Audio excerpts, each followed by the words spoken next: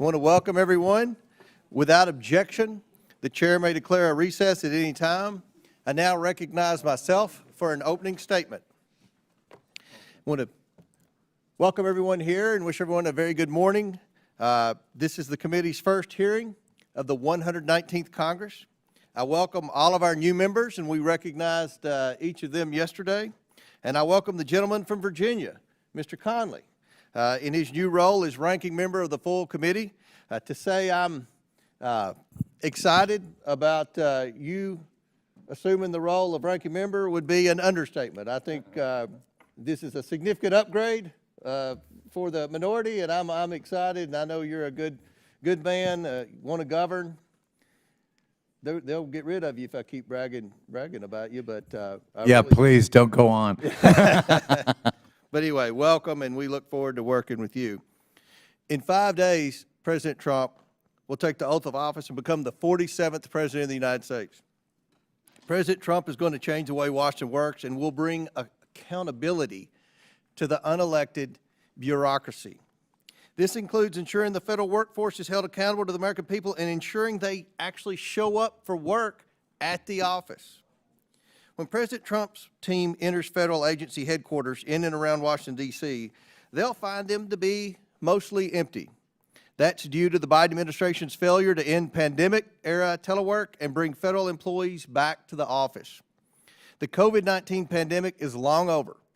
Everyone knows that. It's been over for a long time. And it's been nearly 2 years since the House passed the Show Up Act, our bill to return federal employees' telework to pre-pandemic levels, which only collected dust on Senator Schumer's desk last Congress. Yet we all see the situation in downtown Washington. The Government Accountability Office found that 17 of the largest 24 federal agency headquarters in the D.C. area were less than 25% occupied, some much less than 25% occupied.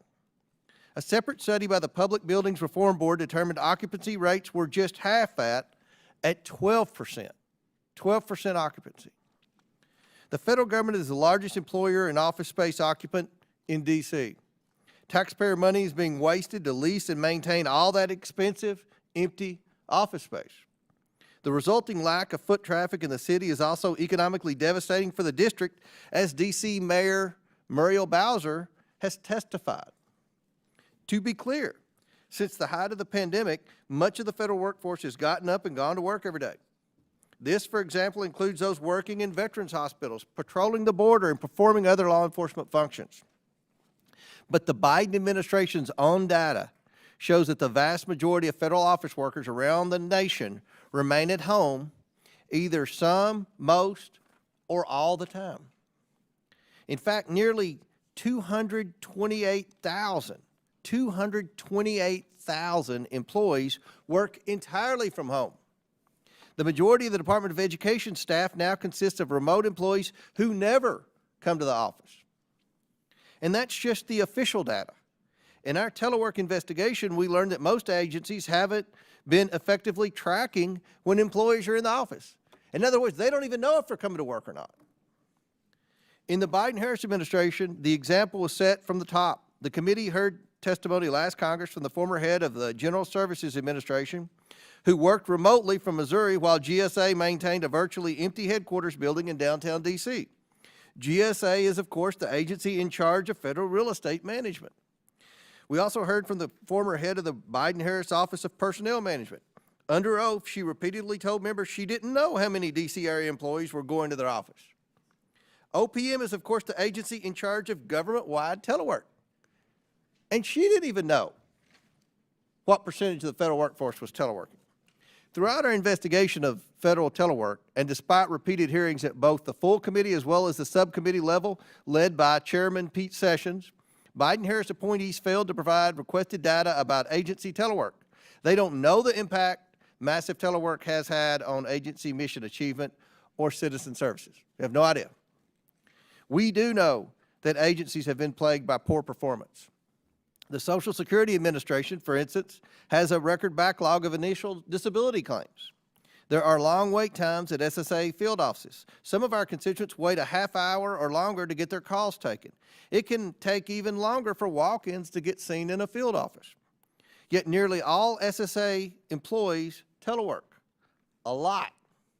In fact, they work from home more often than not, per the administration's own data.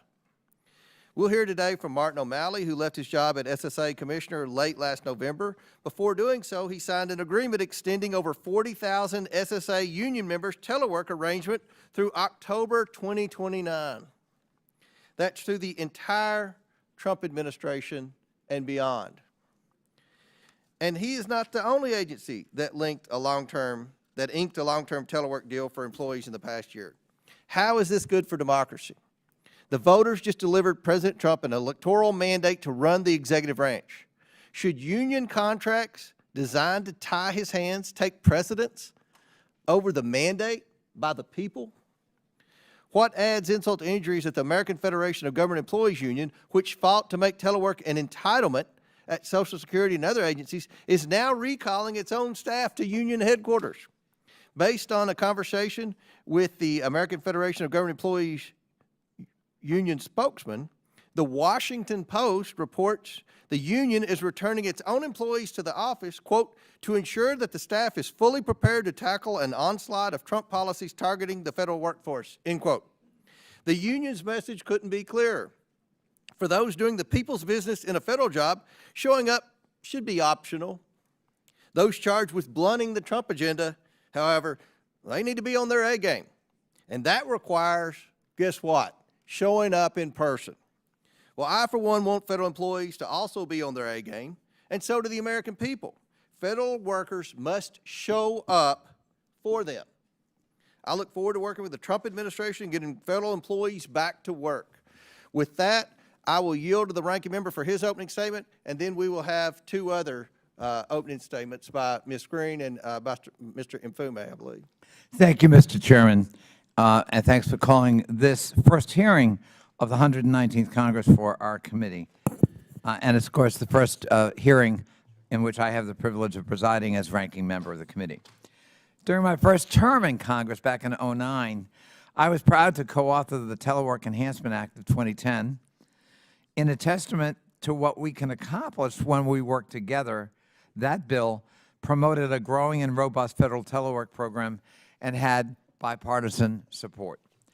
Telework used to be something we could genuinely call a bipartisan issue, but some have chosen to demagogue the issue to score cheap political points and to carry out the directives of billionaire oligarchs like Elon Musk, who have called for an end to all telework and remote work, no matter who that hurts, no matter including the military and their spouses and people who need workplace accommodations.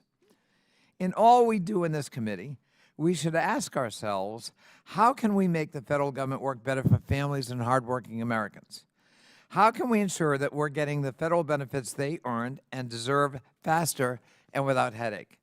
When it comes to federal telework, we should be focused on employee performance and the bottom line, not a rigid schedule of 5 days a week, 8 hours a day. There is a difference between universal remote working in a pandemic and a scheduled architecture for telework that is programmed, approved, and overseen. Telework has long been a powerful tool for the federal government to hire, recruit, and retain the best employees. And that's going to be increasingly true with the younger generation of workers. Let's be clear. The federal government's pandemic-era telework policy, maximum telework, was something completely different from the structured telework program we created in the Telework Enhancement Act. Maximum telework was an emergency response to a public health crisis that protected workers while ensuring continuity of operations for federal agencies. Some parts of it worked, some didn't, but regardless, it was terminated. The structured telework programs in place now at federal agencies are contractual agreements designed to maximize benefits for the American people. Some of my Republican colleagues propose throwing out the good with the bad by falsely implying that properly administered and structured telework policies allow federal workers to shirk their duties. But agency performance data does not support that argument, including, I might add, at Administrator O'Malley's Social Security Administration. We know that one-size-fits-all approaches to telework like the other ones that have advanced simply aren't sustainable.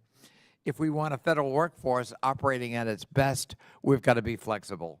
The Nonpartisan Government Accountability Office found that telework is a vital tool for agencies to fill high-need positions, and that when positions aren't eligible for telework, it can be very difficult to find people willing to do the job. If our ultimate aim is to attract the most effective workforce to serve the American people well, why would we prevent federal managers from doing what works to get the job done? If you listen to the narrative coming from some, you would think that the federal telework program is anomalous, an aberration in a nation full of private sector workers that report to the office every single day. But once again, the numbers do not support that assertion. In fact, the Nonpartisan Congressional Budget Office found that private sector workers are working from home more than their federal counterparts. Telework-eligible workers in the federal government tend to be people who have no shortage of options for higher-paying jobs outside of the government.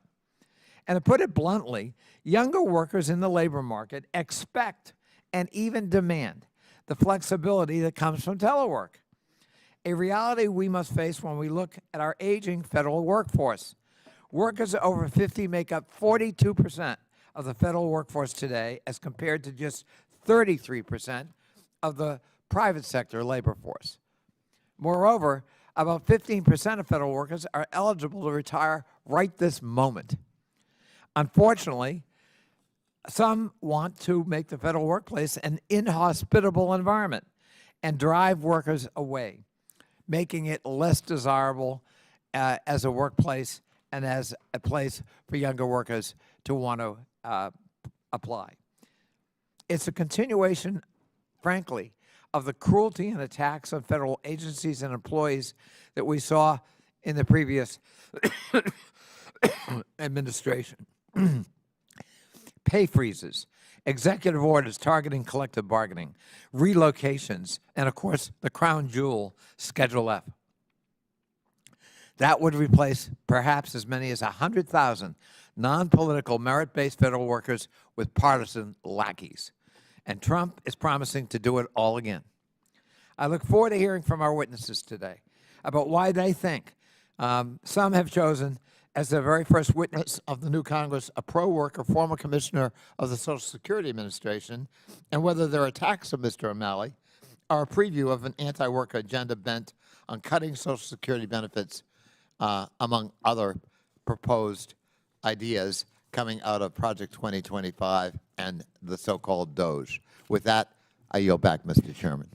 Gentleman yields back. Chair, and I recognize Ms. Green for an opening statement. Thank you, Mr. Chairman. Good morning. I'm glad this committee's first hearing is dealing with the federal workforce. Government accountability needs to start with federal employees. And if you ask any American, they'll tell you straight to your face, they are not happy with the federal workforce. This Congress, I will be chairing the subcommittee on delivering on government efficiency. We will be working closely with the Trump administration and its DOGE effort to make our government more efficient, more cost-effective, and more accountable. During President Trump's first term, federal employees tried to undermine the America First agenda at every turn. The swamp was hard at work, not for the American people, but indeed to subvert their will. Make no mistake, they will attempt to do the same this term. A new poll that nearly half of all federal employees plan to resist Trump. It shows this includes 73% of Democrat federal employees. This is totally unacceptable. Unelected bureaucrats do not have a mandate from the American voters. President Trump does. And President Trump is the incoming president starting on Monday. This means that the unelected bureaucrats that work for the federal government will come into place, and they will come to heel to the American people that have delivered the mandate. Again, President Trump was elected to put the federal bureaucracy in its place, and that includes back in the office.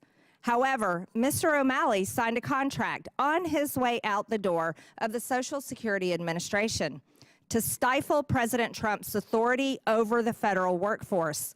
This locks in telework policies from the Biden era. Mr. O'Malley left his job as head of the Social Security Administration in late November to run to be chairman of the DNC. But right before he did, he gave a parting gift to his friends, his buddies, who run the largest federal employee union. He signed a contract with the American Federation of Government Employees that ensures Biden-era telework levels for tens of thousands of Social Security employees until 2029. Keep in mind, this was the union he was supposed to be negotiating against, not for. As commissioner of the Social Security Administration, Mr. O'Malley was supposed to be serving the American taxpayers who paid his salary. Instead, he worked for the union that endorsed him for his job. And while Mr. O'Malley was signing off on this contract to allow public servants to continue to work from home, the union he negotiated the deal for was starting to send their own employees back to their own offices in Washington. Unfortunately, this hypocrisy is nothing new from the Democrats and their special interest, and it is certainly something my subcommittee will work with President Trump to crack down on. I'm thankful to Chairman Comer that we are starting this work today. It is also absurd that taxpayers are literally paying federal employees to do business for their own unions. In other words, when unelected bureaucrats are supposed to be working for the American people, they are instead doing work for their unions. The Biden administration has refused to publish totals for the use and cost of official time, which prior administrations released every year. However, based on available data, we can assume $200 or $300 million are being spent annually on official time. That's $2 or $3 billion over a decade that Americans are paying for unelected bureaucrats to not do their job. As I work with DOJ on cost-cutting ideas, official time will be among the many items on the list. Thank you, Mr. Chairman. I yield back. Gentlelady yields back. Chair now recognizes Mr. Mfume for an opening statement. Thank you very much, Chairman Comer, Ranking Member Connolly, to all of our witnesses who are appearing here today. Special hello to Mr. O'Malley, former mayor of Baltimore and governor of the state of Maryland, and special hello to Tom Davis, a former congressman who couldn't stay away, had to come back. Mr. Chairman, as members of Congress charged with the task of oversight, I think it's fair to say we should all have the same expectations when it comes to performance and when it comes, quite frankly, to productivity, and that no matter the level of federal telework, each agency choosing to utilize telework must, in fact, operate and execute their own unique mission effectively and efficiently. I think it's fair to say what this means is that Congress has a duty to engage and work with nonpartisan, objective organizations where possible to ensure that agency heads throughout government are properly collecting data and evaluating the impact of telework. It means also that Congress must provide the proper levels of funding to allow agency heads to be able to hire workers that they in fact need to do the work and to evaluate telework performance on a regular basis with a regular standard. What this does not mean, I think it's fair to say, is that all federal employees who are teleworking are lazy or apathetic or are not doing their job. And it does not mean that all telework should be abandoned or eliminated. While we're all here trying to, I hope, seek and find common ground on this matter, it certainly does not mean that any of us sitting as lawmakers have any sort of right to harass or to denigrate federal employees / American citizens who have chosen to dedicate their life and their life's employment to public service. I think it's also fair to say that we must remember that in the wake of COVID-19, Millions of Americans, including federal workers, were forced to shift to telework. Telework was not always perfect, but in difficult conditions, lest we forget our hard-working federal employees, who exist, by the way, in all of our districts, delivered over and over again during that period for the American people. While the pandemic and public health emergencies raged on and ultimately ended, President Biden initiated a return to federal offices in August of 2023. Today, according to the Office of Personnel Management, about half of all federal employees are eligible for telework, eligible, not doing it. And while 10% are fully remote. Currently, across the federal government, telework-eligible employees spend about 61% of their time in the office. These figures mean that we find ourselves in a place where telework has become an integral part of the federal landscape. Evidence borne out shows over and over again the fact that telework with the right safeguards can lead to improved productivity and better attract and retain sorely needed talent. For example, a recent GAO report shared that Veterans Benefits Administration found that telework helped employee engagement as well as employee retention. And the Social Security Administration experienced a 6.2% gain in productivity last year, while I should say in a telework posture. At the end of the day, telework is not a cure-all or be-all. It is simply a tool. And like any other tool, has its value, its worth. So instead of taking that out of the toolbox, we ought to do a better job, I think, of trying to find a way to uplift our federal employees and examining how we can use the tool of telework to improve our federal workforce and the federal services they provide. So as we enter into this hearing, the first of the 119th Congress, this committee, I think, has a real choice. We can commit to doing the real hard oversight and cooperation needed to actually improve the efficiency and the effectiveness of our government, or we can give in to attempts to score political points. When I say efficiency and effectiveness, I think that ought to be the goal of all of us. And so as we examine this whole area of telework, if that is our guidepost, our North Star, and ultimately we will find a way that increases the effectiveness and the efficiency of our workforce. And so it's my real hope that all of us, colleagues on both sides of the aisle, make the right choice as we move forward. And Mr. Chairman, I yield back. Thank you for the time. Gentleman yields back. I'm very pleased to introduce our witnesses today. I think we have a very impressive panel. Mr. Martin O'Malley is the former commissioner of the U.S. Social Security Administration. Prior to that, Mr. O'Malley was the governor of Maryland. He also served 2 terms as mayor of Baltimore. And Mr. O'Malley, I might add that Mr. Mfume and I are big Baltimore Ravens fans. So, Rachel Greszler is a senior research fellow at the Heritage Foundation, a visiting fellow in workforce at the Economic Policy Innovation Center.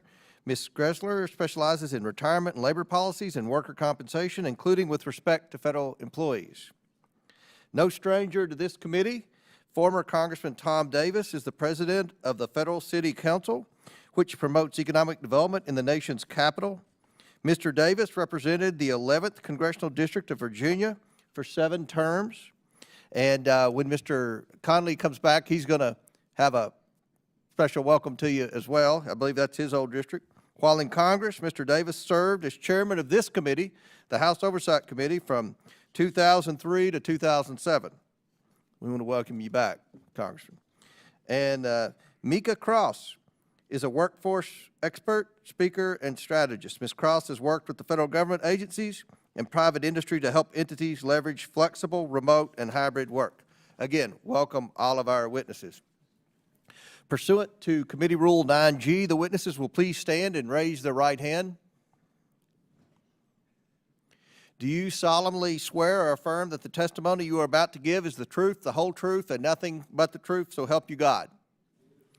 Let the record show that the witnesses answered in the affirmative. Thank you all, and please take your seat. Again, we appreciate you being here today and look forward to your testimony. Let me remind the witnesses that we have read your written statement, and it will appear in full in the hearing record. Please limit your oral statement to 5 minutes. As a reminder, please press the button on the microphone in front of you so that it is on and the members can hear you. When you begin to speak, the light in front of you will turn green. After 4 minutes, it will turn yellow. When the red light comes on, your 5 minutes has expired, and we ask that you please wrap it up. I now recognize Mr. O'Malley for his opening statement. Mr. Chairman, members of the committee, it is a great honor to be with all of you. Social Security is a lifeline to 72 million Americans all across the United States. 50% of American seniors living alone depend entirely on Social Security to keep them out of poverty. Not to mention, millions of people with disabilities also depend on Social Security to keep them out of poverty, to keep them from dying in poverty. But after 10 years of Congress reducing customer service staffing at Social Security to a 50-year low, the challenge faced by this vitally important agency is perhaps the most daunting in its 89-year history, and that's saying a lot. But the reason for this crisis is no mystery. Social Security today is struggling to serve more customers than ever, and we all knew they were coming, more customers than ever, with staffing that Congress has reduced to a 50-year low. This hard but central truth is the underlying operational context of everything we will discuss here today. And I do not believe that this was your intention. In fact, Appropriations Chairman Tom Cole, after learning of this reality, said to me that it was more a matter of congressional neglect than it was of congressional intent. But this is what happens when an agency is forced to serve more and more customers than ever with fewer and fewer staff year after year after year. The American people deserve better. In fact, they've already paid for better. I know your offices have received their calls. I know you've heard their cries. Some of you will therefore be glad to learn that over the last year, notwithstanding the yawning, gaping, growing mismatch between rising customers and declining staff, the agency was led through a series of actions that achieved real, measurable progress on some of its toughest problems. We drove down the speed to answer on the 1-800 number from 42 minutes at the beginning of last year to 12.8 minutes in October of 2024. We eliminated the clawback cruelty that used to intercept 100% of a beneficiary's monthly benefit if there was a mistaken overpayment. We cleared more disability cases than we received for the first time in years. For 27 weeks in a row, we reduced the backlog of administrative law judge disability hearings and their average processing times, both to 30-year lows. And we drove up overall productivity by 6.2%. To repeat, last year, we drove up productivity by 6.2%, the largest single-year increase since 2012. The dramatic turnaround achieved last year is important. People's lives depend on this agency. But men and women of the committee, the mismatch between rising customers and reduced staffing is growing, and only you can address this problem. Not by cutting staff, not by falsely accusing staff of failing to work hard enough, but by restoring the customer service for which Americans have already paid, worked their whole life to pay for. In conclusion, the turnaround in customer service achieved by the hard-working men and women of the Social Security Administration last year was an achievement unrivaled by any agency in the federal government in recent years. But as the number of American beneficiary customers continues to climb, the people of the United States who depend on Social Security urgently need your help right now. I look forward to answering your questions, and I yield back my time. Gentleman yields back. Before I recognize Congressman Davis, I'm going to yield to Mr. Conley. Thank you, Mr. Chairman. I was derelict in my opening statement not to welcome back my friend and colleague Tom Davis, who served both as ranking member and as chairman of this committee with distinguished service. He was my predecessor in the 11th District of Virginia. He was my predecessor as chairman of Fairfax County, and he was my predecessor as a member of the board. So our two careers have kind of tracked each other over many years, and it's great to see you. Welcome back, Tom. Thank you, Mr. Chairman. Congressman Davis, I now recognize you for your opening statement. Thank you very much. And Mr. Connolly, congratulations on your new role. Just for the record, I left office undefeated and unindicted. I just retired. Chairman Comer, Ranking Member Connolly, and members of the committee, I appreciate the opportunity to testify. I am Tom Davis. One of my roles is President of the Federal City Council. This is a civic organization established in 1954. We have over 250 businesses dedicated to the improvement of our nation's capital. We work at the intersection of federal and local Washington to create a more economically and socially vibrant District of Columbia. Washington, D.C. is the epicenter of federal operations, with 374,000 federal employees in the region representing 11.1% of the regional workforce, including 162,000 in the district itself, 44.3% of the district's workforce. When the federal government sneezes, D.C. and the region catch a cold. Today, Washington has the highest work-from-home rate in the country, according to the U.S. Census, with real-time occupancy data from Castle Systems showing a D.C. ranking consistently last among major cities. This unprecedented shift to remote work has devastated our local economy in 4 critical areas. First, the impact on small businesses has been severe. D.C. office activity, as measured by Castle Systems, remains at less than half of its pre-COVID levels. The exodus forced the closure of at least 375 small businesses immediately after COVID, with downtown retail vacancy rates more than doubling from 10% in 2019 to 22% in 2023. These aren't just statistics. They represent family-owned restaurants, neighborhood cafes, and local shops that relied on the daily presence of federal workers. Remote-capable workers typically spend $127 a week near their workplace on food, retail, and services, spending that now has been shifted to other areas. Second, this shift has triggered a fiscal crisis through declining commercial property values and reduced tax revenues.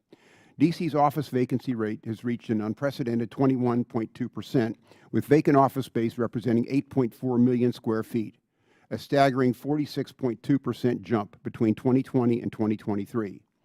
This vacancy crisis has led to plummeting commercial property values and corresponding tax revenue declines, forcing the district to implement over $500 million in budget cuts affecting essential services. This economic impact extends to Virginia and Maryland, where tax bases are declining as expenditures need to expand, particularly at Metro. Third, our public transit systems are facing an existential threat. Pre-pandemic federal employees represented 40% of Metro's weekday ridership. By 2021, this collapsed to just 14%, causing federal passenger revenues to plunge from $180 million to $25 million. This dramatic decline has contributed to huge operating gaps in Metro's budget, both capital and its ongoing budgets. It also has affected the Virginia Railway Express and the MARC system in Maryland. Fourth, and perhaps most concerning, the impact on downtown vitality and federal operations.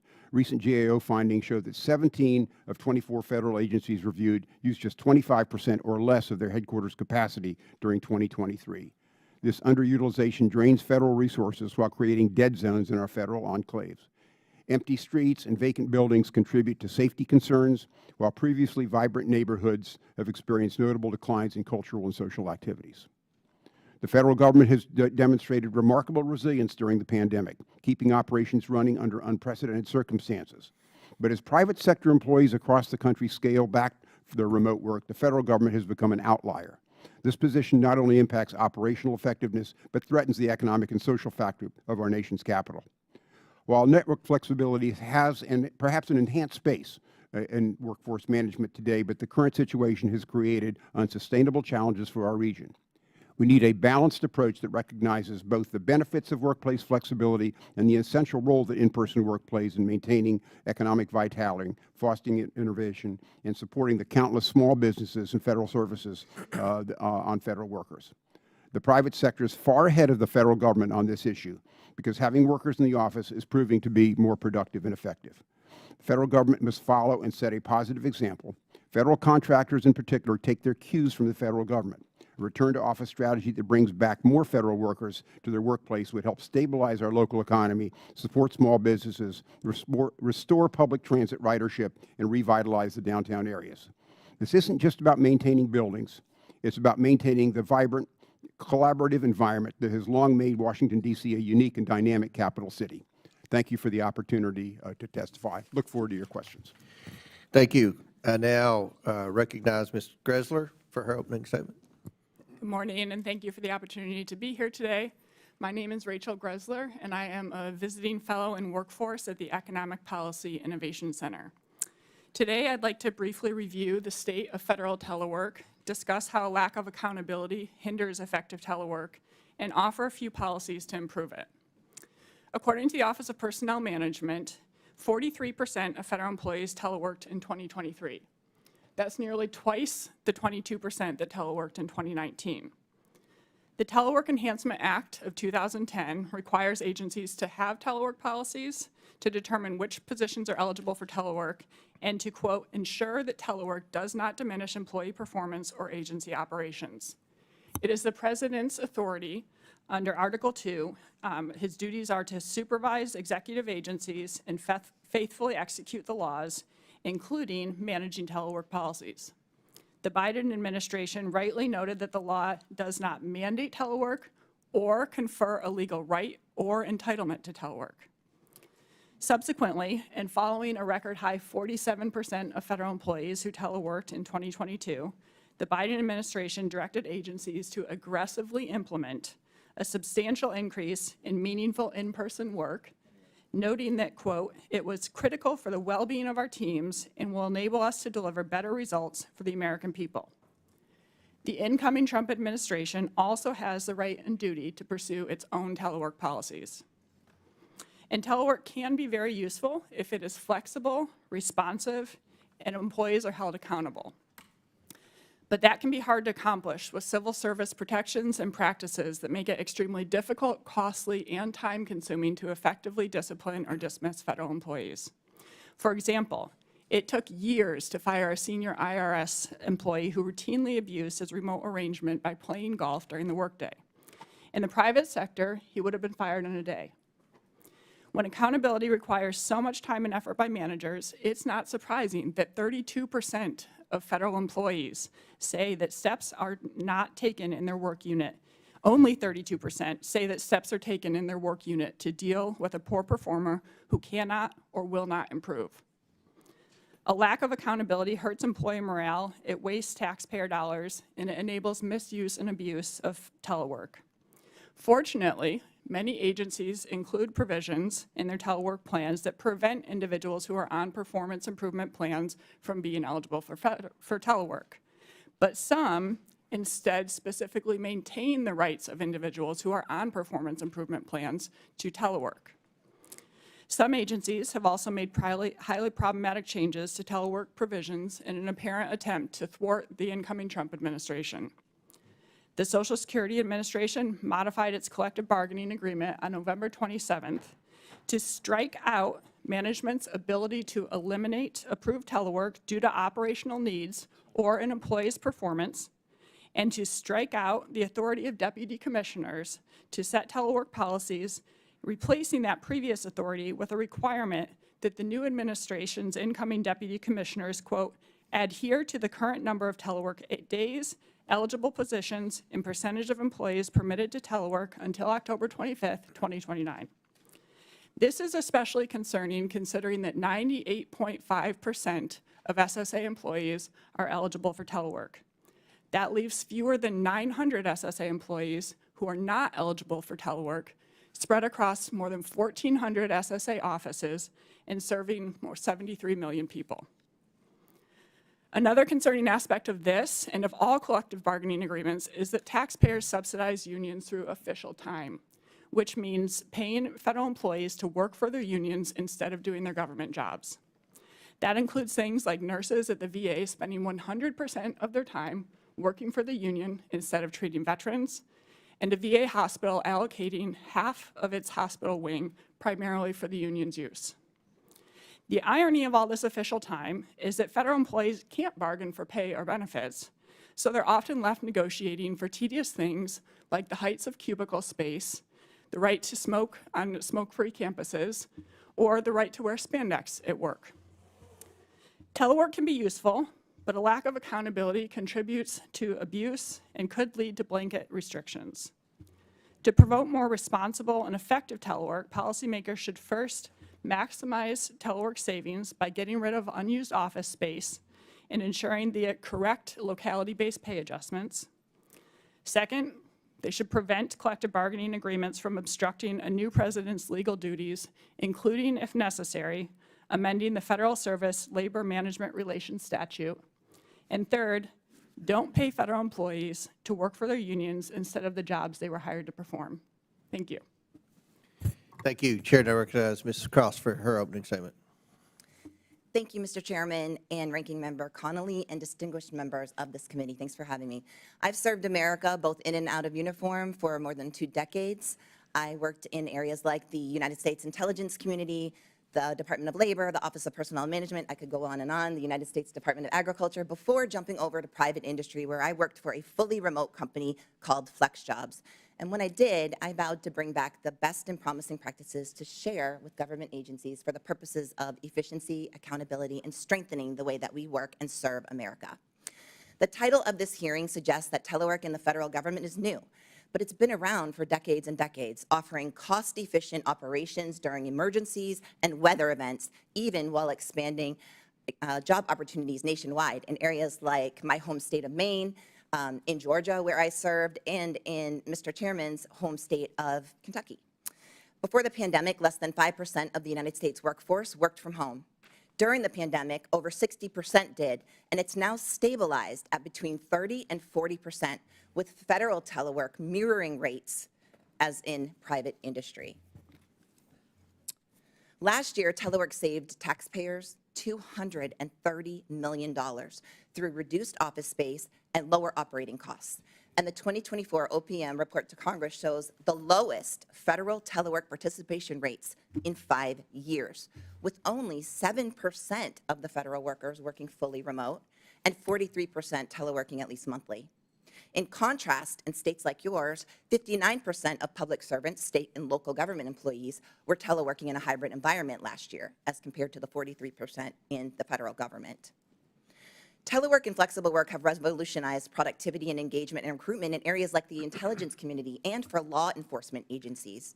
During the pandemic, the IC quickly adopted telework and other flexibilities, boosting productivity and engagement scores to more than 76% in 2020, up from 69% in 2019. Today, the IC ranks #1 among large agencies in work-life balance on the best places to work list across the federal government. And a recent GAO report found that frequent teleworkers at USCIS outperformed less frequent teleworkers in accountability and customer responsiveness. And job applicants showed 3 times more interest in remote positions, even over jobs that offered telework, highlighting the critical impacts on recruitment for mission-critical roles. The 2024 National Defense Authorization Act also emphasizes the critical role of remote work in military readiness. Many military families rely on dual incomes and live in rural areas across this country with limited job opportunities. So high unemployment rates among military spouses create financial strain, negatively impacting reenlistment and retention rates. The NDAA mandates GAO to also report on federal telework to ensure that federal remote jobs are accessible for military spouses. And remote and telework is also essential for retaining foreign service officers, which impacts both military readiness and national security. Attracting remote workers and creating more remote jobs can revitalize local communities, breathe new life into downtowns, and support rural communities. The Tulsa Remote Program is a prime example, generating more than $563 million in employment income by attracting more than 2,900 remote workers to live and work there. Imagine the potential if we leverage remote work nationwide to reverse brain drain and bring more jobs to states, support local businesses around the country, and prevent economic decline in both downtown areas and rural communities. 4 years ago, I testified before this committee on the future of federal work to leverage lessons from the pandemic. And since then, work dynamics have continued to change dramatically, posing challenges for all employers in industry and across the government. Despite return to office headlines, the best employers understand that flexible work is here to stay, because enforcing rigid return to office policies can harm performance, productivity, and even profitability. A recent KPMG survey shows that only 1/3 of U.S. CEOs expect a full return to office within the next 3 years. Flexible companies see better financial growth, and they outperform those with strict RTO mandates, which lead to lower engagement and often also lead to the attrition of your top performers, the very ones we want to leave. They're not going to push out the ones that you want to hold accountable. For over 2 decades, I also personally balanced a successful career in government while teleworking and while parenting my 2 kids as a single parent. It allowed me to manage my responsibilities as a single mother, and in today's competitive talent market, offering flexibility is essential for productivity, competitiveness, and long-term success. Thank you. Thank you. We'll now begin the member questions. Chair recognizes Mr. Turner from Ohio.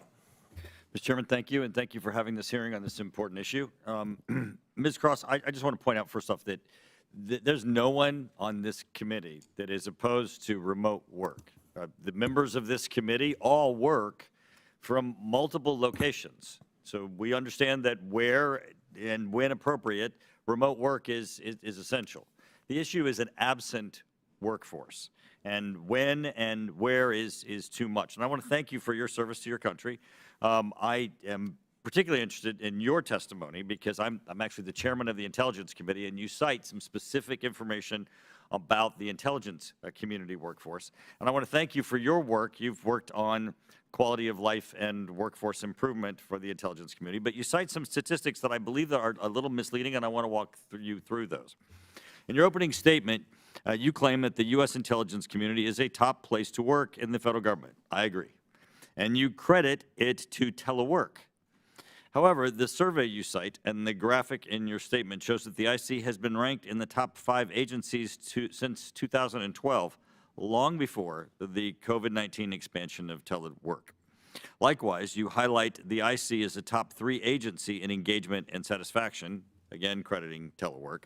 But the IC held that same top 3 ranking, by your own statistics, in 2019 before the increase in telework. Finally, the increased engagement scores that you used to advocate for telework in the high 70s in 2020, by the way, in 2020, in the height you actually cite, it's the height of the pandemic, which actually nobody was too happy then. It's in the high 70s. Yet your own statement contradicts itself when you acknowledge that even with a shift back to in-person work engagement, the levels remained in the 70s in 2023.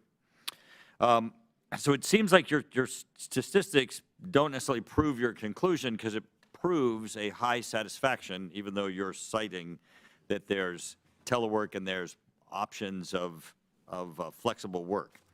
So I want to give you an opportunity to at least discuss the fact that your statistics show that the intelligence community, even without telework or remote work options, remains a very high satisfactory place to work.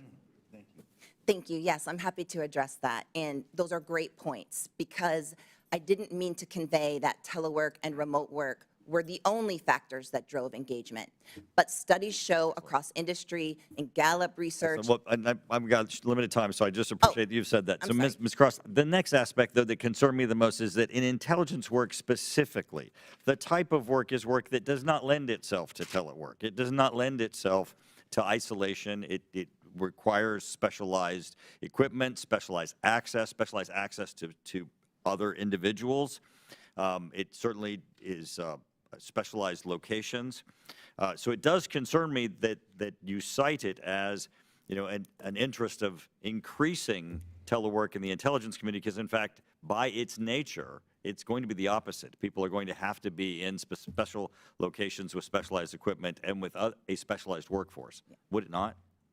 Yes, absolutely. And I think that your question is really important to differentiate. Let me explain. Telework is not just work done from home. Telework is an improved, authorized official work site. What that means is that telework, for instance, in the intelligence community could be done in different locations like SCIF satellite organizations. For instance, the Joint Reserve Intelligence Centers that are around the country can be done remotely, but through geographic I appreciate that you've made that point because it's important for people to understand that you're not comparing people who are at home in the intelligence community. If they're doing remote work, they're not commuting from home. They're not an absent workforce because they're still at the workforce in government A installations facility. doing work. Thank you. I want to turn to Tom Davis now. Tom, the whole concept of having urban environments is a concentration of individuals and density of both capital and people. It brings together consumer spending and is a concentration. When we disperse it, we weaken our urban cores and our urban centers. Speak for a moment again about what we're seeing in what we're doing to Washington, D.C. as we're allowing people to take what is our investment of federal government jobs and allow them to take them home. Vastly underutilized federal buildings where we are paying rent and maintenance costs. We've seen a 20% plus office vacancy rate in the city, which has lowered the city's tax base and their ability to do things. And the metro system, where the federal government's heavily invested, is all of a sudden running huge deficits because the number of riders coming in and out each day has decreased markedly just over the last few years. Thank you, Mr. Chairman. Thank you. Chair recognizes Mr. Conley. Thank you, Mr. Chairman. And before I begin, if you'll hold the clock, I have a unanimous consent request to enter into the record a statement by AFGE and a statement from the Partnership for Public Service regarding this hearing. Without objection, so ordered. I thank the chair. Congressman Davis, you certainly were a champion of telework when you were chairman and ranking member of this committee. And I take your testimony because you said we need a balanced approach, that you're not debunking the value of telework. What you are distinguishing, though, is sort of inchoate remote working that isn't structured from, say, the structured telework program Ms. Cross just referenced that existed prior to the pandemic. Well, and as you know, I'm on the board of some private companies that have gotten returned to work, but we find a balance in each case in terms of how you recruit people, how you maintain things. The point I would make in my testimony, though, is that the district and federal workforce are way out of balance with what we see in other areas. But you need both. Right, exactly. And but what the delta, though, is the pandemic, because we had a telework program in place prior to the pandemic, and we weren't hearing these kinds of reports of the business impact in the District of Columbia. And I just think that's an important distinction to be made. That's correct. Yeah. Also, the advancements in Zoom, Microsoft Teams, you see their growth and the way they're utilized throughout industry, I think, has also been a game changer. Right. I assume, Congressman Davis, that, I mean, you're looking at cumulative aggregate impacts on retail, on office leasing, and on the broader economy downtown Washington, D.C., and the impact universal remote working has had. I would assume that you would take exception to proposals to relocate mass numbers of federal employees to other parts of the country, given the fact that were that to happen, the very impacts you're decrying would be magnified in the retail sector, office leasing sector, and macroeconomy of the District of Columbia. Is that not correct? Well, it's certainly true for my organization. Right. And it would be true for me, who's grown up and lived his life here, and like you, has spent 29 years of his political life in the region as well. Right. I just think that's an important point, that if we're going to be concerned about one, we've got to be concerned about the other, and both could have equal or even worse impacts on the macroeconomy we're concerned about.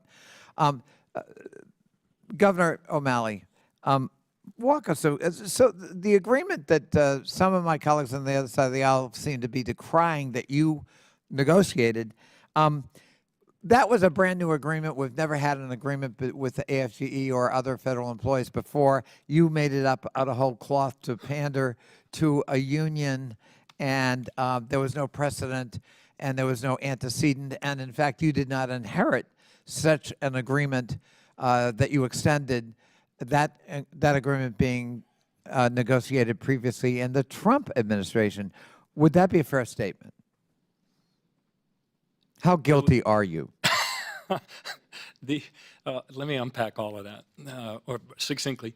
Do it quickly. I got 1 minute and 46 seconds. Hey, thank you. No. The duration of this contract was actually something that preceded my time at Social Security.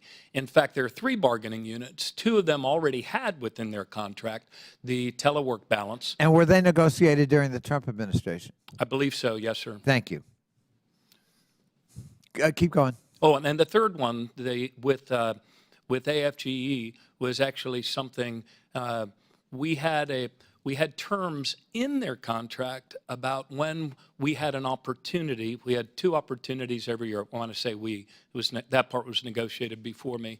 Every 6 months to review the telework balance and the on-site work balance in order to do our very best to improve customer service, even with the staffing reductions that Congress has imposed on this agency.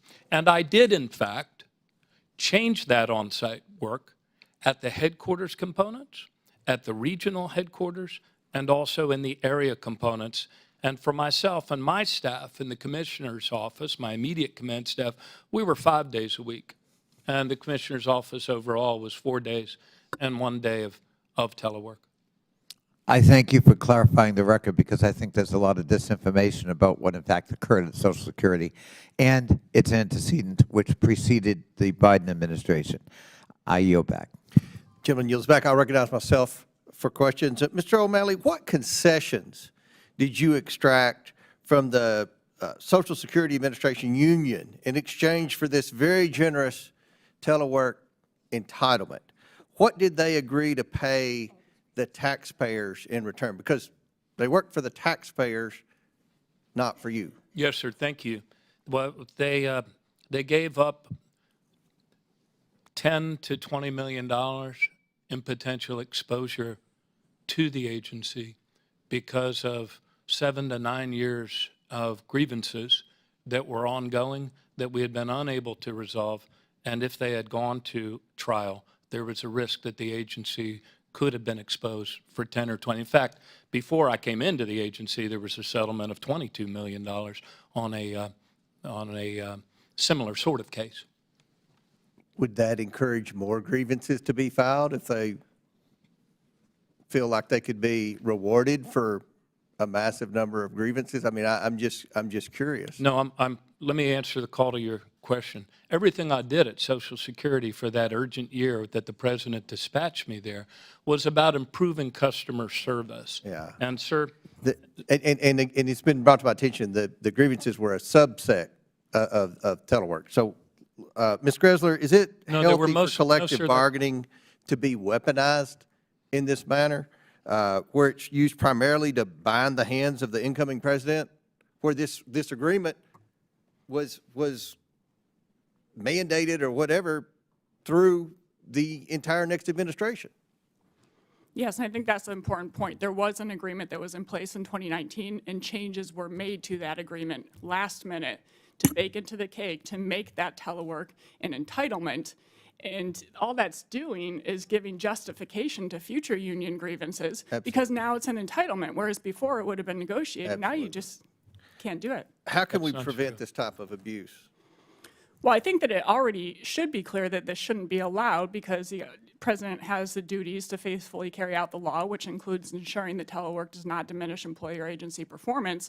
If that deference is not given, then I think Congress might need to amend the FLSMR, the acronym Federal Service Labor Management Relations Statute, to either clarify that collective bargaining agreements cannot go beyond a presidential administration, or to ensure that if there are provisions in there that are preventing the president from carrying out their duties effectively, that those provisions must be subject to revision.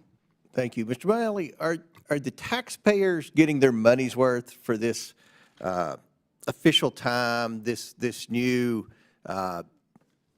generous benefit from being able to not have to show up in person for work? Are the taxpayers getting their money's worth? well, sir, last year was the biggest increase in productivity that the agency had achieved since And who measures that 2013. productivity with your chart there? The American people.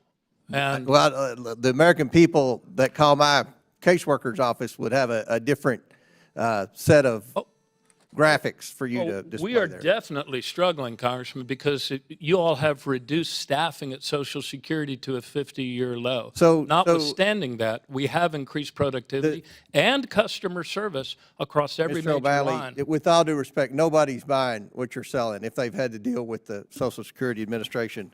My last question, my time's running short. Mr. Davis, Your written testimony notes that the D.C. area has the highest work-from-home rate in the United States. Significantly, Yet- of the major urban areas, yes. Yet many of America's most successful companies are actually doing the opposite. There have been many stories that would cite where private companies that experimented with telework are now bringing them back to work. Shouldn't the Trump administration be able to try a different tactic than the failed one of this Biden administration? Sure, every new administration is going to have, going to be able to look at this with new eyes on it. But I just say the private sector is way ahead of government on this in terms of return to work. So the District of Columbia is being economically devastated by the massive telework in a region that has the nation's highest concentration of federal office workers. Even Mayor Bowser has testified that she strongly supports the Show Up Act because of the devastating impact in the downtown area where it's a ghost town and all these federal agencies with these highly paid federal workers with very generous benefits, I would argue more generous than most private sector companies, and who are not coming to work. So what can be done about, what does this say about the District of Columbia and the economic devastation from these policies? Well, it's caused irreparable harm in terms of what their budget does, but more importantly, on a regional basis, and even as far as the federal government goes concerned, what it's done to the metro system is it's reduced ridership significantly. So you have the same infrastructure built to carry a lot more people into work, and they're just not coming. And the biggest drop has been among the federal workforce, which just aren't using metro to come to work because they're not coming into work. And that's a federal problem. That's not just a D.C. problem. All right, thank you. Chair now recognizes Mr. Lynch from Massachusetts. Good morning. Thank you very much, Mr. Chairman. And the ranking member, I want to thank all the witnesses for your willingness to help the committee with its work. Special welcome to Governor O'Malley and my old friend, Representative Davis. Mr. Chairman, good to see you again. Thanks for your help on this issue. I know that you have a rich history here. Just on that last point in the previous question, would the hellacious traffic situation here around D.C. Induce employees to want to work from home? You know, I'm from the Boston area. We have a fair amount of traffic, but I have not seen traffic like I see here on the Beltway in D.C. It is unbelievable. Would that induce and would that improve efficiency if people weren't stuck in that traffic each and every day? Well, I think traffic is always a factor. I'll just add, I mean, I paid $30 in tolls coming in today from Vienna. Wow. It's at peak hours. But when everybody's back, it can go as high as $50. Yeah. Some days it's less than that, and it's before 9:30 when they cut off. So there's no question from an employee point of view and a traffic point of view, sending everybody back to work is going to have an impact on that. But you also got to look at, it puts more people into rail. And that's really where we're hurting. I just want to focus on that because it'll come back to Congress for aid on a metro system that's designed to carry hundreds of thousands more people than it's carrying right now because they're just not coming in. Right. I do notice in my area in Boston that many of the private companies, the big banks, insurance companies, are reducing the amount of office space that they have been spending money on, and they've been encouraging employees to work from home and to telework. I mean, there's efficiency that they see in that. Would that not be the same case for some of these government agencies? I know that, for example, some of our postal offices and other government buildings are rented out in very high-cost areas, and there might be a reduction in cost to the taxpayer if we were to adopt that same practice. Look, there is no question that with the addition of Zoom, Microsoft Teams, and some of these areas, the world has changed. You can be more efficient in some ways, as one of our previous testimony here goes. Some of this is from the workplace itself and being able to have multiple people participate in this kind of thing. My point here, though, is it's way out of balance. The federal government is way out of balance with where the private sector has moved post-COVID at this point. It's having a huge economic impact on the region, and it's a question of what's the right balance. But okay, reclaiming my time, Mr. Chairman. I do want to point out, though, that so with the federal government, we have much different responsibilities than the private sector in many cases. 71% of the federal workforce is in Homeland Security and Defense, right there. And so those are unique, and they aren't necessarily conducive to remote work.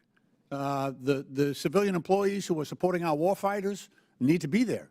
They do not have jobs that are conducive to remote work. Our postal employees that sort and deliver the mail each and every single day, there's no way to do that remotely. They're stepping up.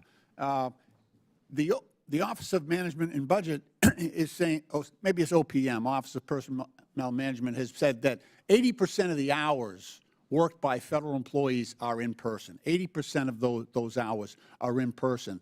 And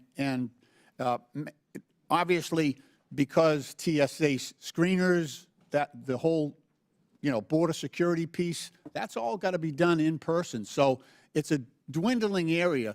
Also, 30% of our federal employees are veterans. So they, I dare say they have a work ethic that the general population does not necessarily possess, to be honest with you. And while I support government efficiency, I really do. And there's some inefficiency here that we need to work on. What I object to is targeting federal employees for malicious reasons, to say we're going to have mass layoffs and we're going to move people around the country. Only 20% of federal employees work in the D.C. area.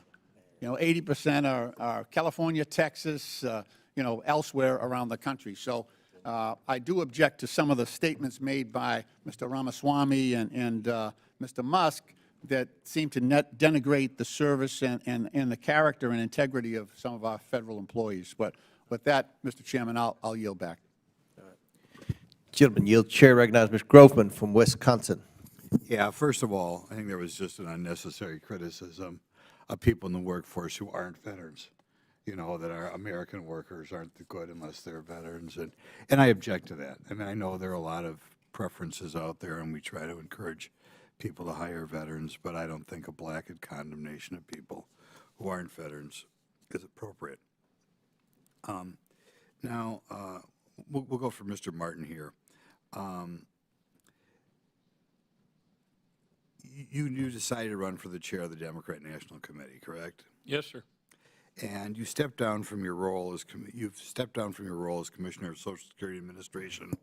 You will not have to manage the SSA employees under the November collective bargaining agreement, which you signed on behalf of the Social Security Administration, correct?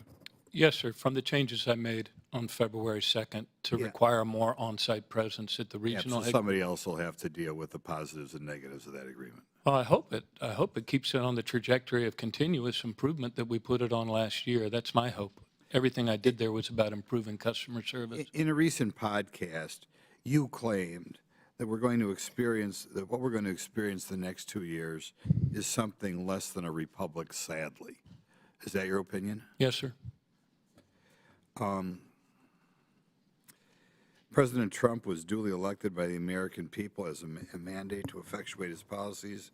Is it not somewhat, I don't want to say anti-democratic, but contrary to the American Republic for you as an outgoing appointee to deny the will of the people and to a degree hamstring the president's ability to deliver promises to the American people? Everything I did at Social Security was to improve customer service. And as I've looked at what's being erected around the Capitol, it would appear that, unlike 4 years ago, we're actually going to have a peaceful transference of power. That's one aspect of what it means to have a republic, but there are others. Well, I'm not sure what you mean by that, but the SSA-AFG agreement altered language in Section 41, Section 5C. In the last contract, it said management has sole discretion to change, reduce, suspend, or eliminate approved telework days for any employee's office component or agency, agency-wide due to operational needs. It also allowed management to, in some cases, eliminate approved telework days due to employee performance. The November 2024 contract appears to have altered management's sole discretion to temporarily change, reduce, suspend approved telework days due to operational needs. Doesn't that limit management's ability to monitor, you feel, employees' performance? I mean, what's the upside of that provision? Yep.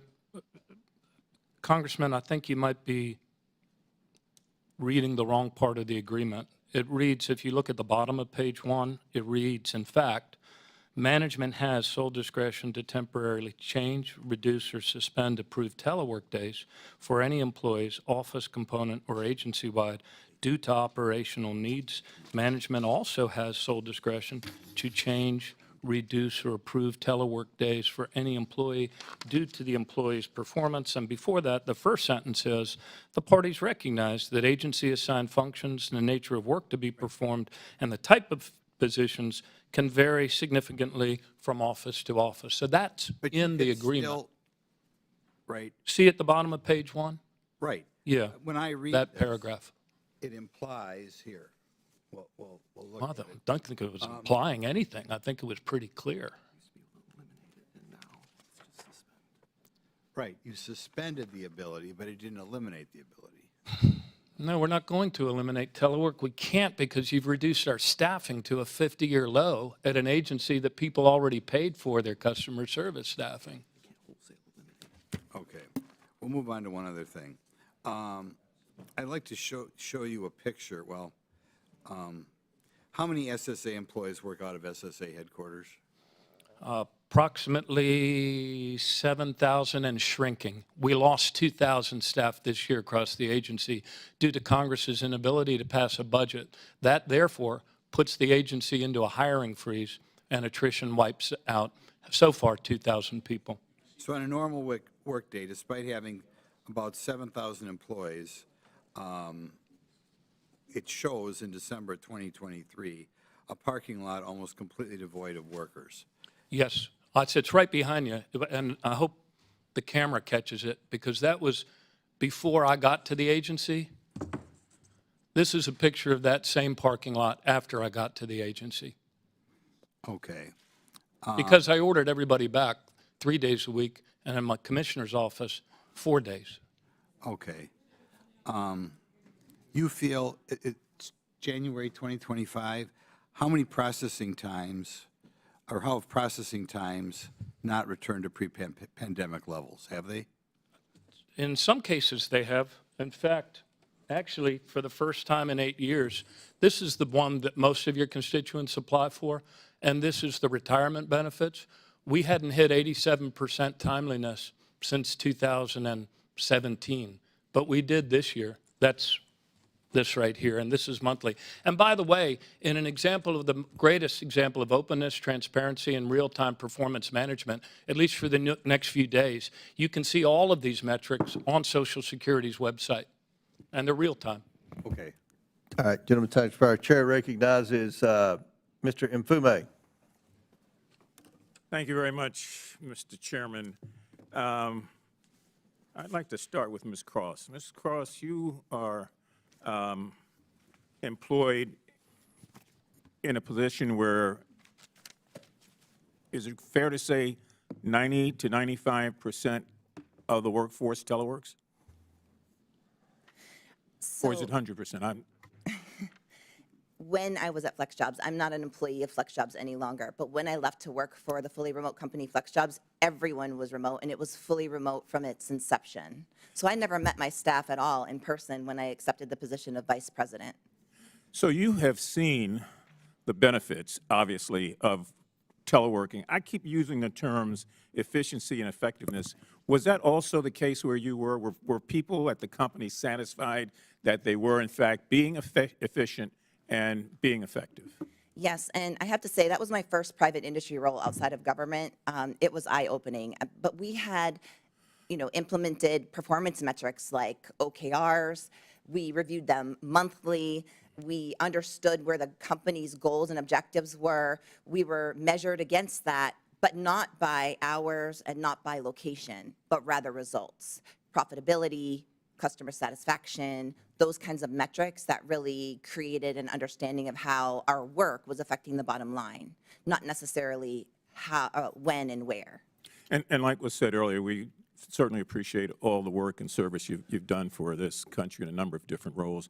I just want you to take a quick shot at trying to give me what your best thinking is if we potentially abolish or severely limit telework in the federal workforce, what would you say that would look like?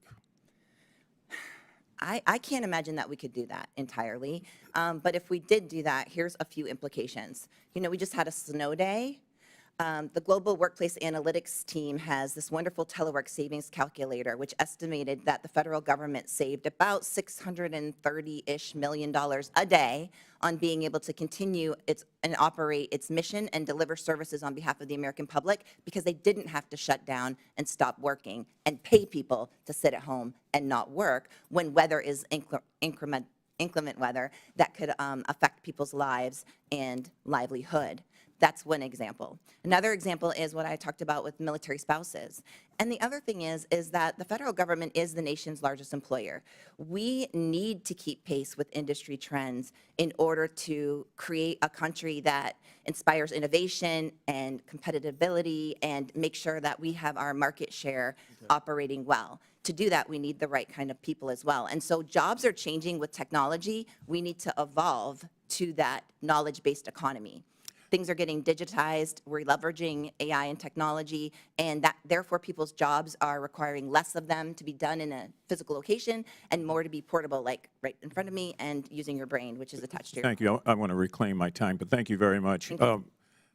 Congressman Davis, I'm trying to find a way, how do we balance the fact that there is a consensus that we are not doing enough in terms of telework with the juxtaposition of your point that office space is increasing, that the long-term leases that are in place that the federal government has signed on to must, in fact, be paid, that Metro has gone from $185 to $25 million, and that it's not just Metro, but it's the system MARC that affects Maryland and the system that affects North Virginia. So where's the balance there? Is there a way to do both? That's what I'm trying to find. Of course. I mean, I think, as I said before, I think with some of these technological changes, telecommuting is going to be a part of our future. We're seeing it in the private sector. My point here is it's just been way out of balance here in terms of the government lagging where the private sector is, where other urban areas is. Hard to say what the right balance is. I think reasonable people can sit across the table, but the point is we're way out of balance right now. It's having severe economic consequences on the city. Yeah, and I would agree. I think the term reasonable people is significant here because if we're going to get to a reasonable solution, it really does mean not just having a lot of outside voices that have not looked at this situation, suggesting that we throw the baby out with the bathwater, but rather how do we find a way to make sure that we protect and enhance telework, particularly for so many employees in the defense industry and others. And how do we find a way also to balance the needs of local governments, in this case, the District of Columbia, with respect to its infrastructure, its rail system, and everything else. Thank you, Mr. Chairman. I yield back. My time has expired. Gentleman yields back. Chair recognizes the chairman of the Government Operations Subcommittee, Mr. Sessions from Texas. Mr. Chairman, thank you very much, and thank you for having this hearing. I think our four witnesses display amazing fact basis, and I appreciate them. Mr. Davis, good to see you, sir. The young congressman from Virginia is a very dear friend of mine. Governor O'Malley, thank you very much for being here today, and I think that the things that you bring to the table are important. Mr. Mfume and I, on a bipartisan basis, spent the last several years looking at not just government efficiency, but the results that do not serve taxpayers well, and that is what is often termed waste, fraud, and abuse. Yesterday, there was an article in Epic Times from an expert who estimated that there's some $800 billion worth of waste, fraud, and abuse that if we looked internally to the system, and you and I both know sometimes it's Medicare, sometimes it's Medicaid, sometimes it's federal employee services that we give, other times it's Social Security. I would suggest to you that I believe that as one of the co-chairmen of the DOGE caucus that we have here, that probably what this new administration is going to do is have to spend a good deal of internal time teaching their employees and focusing them off identifying waste, fraud, and abuse. We can do it perhaps by talking about it, but it's got to be done within the agencies. You respectfully serve this great nation as the head of Social Security, the commissioner. You and I engaged each other, and I provided this letter to you going back, and I'm sure you may or may not recall No, I remember. speaking with me. I called you but the day it's you called me. Yes, sir. And you were very kind to call me. It was about a problem. It was not a normal run-of-the-mill answer that was needed. What somewhat concerns me is that I have found that government agencies are not really good at making decisions. Perhaps they serve and get information out, but they're not good at solving problems. OPM, people who retire from the federal government right now, it takes some 5 months before they get their paycheck. Those are the kinds of stories that need to be told instead of how efficient we are. It is solving problems that people have to make the systems run efficiently. Yes, sir. I will tell you, I sent you a letter not knowing you had left the agency. I sent you a letter. This is dated October 30th. And you and I spoke, and you were out in the field. But I said, I am interested in a decision on this case following our phone call. It is now about January 15th. I still have not gotten an answer back of something that was very specific that came directly to the commissioner. Yes, sir. And the commissioner, from the letter that I sent last week, I said, I still have heard zero from the agency, zero. And I do admit you were not there. My point might be, we're tending to focus on how efficient an agency is, but we're not really focusing on the work that they need to do on two parts. Number one, making decisions about things that might not be easy for the regular workforce to perform, and secondly, the $800 billion that goes against the American taxpayer that creates some real problems. So I just want you to know, I think you provided me, I will be, it's not been announced, but I expect to be chairman again of the government operations workforce, and it would be my thinking on a bipartisan basis, and I hope I expressed to Mr. Mfume yesterday, I hope we get to work together again. Thank you. We need to turn our attention to the inefficiencies, to the things that are causing a bleed of not just taxpayer money, but the reason why it was intended that way. So I would like to let you know, I'd like to get back and to vet you. I know I was given 5 minutes, but I wanted to make my point here. I think that we do have to come back to leaders like you who expressed today, look, I did sign a contract, but you can make any decision that's in the best interest of the business, and I will count on that because you helped sign that, and that was the spirit in which you did it. But we need to look within about solving problems and looking at this $800 billion waste, fraud, and abuse. Sir, thank you. I hope that I offered a fair analysis. Thank you. And I hope that we will get in touch with each other when this is over with.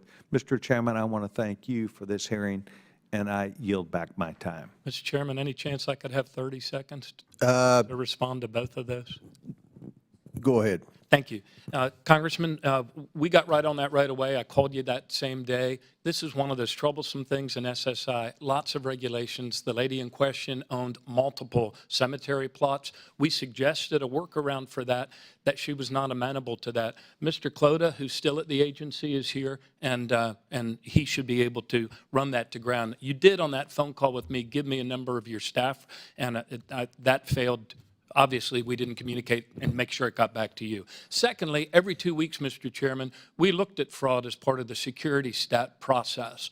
While all of them were open and live streamed to the entire, actually your oversight committees of both parties and the SES, fraud was closed, but we had the Office of Inspector General there, and we have greatly upped our game because of an agile every 2 weeks approach. And I think you'd be interested in that. Thank you. Well, hopefully the person that took the message wasn't working from home and didn't get it to you. But Chair recognizes Ms. Brown from Ohio.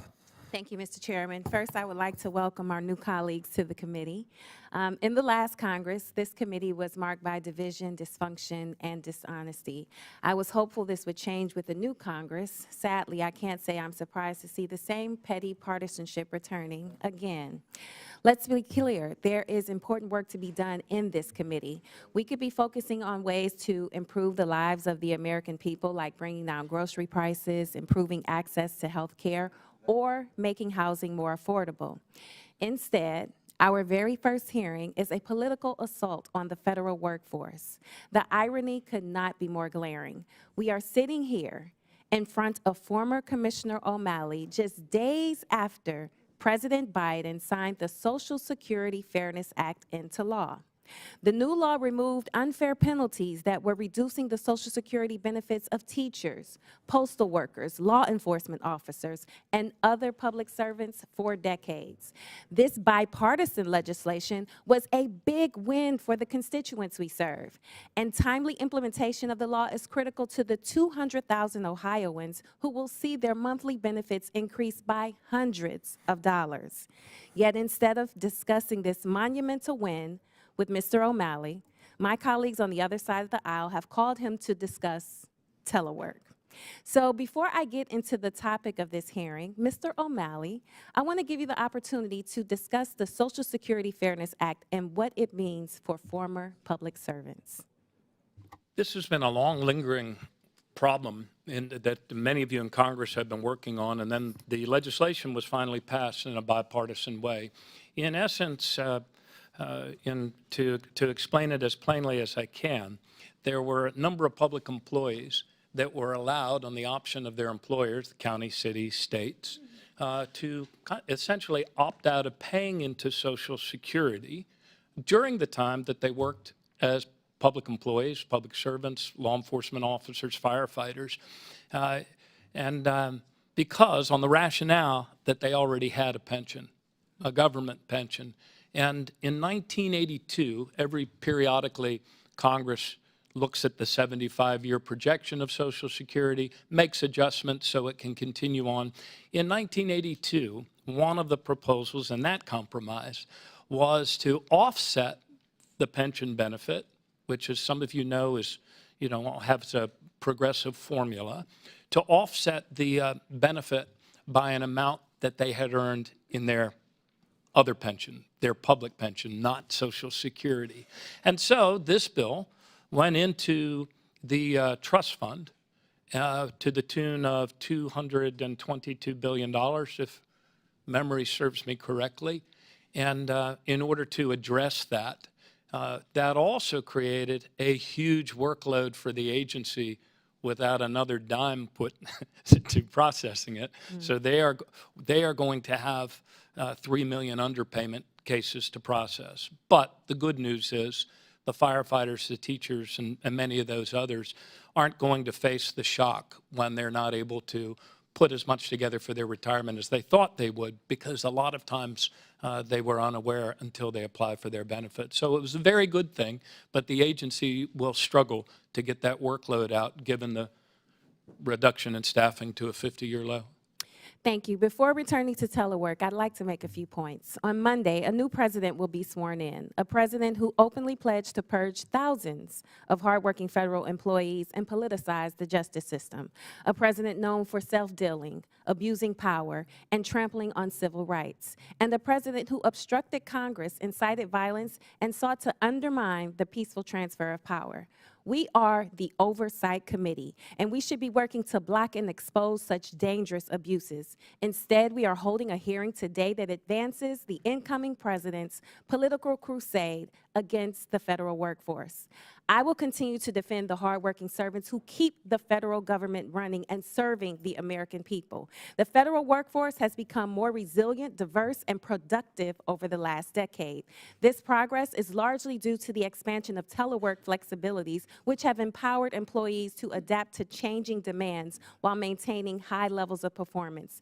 Telework policies have enabled thousands of federal workers, including the almost 10,000 federal workers in my district, to seamlessly continue their essential duties, whether in office or remotely. In short, telework flexibilities have helped government remain efficient and effective in serving the American people. And with that, Mr. Chairman, I yield back. Good lady yield. Chair now recognizes Ms. Mace from South Carolina. Thank you, Mr. Chairman. Mr. Martin O'Malley, I want to wish you luck in your campaign to be chair of the Democrat National Committee.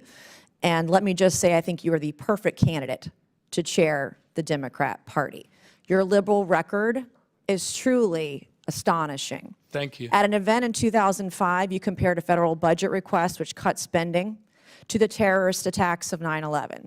You raised taxes, tolls, and fees on your constituents 83 times as governor of Maryland, including increasing sales taxes, income taxes, the gas tax. You also created an array of new taxes on services for your constituents. And the number one public I'm schools in talking, I'm going to America. reclaim my time. I'm talking right now. I've not asked you a question yet, have I? No, I have not. No, you haven't. For your constituents, making your constituents, the people you served in Maryland, pay more.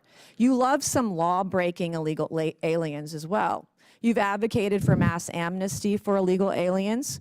My favorite part of your love for criminals in this country is you don't refer to them as illegal aliens, but instead you refer to them as new Americans. You must really hate American citizens. You must really hate our country. In 2011, you signed a bill into law to allow illegal aliens to qualify for in-state tuition at public universities in Maryland. And the hits are going to keep on coming.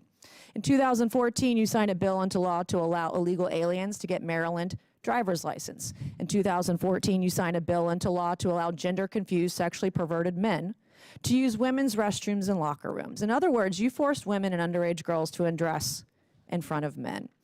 I could go on. Suffice to say, you're perfectly in line with the Democrat Party today and emblematic of why Democrats just can't stop losing elections. You are emblematic of why the Democrat Party has no dignity and no respect for women. You are emblematic of why Democrats don't put Americans first. Mr. O'Malley, my first question this morning, can you, a candidate to be chair of the Democrat Party, define what a woman is for me today? Madam, or Can you Congresswoman- define what a woman is? Oh, yes. What is a woman? You're going to ask me to define what a woman is? Yes, I am right now. Well, I'm You talking, just said you could. yes, Explain it to me. I'm talking to a woman right now, distinguished woman. What is a elected woman? Representative. What is a woman? I think you're kind of denigrating the purpose of this. What is it? You can't define what a woman is. All right. In an I'm effort to married be fair, to a woman. in an I effort have to be two fair and daughters who are unbiased, women. in an effort to be fair and unbiased, can you define what a man is for me? I have 2 sons Okay. that are men. Yes, I have a can. series of yes or no questions. So the potentially future chair of the Democrat Party cannot define, let's for the record, Mr. Chairman, he cannot define what a woman is, and he cannot define what a man is. This is- And you expect people in this country to follow your lead? I'm a woman who has broken so many glass ceilings in my life. The first Republican woman elected to Congress from South Carolina, the first woman to ever graduate from the Citadel of the Military College of South Carolina. I know what a woman is, and I'm going to protect every one of them. So I have a series of yes or no questions for you.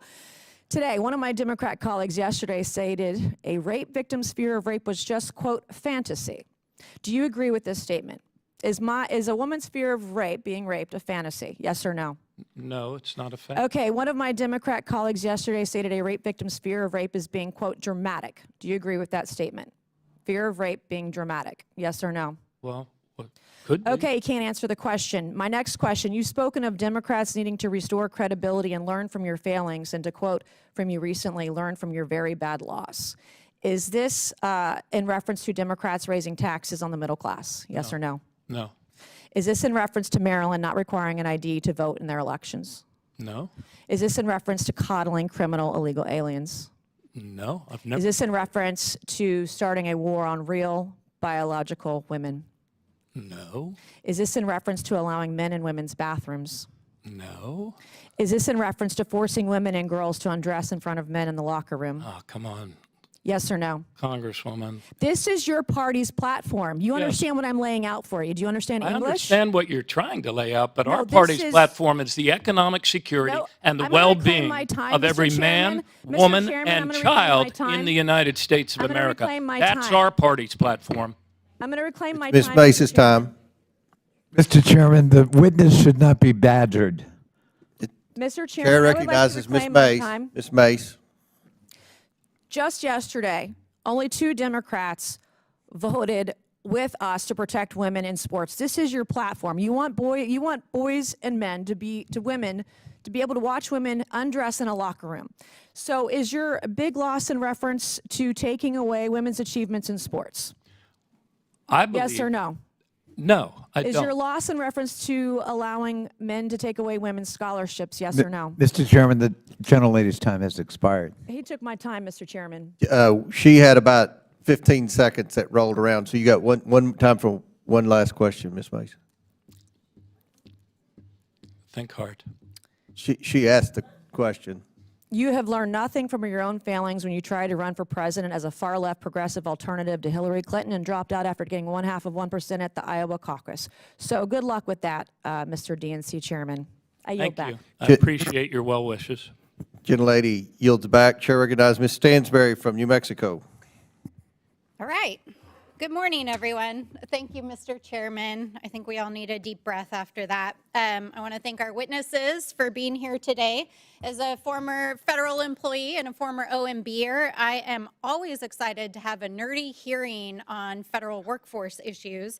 But I think it's important to actually be real about what this hearing is actually about. And I think it's always important here in the Oversight Committee to pull back the curtain on kind of the bigger agenda and why these hearings get called.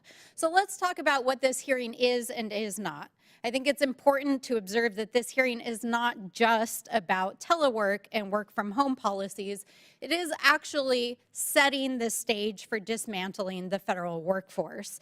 It's about the incoming administration and their desire to try to fire and get thousands of federal workers to leave the federal workforce. And it's about the restructuring of the workforce through the new DOGE subcommittee and the executive actions that are associated with it and that was created here in this committee yesterday. How do we know this? Because the co-chairs of the DOGE task force, Elon Musk and Vivek Ramaswamy, have been very open about telework ending as a way to get thousands of federal employees to leave. In fact, right after the election in November, they published a thought piece in the Wall Street Journal, which stated that telework would result in voluntary terminations of federal workers.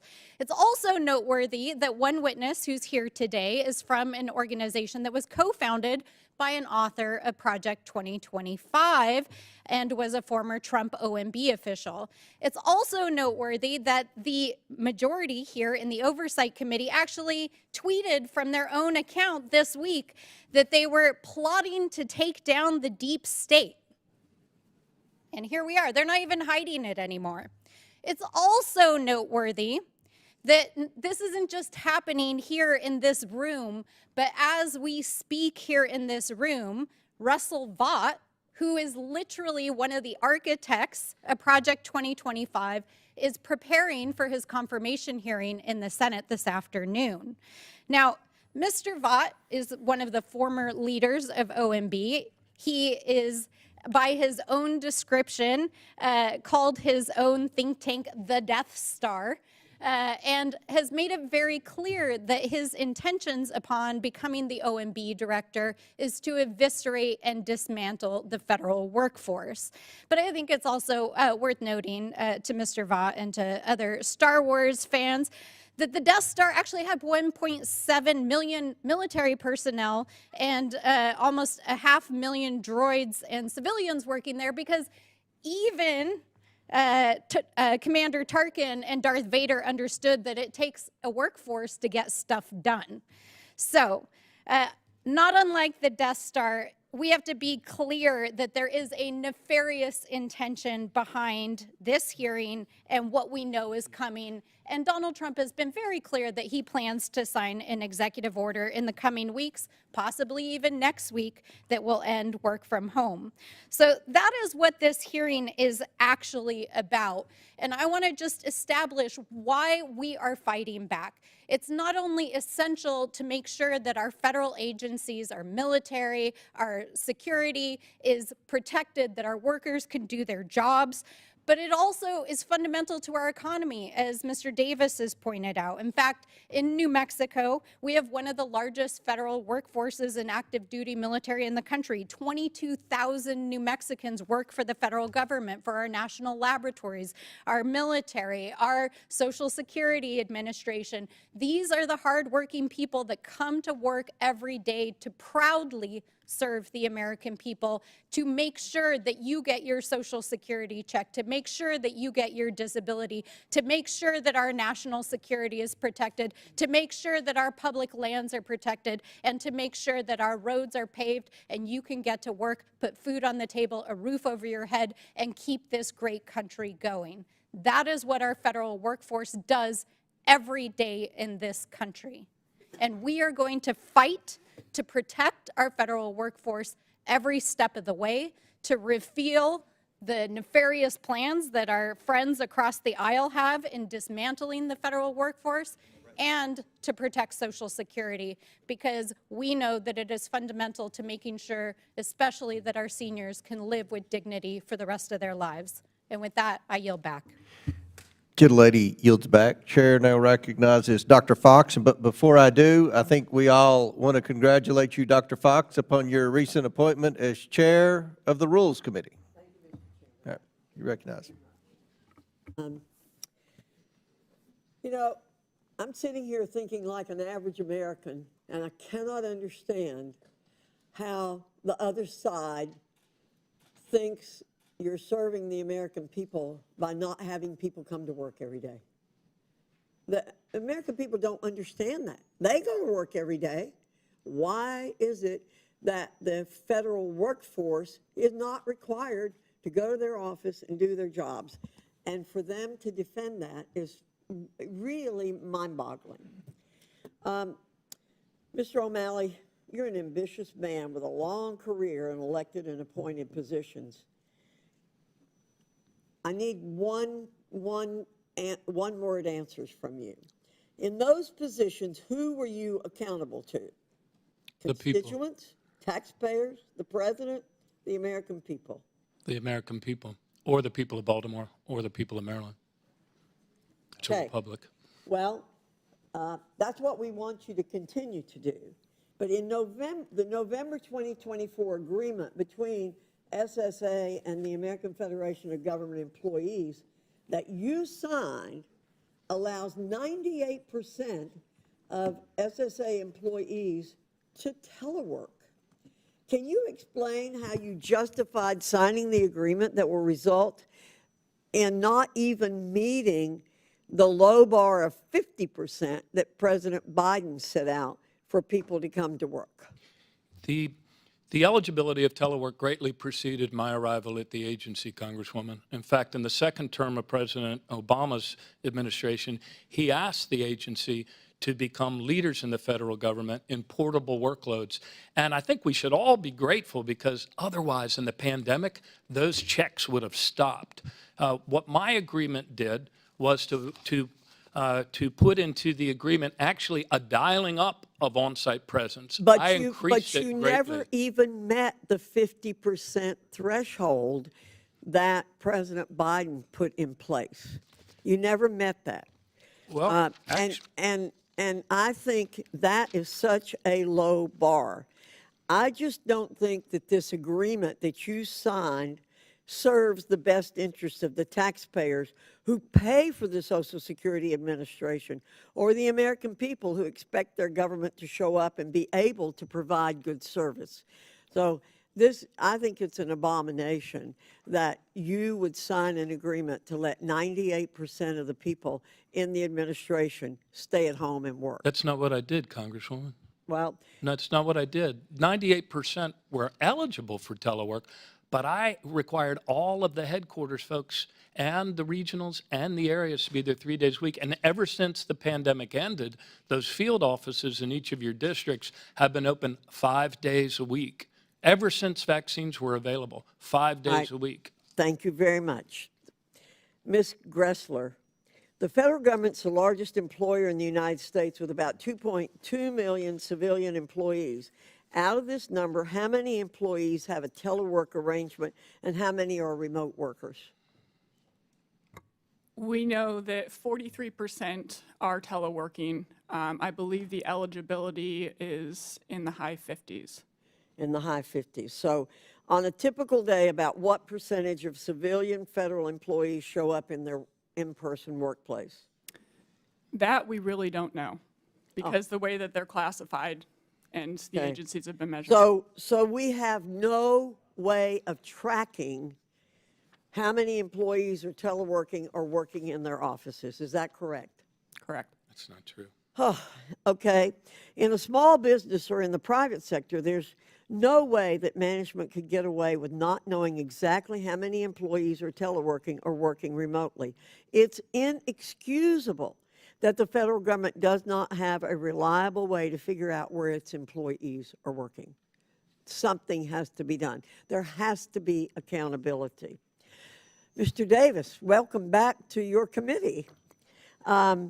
As the GAO noted in 2023, 17 of 24 major federal agencies' headquarters in the D.C. area were less than 25% occupied. Ordinary American small businesses in corporate America can't afford to pay for space they barely use, let alone help the federal government pay for its unused space. What are the economic impacts of having so many empty federal office buildings? Well, you're paying for a service you're not receiving. I mean, very quickly, and if this continues, then you're going to have to downsize. You can't continue on this vein. And from your perspective, what's the impact of telework and remote work in the D.C. area? Well, as I've said before, telework can be an important part of delivering service, worker satisfaction, everything else. The point here, though, is it's so overdone in Washington and among federal employees compared to where the private sector has moved and other urban areas are. It's have a devastating economic impact on this region and on the metro system in particular. Thank you, Mr. Chairman. I yield back. Gentlelady yields back. Before I recognize Mr. Garcia, at the request of the witnesses, pursuant to the previous order, the committee will stand in recess for a brief 5 minutes.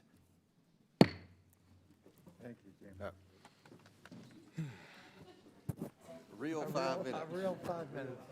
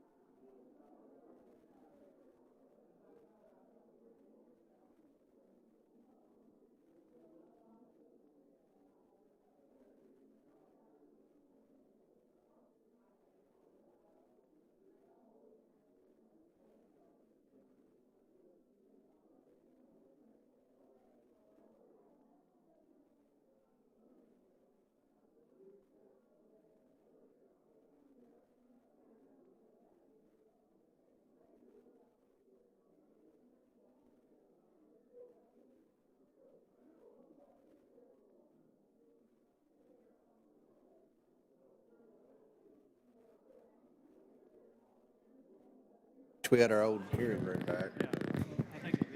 Yeah. The committee will reconvene. Chair now recognizes for 5 minutes a gentleman from California, Mr. Garcia.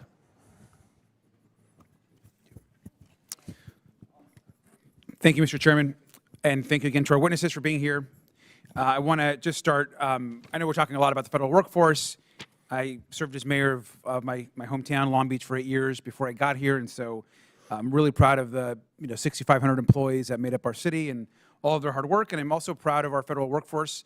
And of course, we all know that there can always be improvements, and there are always ways of looking at efficiencies and making our workforce stronger, and I think those that work on the front lines will tell you that as well. I think unfortunately, there are some here that have tried to smear our federal workforce and continue to bring up, I think, factually incorrect statements, and certainly things that are not true about the way our workers operate here, not just in D.C., but as we know, a lot of the federal workforce is all across the country. And they want to justify their plans to fire thousands of people and gut critical programs by attacking the Social Security Administration and other agencies within the government. Now, this is, of course, one of our first hearings as we're opening up the new Congress, and Republicans, not surprisingly, are taking aim at the Social Security Administration, and we know that's not a coincidence. And I want to start with, Commissioner O'Malley, thank you for being here, of course, and for your work overseeing what I believe is one of the most important agencies in our entire government. Just briefly, Americans have earned their Social Security benefits, isn't that correct? Yes, sir. Thank you. And exactly as you know, this program has been the backbone of our society. Absolutely. Gives millions of people the ability to live with dignity and security. And make no mistake, you know it, we know it, there are right-wing extremists, some in Congress, that want to privatize and cut Social Security. Now, Commissioner O'Malley, we know that Elon Musk, who at this point I believe is essentially the co-president, has called for cutting at least $2 trillion to federal spending. And actually more recently, he's actually said, well, no, it's more like $1 trillion that I want to cut of federal spending. Now, do you believe it's possible to reduce federal spending by $1 trillion without cutting Social Security, Medicare, and Medicaid? No, sir, I don't believe that's mathematically possible. I agree with you. And if you add up the entire discretionary federal budget, which is everything from Head Start to protecting our borders, our military, firefighting, federal infrastructure, you actually only get to about $1.7 trillion. So even if you eliminated the Department of Education, Transportation, HUD, the FBI, all science funding, you would still need to cut Social Security, Medicare, or Medicaid to reach that $2 trillion in spending cuts. I think it's important for everyone to understand that the real agenda here is quite dangerous, not just for the federal workforce, not just for the Social Security Administration, but to the entire country. And that Elon Musk, through his, I think, insane ideas, is really calling much of the shots. So I want to show you something to the administrator and to our panelists here. These are some of the programs that we have that essentially are waiting for reauthorization from the federal government. Republicans are often vague about their cuts because obviously they don't want the American people to know what they really want to do. The real plan, of course, they say, is to make sure the federal government is perceived as broken. Federal government workers are all lazy. We have to break it. We have to eliminate it. And now in November, Elon Musk outlined his actual plan to the Wall Street Journal to cut about $500 billion of programs that need to get reauthorized. So here are those programs right from his interview with the Wall Street Journal. We're looking at essentially the single largest program that would actually get cut, according to Elon Musk's plan, would be veterans health care. And it's not just veterans health care at 119 there, if you're looking at all this. You're talking about opioid treatment, the State Department, housing assistance. We're in a huge housing crisis. You're looking at NASA, cutting essentially the entire Department of Education. And these are billions of dollars for programs that are needed for people to survive. And so I think it's really important as we talk about efficiency, which is what Republicans want to talk about in this hearing and others, that it's Elon Musk and his directive is to essentially cut programs and departments that would harm, whether they say the word Social Security or not, the amount of money they want to cut from the federal government would lead to drastic cuts to Social Security and Medicare, period. Those are just the facts. And so I think it's important that we talk about efficiency in the way that is honest and direct with the American people. I also want to just say in conclusion, I think we owe a great deal of respect and admiration to those men and women that are on the front lines working across the country to help American people access their benefits, take care of our military families, and provide care to veterans in our hospitals. And we should not let billionaires attack our federal employees or the Social Security Administration, but we should instead be standing up for them. And with that, I yield back, Mr. Chairman. Gentleman yields back. Chair recognizes Mr. Cloud from Texas. Thank you, Mr. Chair. Certainly, we need a federal workforce, but our job as the Oversight Committee and certainly of any official working in the administration should be to make sure that we're returning a good ROI to the American taxpayer. I do have some concerns with what seems to be underlying principles in some of these arguments, in that there's an absurdity in that it seems some have the view that the American people exist to support the federal workforce, as opposed to any of us serving in the public sector exist to serve the American people. And so I can tell you firsthand from the casework that we do that we've certainly seen a slowdown in responsiveness from us working cases for veterans, for Social Security, passports, and the like. Indeed, during COVID, there's a warehouse where federal employees were paid to digitize records that are physically in a warehouse, and understandably, during COVID, they were not there. But when we went to re-up the payment of that, Republicans tried to say, well, you're going to actually have to show up in the warehouse, and Democrats on this committee pushed back against our provision in a physical warehouse to ban teleworking. It was a job that could not be done at home, and we saw that. More notably, as we enter into a second Trump administration, I'm concerned about a federal bureaucracy that has outgrown its authority, that often slow walks policies that they don't like, and has, in my view, become an unconstitutional fourth branch of government. Indeed, during the Trump administration, and I'll submit a Bloomberg article, Washington bureaucrats are quietly working to undermine Trump's agenda, in which that article found that career staff had found ways to obstruct, slow down, simply ignore their new leader, the president. A Washington Post article, Resistance from Within, the federal workforce is rushed against the Trump agenda. They see the bureaucrats using time to their advantage, and so they would slow walk different things. I am very concerned about this, especially as we've seen the recent contracting that has come from Mr. O'Malley on his way out, as he's posturing for a slot in the DNC, specifically with AFG. Ms. Greszler, you mentioned how taxpayer-funded lobbying happens on the clock. Is that true in your opening statement? Yes, federal employees can take official time to not do their jobs, but to instead work for their unions, which can include lobbying Congress. Right, and I'm reading from the union's page right now that says AFG runs one of the largest, best political programs in AFG history. This is their article talking about the work they did during the last presidential election. And when I look at their endorsements from the last few elections, I see Harris, Biden, Clinton, Obama, Kerry, Gore. I'm noting a trend. I don't know if anyone else is. But so we have taxpayer-funded political organizing going on the clock. And this is very concerning to me, and I think should be for anyone looking for a good ROI from their taxpayer.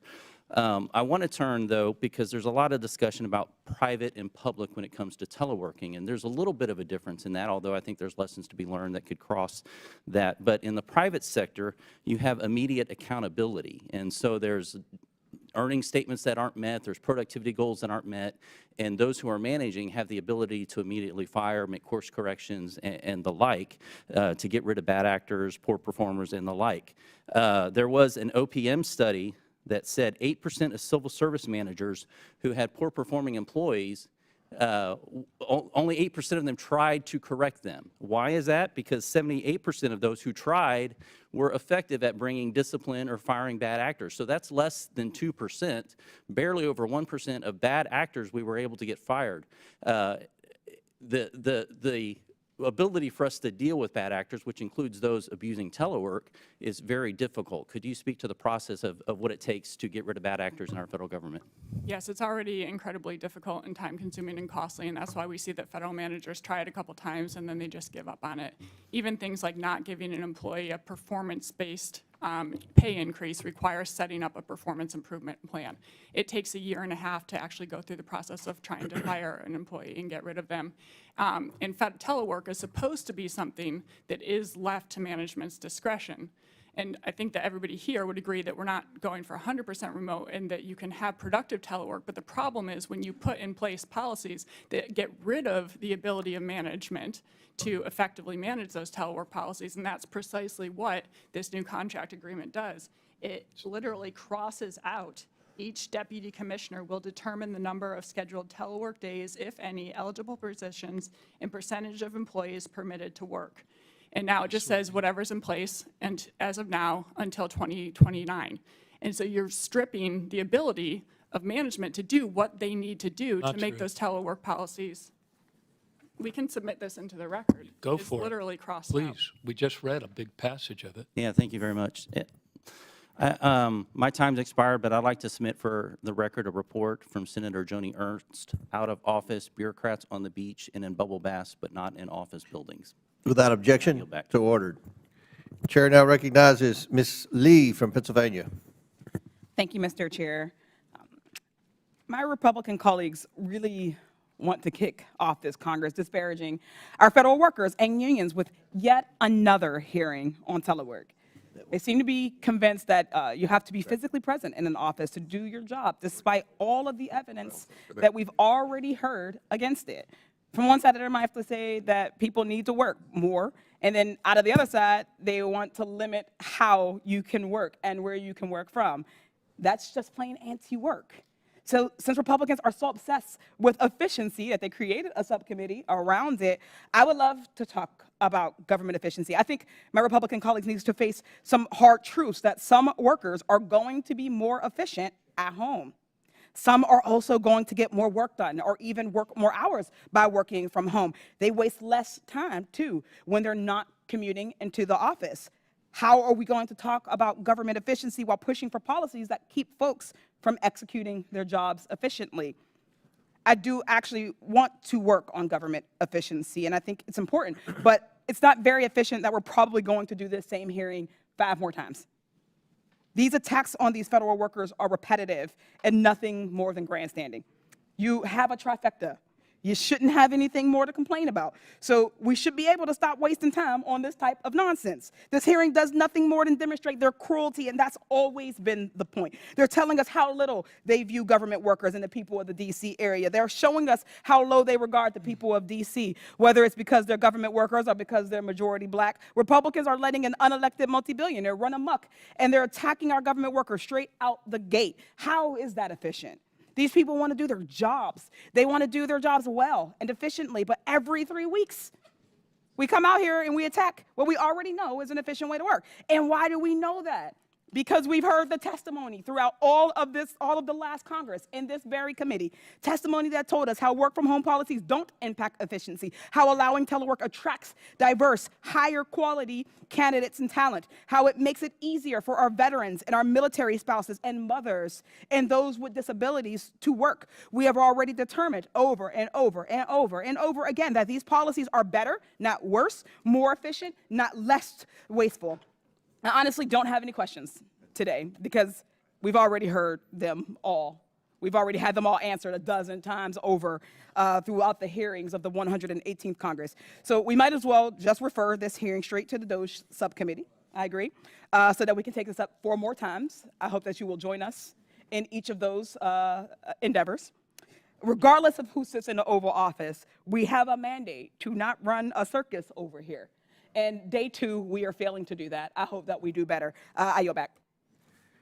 Chair recognizes Mr. Fallon from Texas. Oh, thank you, Mr. Chairman. Mr. O'Malley, fair to say that you're a fan of telework? You think it's better and more efficient? I don't know that I'm a fan of anything other than improving customer service in an So you don't have an agency opinion on staffing telework? has You don't been- think it's better or more efficient for federal employees? Sometimes it is. Like this one. All right, well, I if don't you need to look see at- the, sir, I don't need to No, see these that. are the- Sir, it's a Mr. great Chairman, story. Mr. Chairman, I'm claiming back my time. I have a limited amount of time, Mr. O'Malley. So you won't say or admit that you think it's more efficient for federal employees to work out of their kitchens, living rooms, bedrooms, on the porch, in a beanbag, rather than coming to work in a federal building in a professional environment and provide services and value to the American taxpayer. You're not going to comment either. Yeah, way. I'm glad to comment. Do you want me to answer your question? Are you gonna? Because you didn't Yes. before. Go ahead. I want to Let's knock it answer out. your question. Okay. It depends on the job function. For example. Okay, so fair to say, When it comes again, to 5 minutes. I'm going to. I know, when legal decision writers, which was actually approved by a Trump-appointed board. You would that they say were more some federal productive. employees. Some, it's better. not all. efficient. But if Okay, you have to be in a so, field office to see Sure. people, you got to be in the field office. Sir, you were you were the mayor of Baltimore. Yes, sir, I 8 was. years. What years? 1999 To 07? through 2007. And then you were governor of Maryland. Maryland from 2007 07 to 15? 2015. Okay. Yes, sir. Did you offer such generous telework terms and benefits to the municipal employees and then your state employees during your tenure as mayor and governor? No, that was all pre-COVID. I don't think any So of us they were actually making- showed up for work in Maryland Well, and in Baltimore. Okay, Everybody- Mr. O'Malley. Everyone at Social Security works 5 days a week. Mr. O'Malley, would you acknowledge, and I'm not saying you need to agree with this, but would you acknowledge that on the campaign trail, President Trump made it crystal clear his intention to bring federal workers back to the offices and largely or mostly end telework for federal employees? I've heard it said, I can't recall whether it was him or the other president, whether it was Elon Musk or President Trump. All right, so I didn't ask you about the Snyder remark, but President Trump was a candidate for the presidency, and he did acknowledge that. And there was an election on November 5th, I'm sure you're aware. When did you sign the agreement with the public sector union, the American Federation of Government Employees, that allowed tens of thousands of federal employees to continue to telework up to 3 days a week, AKA 60% of the time? What date was that? I increased their on-site presence February 2nd. That's not what I asked. And I signed it November 27th. All right, I know you're an experienced Politico, but it's not the question I asked. I asked, what date did you ink the deal? I told you, November 27th. November 27th? Okay. Yes, sir. So 22 days after, very important word, after the November 5th election. Any reason it couldn't have been inked before? Well, there was also a settlement. We were able to get from the union concessions on some grievances that had the agency exposed for millions of dollars, and that was part of it. But as you know, people work against deadlines. So coincidence that it was 3 weeks, let's say, after than before? No, I wouldn't say it's coincidence. I say people Just work so against happened. deadlines. All right. What year does President Trump's term end? What calendar year? It's hard to say. January, I know you're going to say That's that. up to him. 4 years, right? January 2029? If he chooses to serve all 4 years. Okay, January 2029. Is that correct? Calendar year, what year? Yeah, I mean, well, that's the term to which he was elected. Which is what year? 4 years after this year. Do you do the math on that, or do you need a calculator? No, I don't. What is it? Need a calculator. I assume it's 2000 and I don't know, 2000 and you'll pardon me for Not a hoping trick that question. he might leave soon. I can help you out. 2029, fair? Yes, 2029. Okay. And that's the term of the collective bargaining It is? agreement, No. which preceded Is it the same me. thing, 2029? Yes, but that Another preceded me, coincidence. Congressman. Wow, that's amazing. So here's the good news. Y'all may have been able to circumvent the American people's will this election cycle. But there's another election come November of 2026. And the people are going to get to consider this issue. And they have a choice. They can believe in the fiction that magically somehow it's more productive and efficient to allow public sector federal employees who get paid by the American taxpayer to be at home, perhaps on their couch, living room, bedroom, patio, beanbag, running errands, with little to no structure, constraints, consequence, or accountability. Or you can believe that actually having them come to work and building a team and creating synergy with productivity and accountability is better. So the American people are going to have a choice, Mr. Chairman. And that's what to buy yourself. I didn't ask you a question, Mr. O'Malley. You're welcome to run for Congress and sit up here, but I'm not asking you a question. I'm going to finish my remarks. They can believe and buy the bill of goods that you're selling them, or they can believe in the reality that we're pitching them. Mr. Chairman, I yield back. Gentleman yields back, and I apologize in advance. I will hopefully be able to correctly pronounce this by the end of the 119th Congress, but Mr. Subramaniam. Yeah. Subramaniam. You're recognized for 5 minutes. Thank you. Thank you. Hello. To reiterate what many of my colleagues have already said, as someone who represents 34,000 federal workers, many of whom are my friends and neighbors, I can promise you that these federal workers are smart and dedicated professionals who would probably get paid more working in the private sector, but choose to serve their country. And so I think if you want to attract and retain great people in our military, at our agencies, and get more for our tax dollars, I don't think vilifying them is going to help us attract and retain great talent in our federal workforce. And some of the rhetoric I'm hearing today, there's this assumption that teleworking federal employees are not working at all. That's simply not true. And I know many of them in my community who sometimes they work 3 days a week in person, but I make that commute myself actually every day. It's about 45 minutes. I paid $35 in tolls this morning, and many of them have to pay that same amount. So it's expensive to come in. It's actually very difficult. It's a lot of time on the road that they could be spending working instead. And so I would ask Governor O'Malley, when you've had telework policies in place, is there any evidence of a significant drop-off in employee performance based on the administration's adoption of it? No, in fact, Congressman, we actually increased productivity this year by more on a year-over-year basis than we have at any time since 2012. And may I just show you this quick map? I don't mean to bite into your time, but the ALJ level hearings are where people with disabilities go in front of a judge. It's an on-the-record approach. Before COVID, all of this was in person. After COVID and the changes we had to make, we now have bandwidth on dockets all over the country. And you can see on the right-hand side, that's where we began the year. Anything in dark green was 270 days. We haven't been at 270 days to process an ALJ hearing in 30 long years. In just 1 year, you see the dark green on that map. That's because of the ability of the ALJs, oftentimes other people that are called to testify, like the vocational rehab people, can all be right there. Were it not for that ability and the agency's ability to monitor that and do it well, we would never have gotten back with the staffing reductions Congress has imposed on us to a 30-year low and the fastest average processing time at the ALJ level that we've had in 30 years. That's the most compelling case. So it sounds like telework actually made it more productive. Yes, sir. Telework and the internet and advances in, the recording and everything else about it. Yes, and it sounds like telework also made the Social Security Administration a more attractive place to work. Is that correct? And easier to retain honestly, Congressman, the attrition rate at Social Security and the demoralization there because of the rising, could you put that back up on the easel, this one? Because of the rising workloads, the attrition rate was about the worst in the agency when I was asked to go there. In fact, in the teleservice centers that answer the 800 number, it was a 22% attrition rate.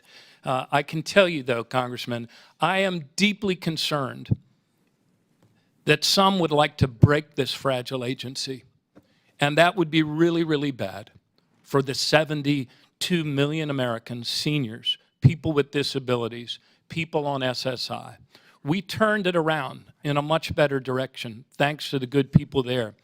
But you could very well break Social Security.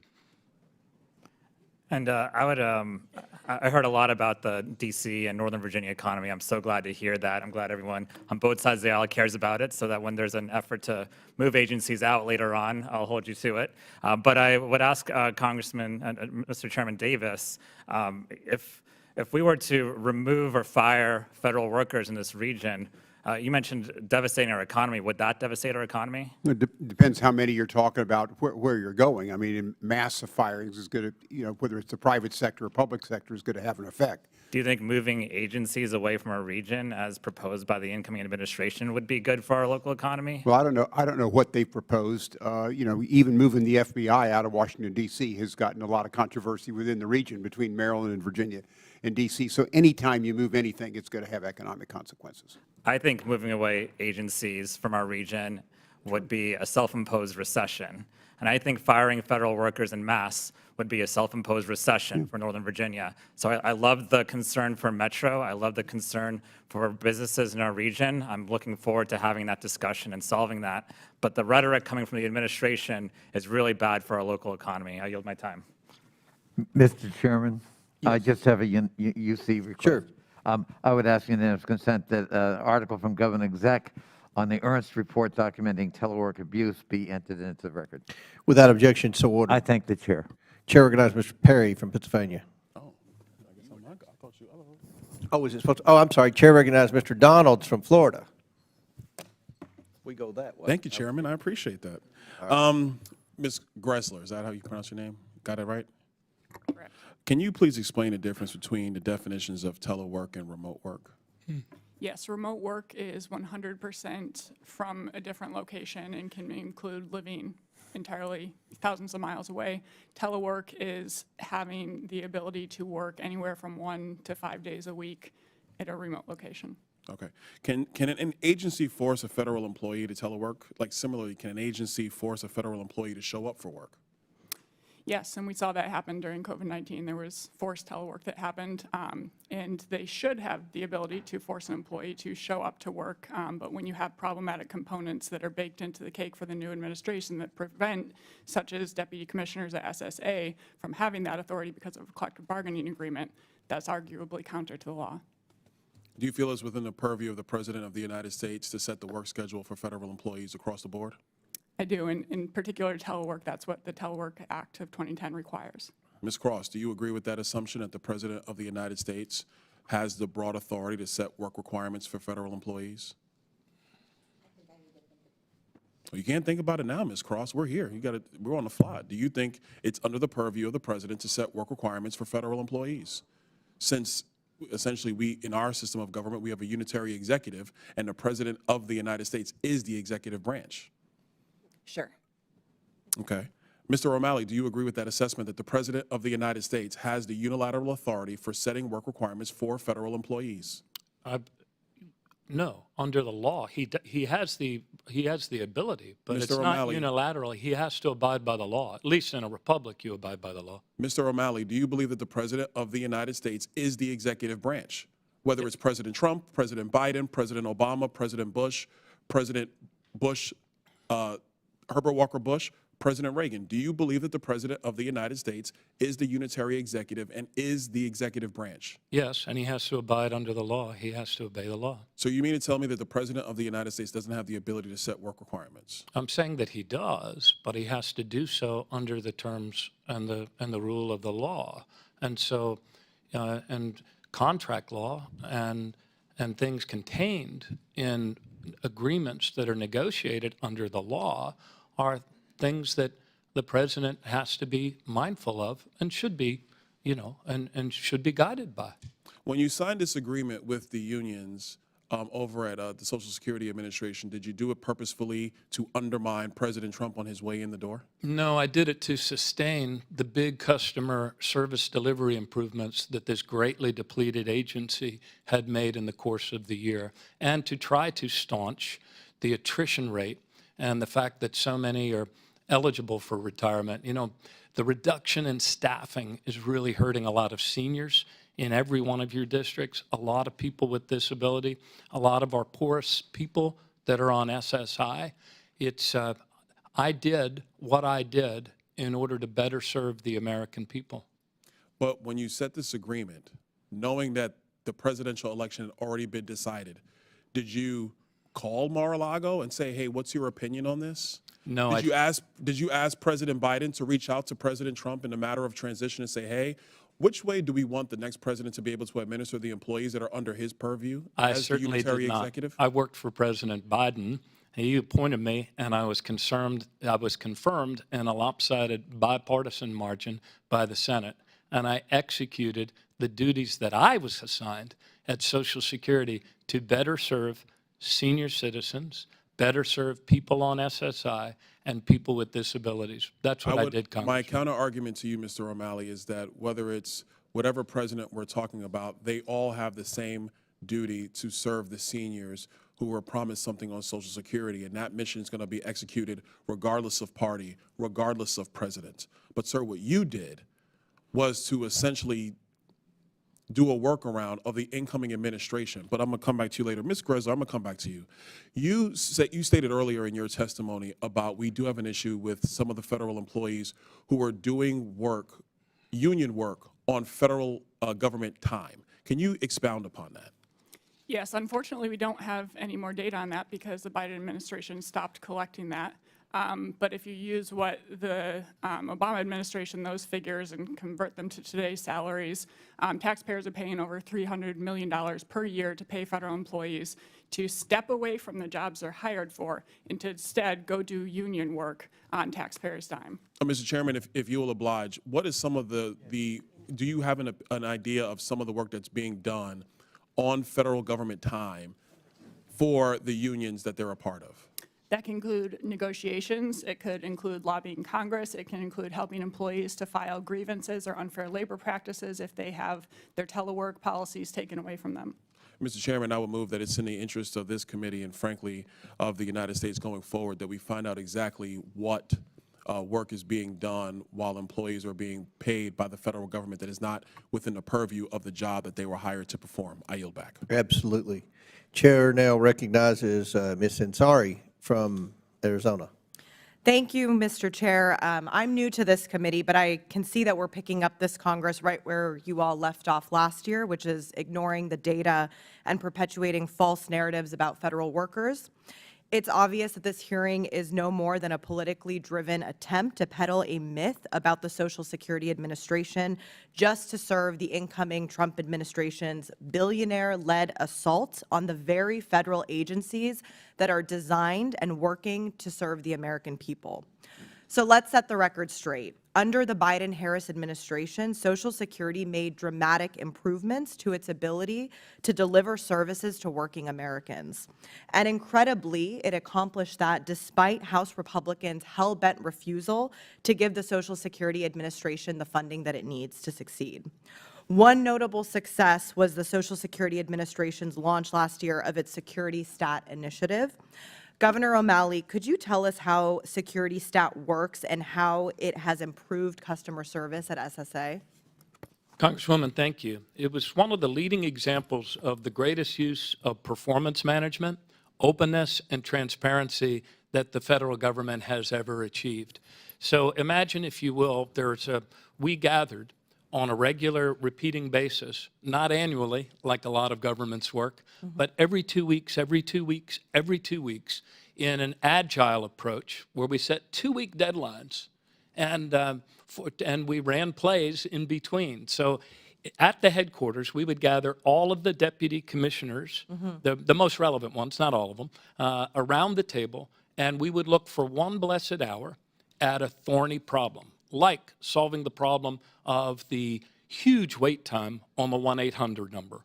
What are the things we can do to reduce calls on the front end? What are the things we can do for first call resolution on the back end? At the end of that hour, and all of this was based on data on the map, all of which, again, if you go to the Social Security website, at least for the next few days, you'll be able to see. I suggest you screenshot it. And then after 1 hour, we would reassemble in 10 minutes across the hall in a room that had the big letters on it, follow-up room. Then on the next hour, we were back at it again, and we would look at the problem of overpayments and underpayments. What are the things we can do right now to reduce those? That drove a faster cadence of action, more sub-regulatory changes than we had ever done before, and that's what allowed us to be able to get on top of some really thorny problems caused by the lack of staffing. For example, the numbers of people that are waiting for their disability determinations. You can see it doesn't happen overnight. That backlog and that in disability cases had been growing for 7 long years. But by going at it every 2 weeks with openness, transparency, and asking ourselves the question, does it work or does it not? And coming back to the drawing board in 2 weeks, you can see we were able to start closing when it reached its peak. For the last 27 weeks I was there, we were able to reduce or close more cases on the back end than we opened. So it's about creating a compelling scoreboard. It's about measuring performance, and it's about getting the best out of your people collaboratively, and that's what we did. And Governor O'Malley, the SSA has also dramatically reduced those wait times. I understand it's 50%. Is that correct? Yes, it was at 42.5 minutes speed to answer, at the beginning of last calendar year through a number of steps every 2 weeks, and then a big cutover, which happened. It was probably the largest telecom IT cutover in federal history, given the volume that we handle of 8 million calls a month. In September, we cut over from an underperforming clunky system and managed to achieve cost savings, and also had a better system that got that speed to answer down to 12.8 minutes. Wow. 12.6, excuse me. And for the first time, we're able to offer people callback assist, just like they get from, their bank or any other, customer-facing entity that they deal with in the private sector. Governor O'Malley, that is a remarkable improvement. How did SSA accomplish this? Did you hire thousands of more workers to get this done? No, it was with fewer workers. We did bring on some expert telecom people in order to manage that cutover, but they were on a contractual basis for a short period of time. We have been shedding staff. What a lot of people in Congress don't understand is that to level fund this agency means that the agency, since its fixed costs go up by $600 million, it has to shed $600 million worth of staff. So that's why we've been reduced to a 50-year low. It used to be, we were talking about efficiency earlier, until the staff reductions of the last 10 years, Social Security operated on 1.2% overhead for benefits paid. And we operated at a high level of customer service. At that 1.2%, if you compare that to Allstate operates at 19% overhead for benefits paid. Liberty Mutual, Liberty Biberty, operates at 23% overhead. So when we operated at 1.2%, it was a high level of customer service. And you all could restore that 1.2% if you chose to. You could take it all out of the trust fund. It wouldn't advance the depletion date by more than 30 days, and you wouldn't add a dime to the national debt because people already paid for the customer service that these congressional staff reductions are now denying them. Thank you. Thank you. Gentlelady's time's expired. Chair recognizes Mr. Perry from Pennsylvania. Thank you, Mr. Chairman. Ms. Greszler, how much money, if you know, is spent by the federal government maintaining its own office space? I believe it's about $8 billion and plus potentially more than $7 billion per year in the energy costs. In the plus $7 billion? $8 billion is the cost of them, and then they've done some calculations associated with the energy involved in that. Okay. As just a follow-up, on another committee I serve on, we got the completion of a study by the GAO that said, on average, 17 of 24 federal agencies surveyed use less than 25% of their headquarters building capacity. I'll go to the governor here in a minute, but I don't think this is a case where we don't want to disparage federal workers. We all depend upon them. They're, I think, just like you, Governor, they want to do the right thing and serve and help the American people. But as you cite in your written testimony, a Social Security Administration response to a letter sent by Chairman Comer, Rep. Sessions, and myself indicated that in FY23, the SSA had 1,030 employees who spent a total of over 200,000 hours and $15 million of official time doing things like lobbying Congress. Do you think that that should be any way restricted by the Hatch Act? Well, certainly the Hatch Act, I mean, whatever, we should all abide by the law. Well, I understand that, but I don't know when and forgive me if I don't know, I don't know when the last time you worked kind of privately, so to speak, where you took time out of your own, like you left work, didn't get paid for being at work because you weren't at work, and went and lobbied Congress. Most of my bosses go to work every day, and they have to lobby their member of Congress on their time. But yet at the federal level, you get to lobby Congress on the taxpayers' time. I'm just asking if you think that that's appropriate, or it should be limited by the Hatch Act. I would defer to people that are at the agency. I'm not sure. I don't know that I have that letter. Did I sign it, or was it signed by my predecessor? No, it was you. Yeah. Okay. All right. So, well, let me ask you.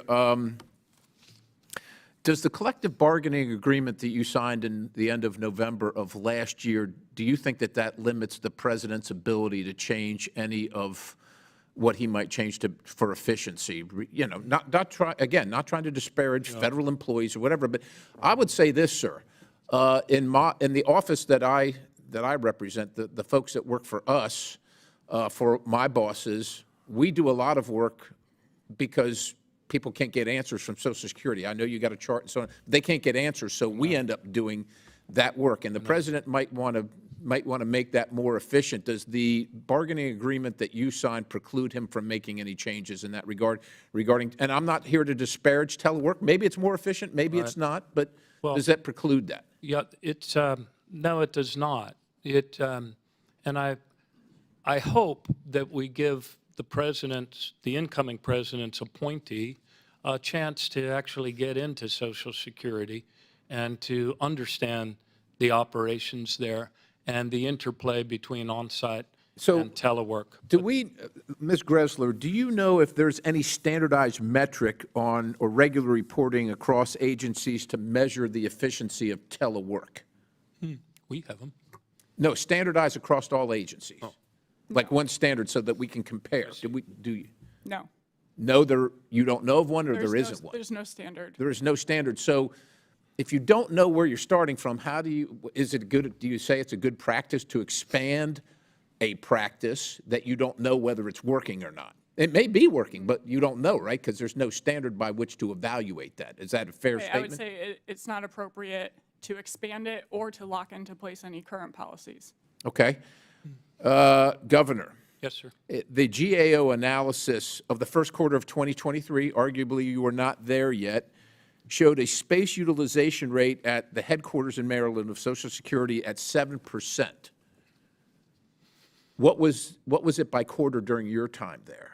I don't have that, but the agency probably does. I can tell you that I increased on-site presence at that headquarters. Well, okay, but mostly 7%, like I don't know about you, that's a pretty low number, right? Well, you saw the parking lot. Doesn't take much. You saw the parking lot picture I know you. before I got When was there. that picture taken? That was taken before I got there. That was taken in December. Okay, well, so that's potentially it's a 7% rate.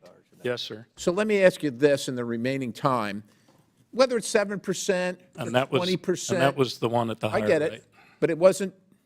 It could be during this 7% time. You said arguably it was before you got there. Yeah, that one. At what point do you think it's appropriate for the federal government to sell off property unutilized? We have 7%, 10%, 20%, what percent? We have been greatly reducing, or the agency has been greatly reducing square footage and trying to get out of and trying to right-size what the agency should be. I haven't seen that at all. They hang on like it's the end of the world to any.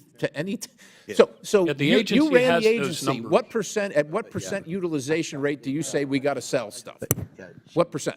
Well, actually a lot of our stuff is leased, but we look to Okay, reduce divest it. leases What whenever percent, they sir? come up. I'm just looking for I don't utilization. I don't know that we've ever. I Chairman. don't know that's what we ever looked at. We just looked at customer service and we looked at So productivity. we just keep every building, even though Ms. Greszler says it costs us all this money, even though nobody's in Mr. it. Chairman, That's the last question, but feel free to answer. Thank you. Governor. Some of them are owned, but very few of them. A lot of them are leases, and you have to wait for them to come up. And then we look to downsize wherever we can, because it's a different environment now Did you than it was downsize any before the when lease. you were there? Yes, about 1 million square feet. Thank you, Mr. Chairman. Now you. Gentleman's time's expired, and Ms. Crockett, Ms. Ansari went over about 1 minute and 20 seconds too, so it balanced out. Okay. Chair, I try to keep it fair, and Mr. Conley is always elbowing me to make sure it's right. So, Chair recognizes Mr. Bell from Missouri. Thank you, Mr. Chair.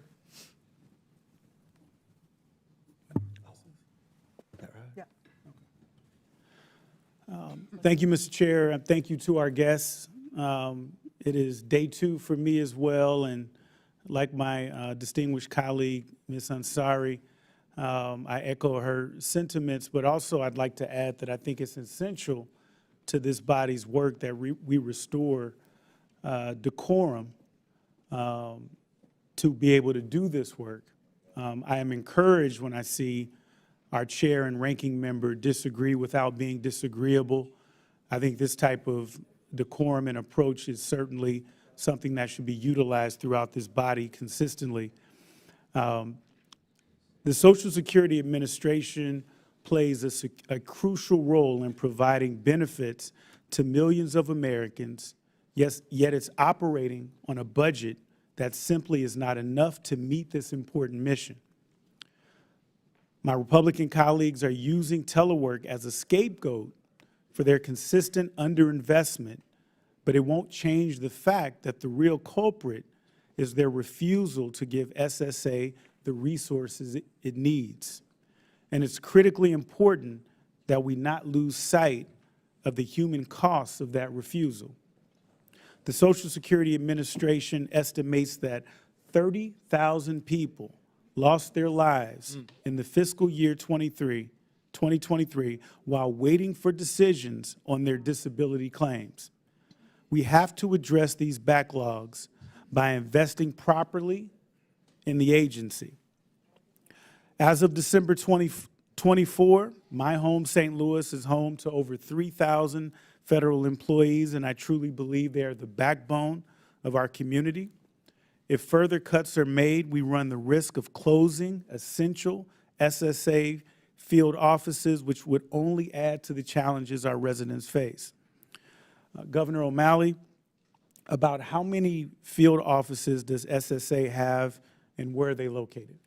There are 1,211 field offices all across America, and on any given day, there's always a risk that one of them might suddenly implode if too many employees with certain expertise in Title II or Title I suddenly decide to take other jobs. In fact, that happened to us in Southeast Cleveland not so long ago.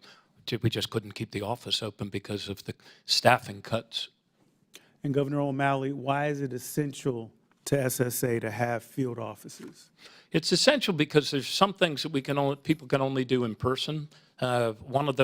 We talked a little earlier about fraud. Sometimes people have to come into the office to prove who they are because their bank accounts have been hit or hacked.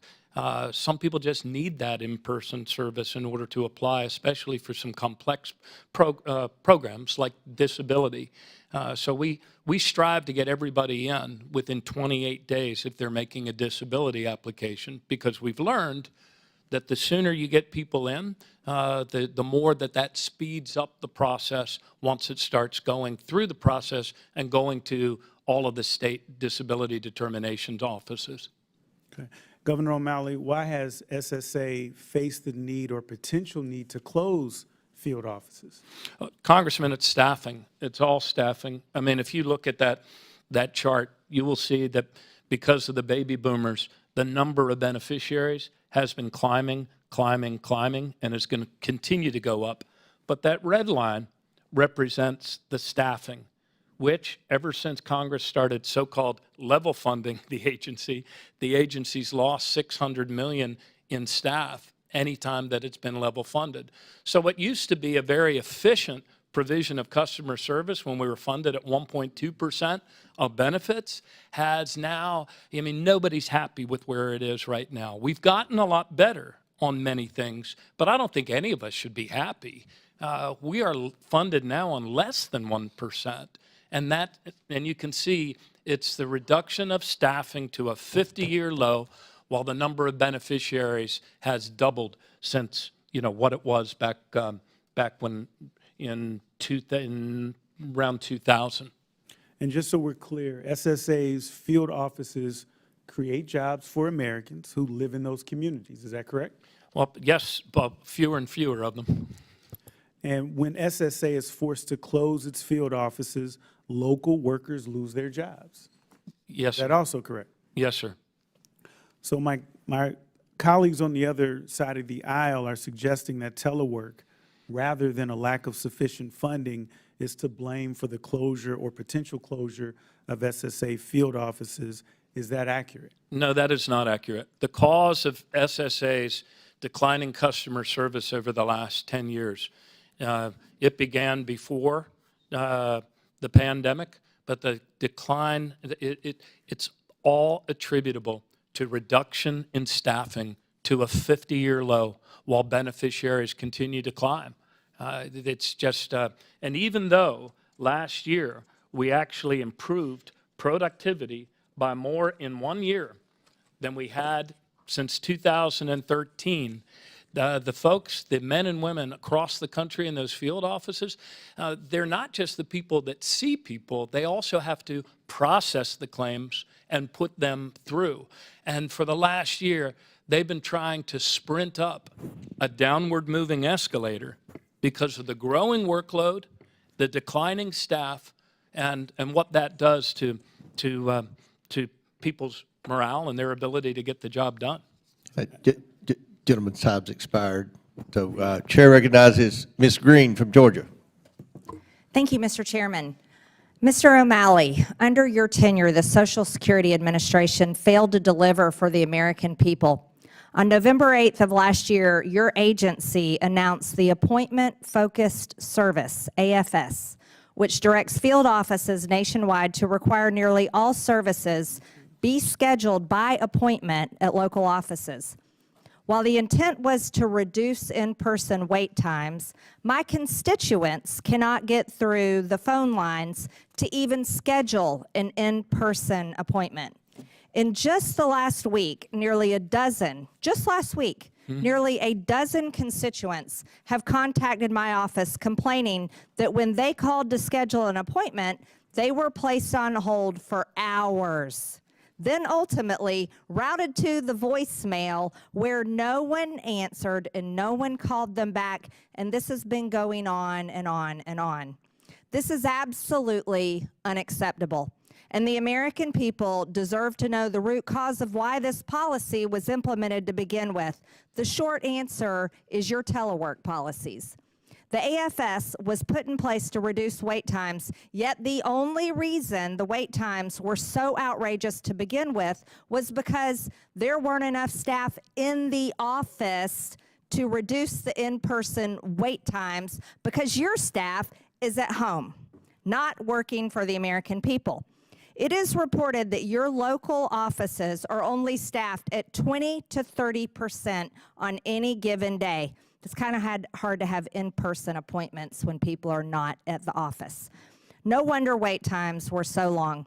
And you, Commissioner O'Malley, just signed an agreement to make that permanent for the next 4 years of President Trump's administration, which is more failure, but that's your fault. And by the way, Commissioner, I reached out to you last August.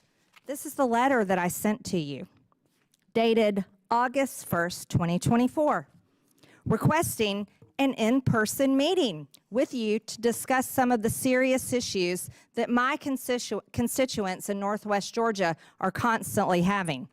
But you never responded to me, Mr. O'Malley. I never got a phone call. I never got a letter back. And that's clearly, maybe you were enjoying the telework policies yourself instead of doing the actual job. Or possibly it's because you were too busy drinking with the union members that you were negotiating with instead of negotiating against on behalf of the American people. Now, Mr. O'Malley, right before you resigned as Social Security Administrator, you signed an agreement with the American Federation of Government Employees on November 27th, 2024.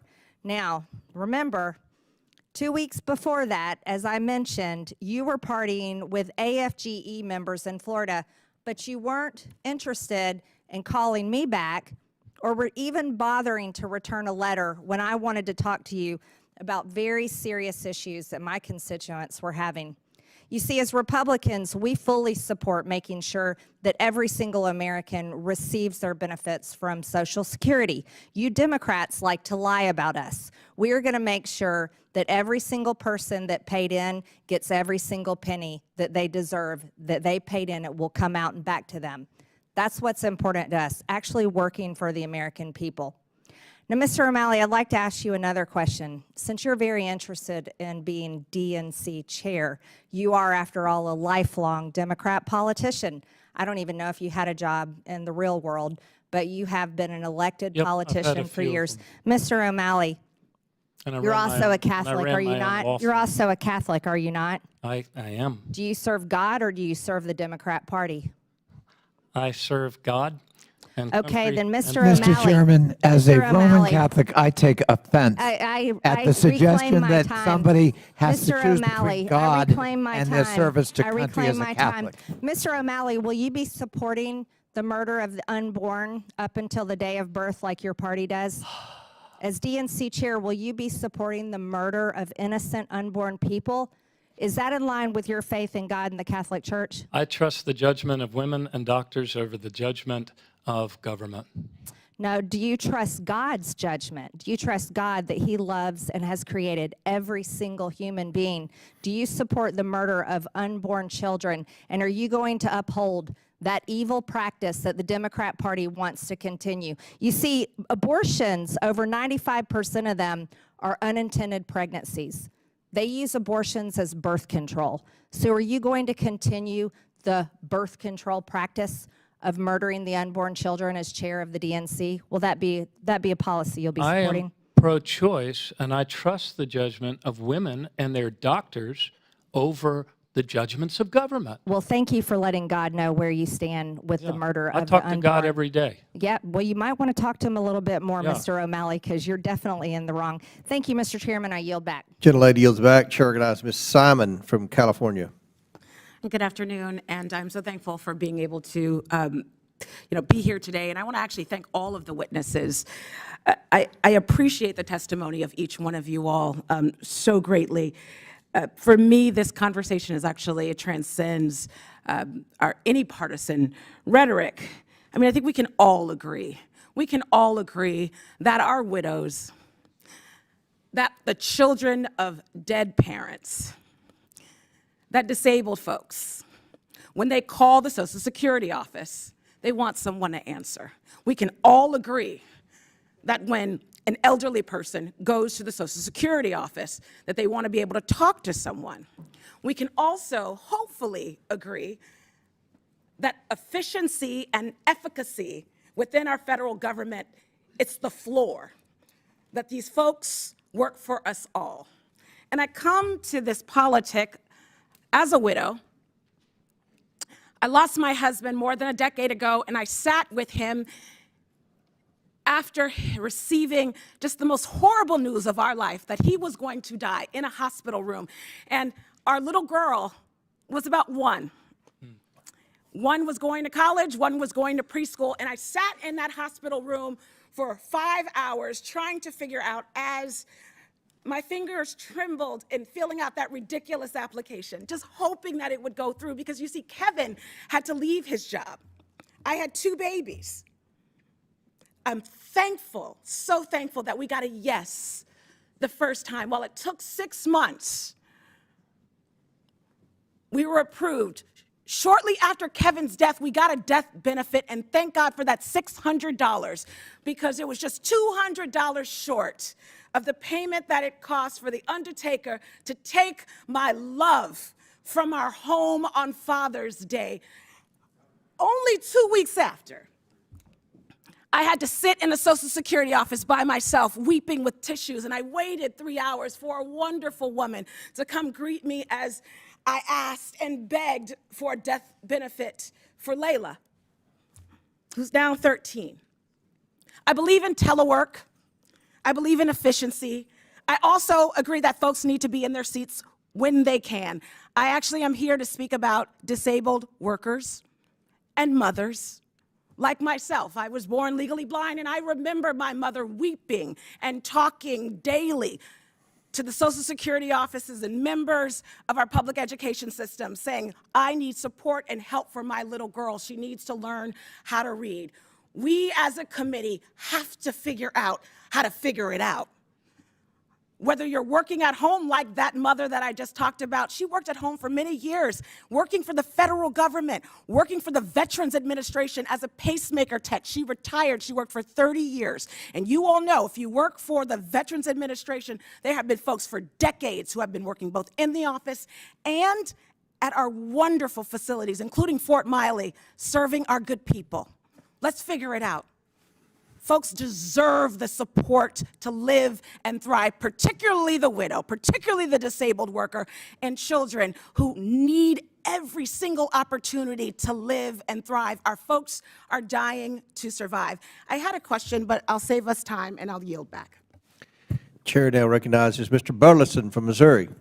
Thank you, Mr. Chairman. Mr. O'Malley, the AFGE, the same exact federal union that you signed a contract with so that the SSA employees can continue to work remote until, or some of them can continue work remote until 2029, recently decided that to send its own employees. So the union decided that the employees that work for them, that they wanted them to return to work. In fact, the new return to office mandate ordered by the national president, Everett Kellery, is designed to ensure that the staff is fully prepared to tackle an onslaught of Trump's policies targeting federal workers. So it seems that it's a direct admission by, AFGE, the union, that in-person work actually is better. Would you agree? It depends. I mean, I ordered more in-person work. I'm not familiar with what their policy is, but for us, we found that at the headquarters components where people have to collaborate and work out problems, Right. yeah, I don't think there's a substitute But this for people created a being on dispute site. between the employees as well of that union, who filed a labor grievance against their own union, calling the move hypocritical. Do you find that hypocritical? I'm not aware of I'm not deeply aware. I just can't speak to the facts of what's going on at a union.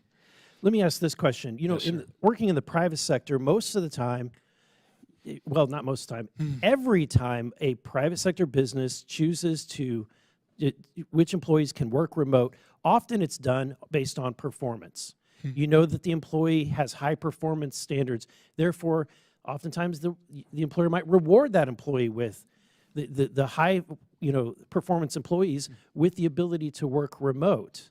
Is that something that's possible with the employees of the Social Security Administration? Yeah, I don't know that we ever reward employees by giving them more time to telework. So but there's in the it's not agreement- based on performance. That's my question. No, actually it is. Management, and I'm reading from the much maligned amendment, management also has sole discretion to change, reduce, or suspend approved telework days for any employee due to the employee's performance. Okay.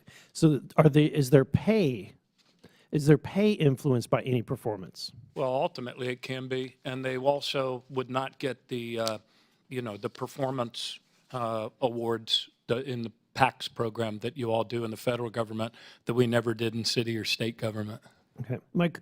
So in the private sector, I can tell you that we do things like monitor computer usage, monitor email, the frequency of opening emails, internet browsing history.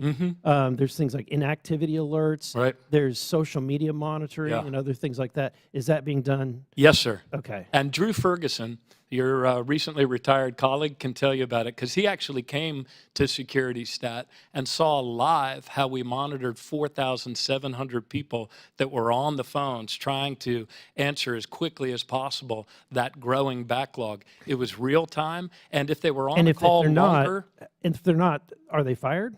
yes, they're disciplined if they're not working, certainly. Ms. Greszler, my question regarding to this is you were just talking earlier about how difficult it is to fire an employee who's not performing. How difficult is it, and how often does it happen compared to the private sector? It's extremely difficult. As I mentioned, it takes more than a year and a half on average to get rid of a federal employee. The firing rates are a tiny fraction. I believe the exact statistic is in my testimony, but it just does not happen very often. And I think that the point that needs to be made is that the telework authority needs to be with management. It can't be taken away from them, because then when you do have problems like an SSA employee who was having his wife and his mother log on to the system to make it look like he was working while he was instead running a home business, you can't have that accountability if it's baked into the cake that those deputy commissioners no longer have authority over this telework policy. One of the other statistics that's interesting is that the level of union participation, I think in the public sector is 25% in the federal government, but in the private sector it's much lower. It's lower than 10%. What is the reason for that? Yeah, it's kind of surprising, especially considering that federal employees can't bargain for their pay and benefits. And who are they bargaining against? Well, and that's the irony here, and it's one of the reasons that FDR opposed federal employees even belonging to union, less yet being able to use that official time, because both sides of the table are being paid by taxpayers. That's right. Both sides are being, and the taxpayer is the one getting the bill. Yes, exactly. Thank you. My time has expired. Gentleman's time's expired. Chair recognizes, Ben's not here. Frost. Mr. Frost. No. Oh, I'm sorry, Ms. Norton from Washington, D.C. Thank you, Mr. Chairman. I welcome former Chair Tom Davis back to the committee. Tom has always been a good friend of the District of Columbia and to me. I welcome you back, sir. This hearing is designed to denigrate federal employees and to lay the predicate to gut the federal workforce and to convert a significant portion of the remaining federal civil service into political appointees. Federal employees deserve praise for their expertise, dedication, and service, not derision.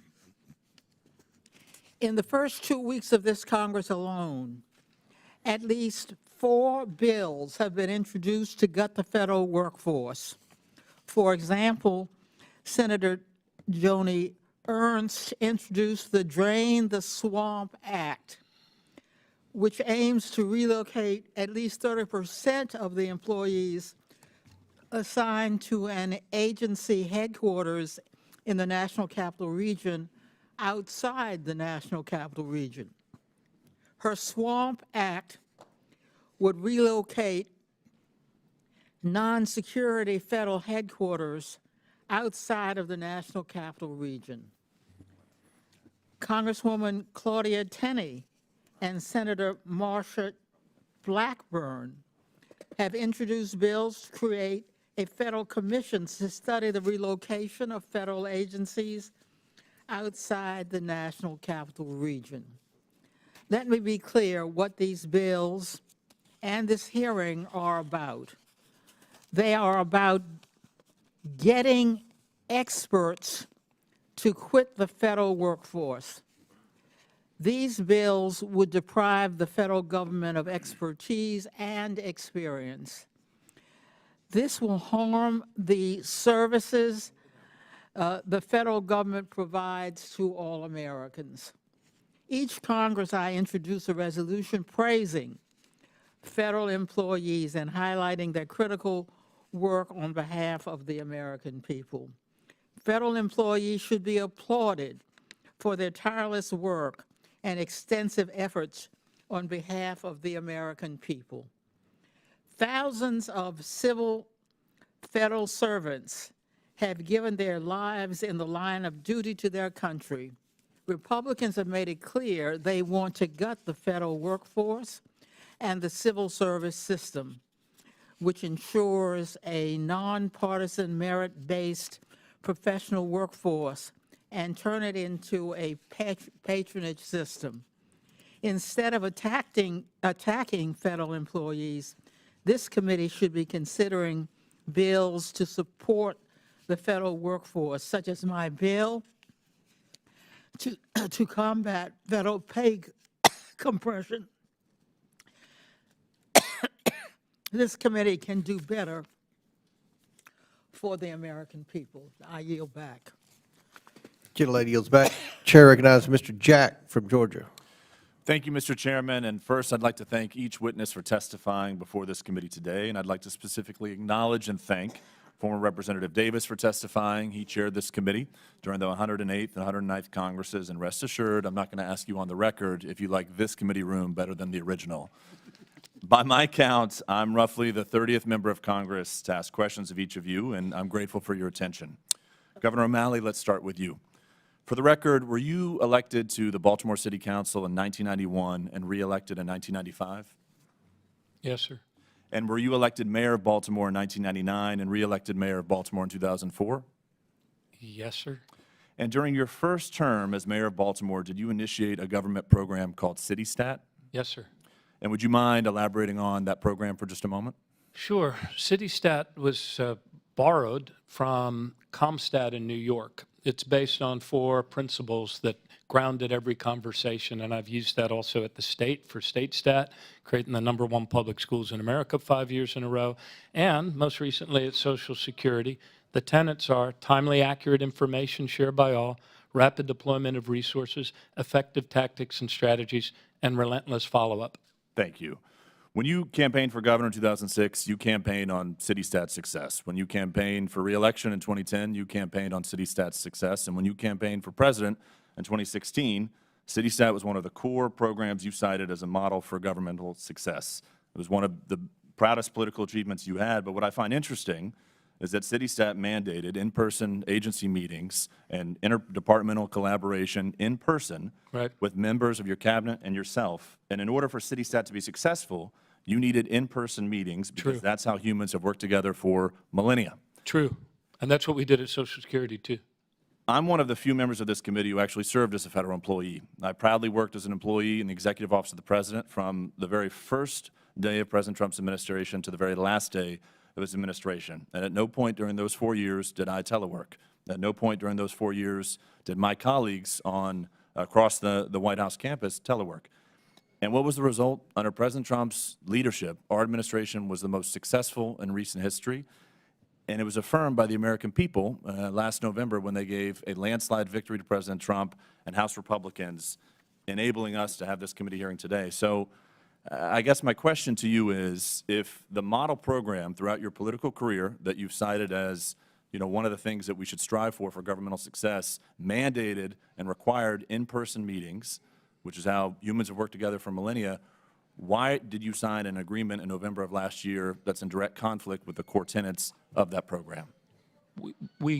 It's consistent with it because I dialed up on February 2nd the on-site requirement at the headquarters, and every meeting, none of those meetings was virtual. Everybody was present. However, we did live stream them to 120 senior executive service people all across the nation, and we allowed, for the first time ever that I'm aware of in the federal government, our oversight committees of Congress to be able to have their staff attend and listen at every one of those, and we had OMB was able to listen as well. But it was all in person. So this agreement, the amendment to the agreement, there's 3 unions at Social Security.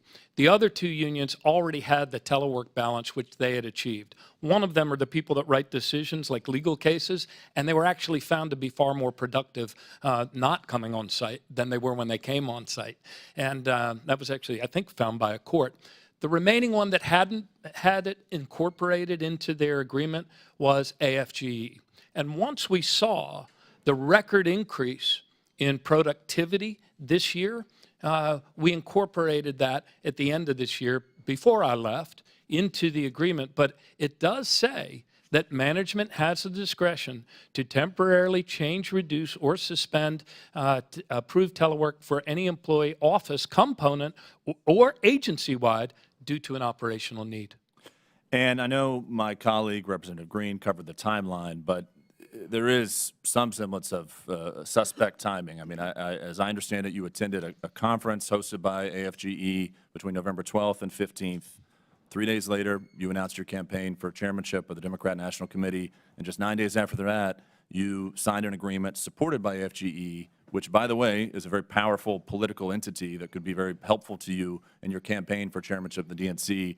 So as my time is here expiring, I'll just note that it invites a direct conflict of interest, and to me, it suggests that your motivation was out of personal political ambition, not the oath you swore to the American people. It was about the deadline, and we also were able to spare the agency what might have been $10 or $20 million in liability. So there were 2 settlements, actually, and having been a lawyer, and people tend to settle things when they're up against deadlines. And it is true that my time was expiring at Social Security. And I would always go to labor meetings whenever I could, and more than that, I went to a lot of manager meetings too. And you can probably find pictures of me going out for pizza or beer or watching a football game after a lot of manager meetings. I did them all summer. With my time expiring, thank you, and I yield back to the distinguished gentleman from Kentucky, our chairman, Mr. Comer. Thank you. Chair recognizes Mr. Frost from Florida. Thank you, Mr. Chair. So the Republican attack on this committee on telework policy and hybrid work continues from last Congress. I think this is the 5th or 6th or 7th hearing we've had on something like this. And this abolished telework policy would cost American taxpayers billions of dollars each year and slow down operations. And I can't help but notice that in the same Congress that this committee is establishing a subcommittee to deliver on government efficiency, the majority seems unable to spot efficient policies that are right in front of them. While telework and remote work existed long before the COVID pandemic, we can now look at the data and better understand whether or not this is a policy that drives government efficiency. Ms. Cross, how possible is it that the reason behind Republicans' push to end telework at federal agencies is connected to maybe something a little bigger? And what I mean by this is when we look at documents like Project 2025 and we hear from a lot of those authors who are now going to be running the federal government, we often hear this notion of making things so unbearable for federal workers that they quit on their own. Is it possible that this whole effort is to end telework is part of a greater effort to push a massive amount of federal employees to quit? Thank you for your question. Yes, it is possible. In fact, in private industry, companies that force strict return to office mandates, it's widely recognized that those are often regarded as soft layoffs. So it's easier for you to be able to say, we're going to make it as untenable as possible. So as you mentioned, our workers leave. The challenge with that is often your best high performers are the ones that walk out the door because they're the ones that can more easily do it. So there are significant implications to performance and productivity when you do. And what kind of damage does this do to government operations, like responding to wildfires, sending out Social Security checks, renewing passports, or any other examples? Yeah, well, initially, telework, mobile work, we used to call it FlexiPlace, it's gone through a lot of iterations, was a component of continuity of government, continuity of operations, and emergency preparedness. In fact, every year, OPM collects data from federal agencies to ensure that there are goals set, metrics set, and that they're tracking it against the ability to perform operations in unplanned events, weather storms, emergencies, potential things that we can't predict like global pandemics. So for one, it will disrupt operations. For two, it'll cost a lot of money. By the way, industry data says that office level occupancy rates were hovering between 50 and 60% well before the pandemic because of the mobile nature of our jobs anyway. We've looked into this a little ourselves, and the evidence is pretty obvious. For example, DHS massively reduced the amount of real estate it had to rent between 2018 and 2023. This saved taxpayers $1.4 billion. DHS even said that, quote, the goal of fewer buildings and better buildings is good for the workforce, good for DHS and the mission, and good for the taxpayer, end quote. GSA, they said that it reduced its rent bill by $50 million in FY22, all while increasing productivity. And the Consumer Financial Protection Bureau said that they spent over $35,000 per month on helping employees to get to and from work, and now it's down to about $700 a month. Ms. Cross, instead of abolishing it, can we actually build on hybrid policy and telework policy, remote work, to maximize government efficiency, achieve cost savings, productivity, and employee well-being, while at the same time, yes, looking at bad actors as well? Yes, 100%. We're seeing cost savings each and every year as it relates to reductions in transit subsidies when you're paying people that otherwise could work from an approved alternate work site, not at a home, not on a beanbag, but an approved authorized work site, to be able to do so in a different location. Maybe that is a home office, maybe it's a federal satellite or co-working space, maybe it's a field office location as well. In addition to reducing office spaces, in fact, Global Workplace Analytics was here at a hearing a couple of years ago and estimated that if you increased telework just by 25%, you could reduce $1.7 billion in office space costs each and every year. I appreciate you bringing this up. Eliminating massive savings and slowing productivity on its own would be bad. But the policies that our chairman and the Republican Party wants separately would add a bunch of new costs to American taxpayers. And I think that's really something we have to keep in mind. The notion that hybrid work means that you're not working is ridiculous. I mean, members on this committee, members of Congress, adopt a hybrid work model ourselves. I encourage members, maybe try a month of no hybrid work, no interviews in your car, no interviews at home. Go into your office for every single thing you do. And I think they'll find that part of what helps us be efficient in our own job is the fact that we have the choice of where we're going to do that work. There's no real reason to label the entire federal workforce as lazy. This is something we should look at, but a few bad actors, we shouldn't be able to label the entire workforce because of that. So thank you. I yield back. Chair recognizes Mr. McGuire from Virginia. Thank you, Mr. Chairman. We live in the greatest country in history where our rights come from God. We're born with these inalienable rights that are enshrined in the Constitution. But our nation is a nation in decline. But through the grace of God, we have President Trump back in the White House. We have a majority in the U.S. Senate. We have a slim majority, but we have a majority in Congress. President Trump, and I think all of us, we love all American people. And I got to tell you, as a veteran, if you saved my life on the battlefield, I wouldn't care if you call yourself a Democrat, Republican, Independent, male or female, whatever. We're all Americans and we're all people. But it seems like our country is committing suicide with policies that we're making. You know, if you had heart surgery, would you want someone who was the best doctor in the country to perform that surgery? Or would you want somebody, I like the way they look, or it's their turn, or they have a different agenda? And I bring that up because it seems like our friends on the other side are making decisions that are America last. $36 trillion in debt is egregious, and they testified yesterday in Oversight that we spend more money every day than we bring in every day. That is not sustainable. Now, if the government was to build you a car, you would never buy it. It would cost you $1 million. The free market has just created more opportunities and innovation than any country in history. And Elon Musk, since you guys talked about Elon Musk, you probably saw how he launched that rocket and landed it precisely. American ingenuity for a fraction of what it cost the government to send a vehicle into space. And if the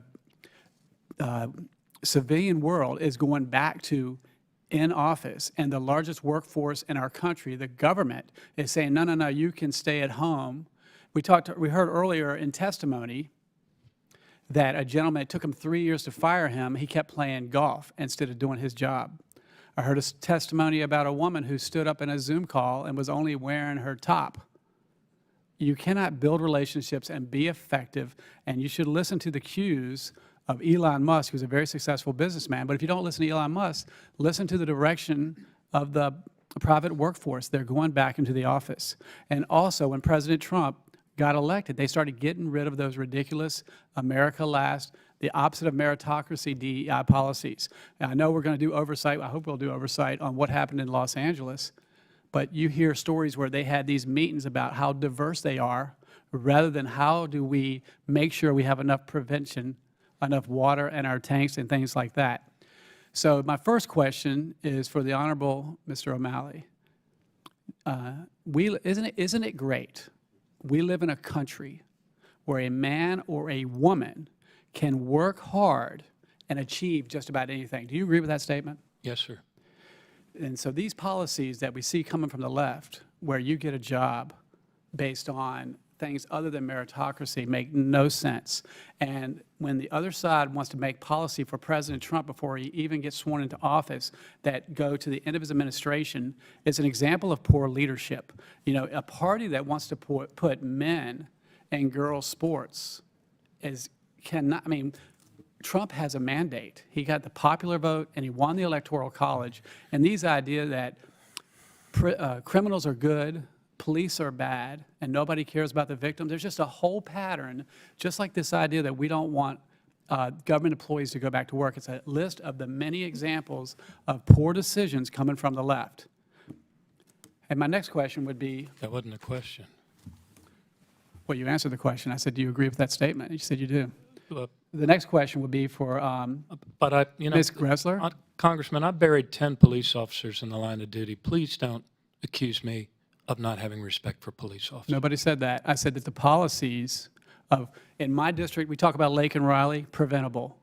In my district, Campbell County, a 33-year-old illegal alien was released from prison 4 times because criminals are good and police are bad. No one cares about victims, and he raped a 14-year-old girl.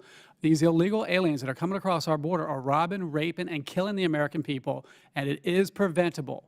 We love our law enforcement. I'm sure you do as well. And I talk to law enforcement every day, and they say their hands are tied.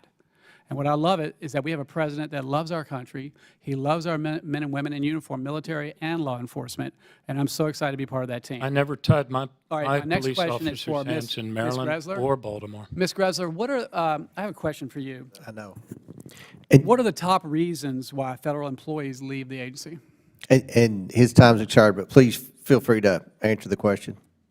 Well, I think it can vary a lot by agency, but they really don't leave very often. The federal quits rate was about 4% over the last decade or so, compared to over 30% in the private sector. It's not true. Accountability is a problem, though. That's the lowest rating on the federal employees' viewpoint. We don't know what it is actually because the Biden administration removed that really bad rating question. Very good. Thank you. Chair recognizes Me. which one? Oh, no. Actually, it's Ms. Randall. It's Emily. Sorry.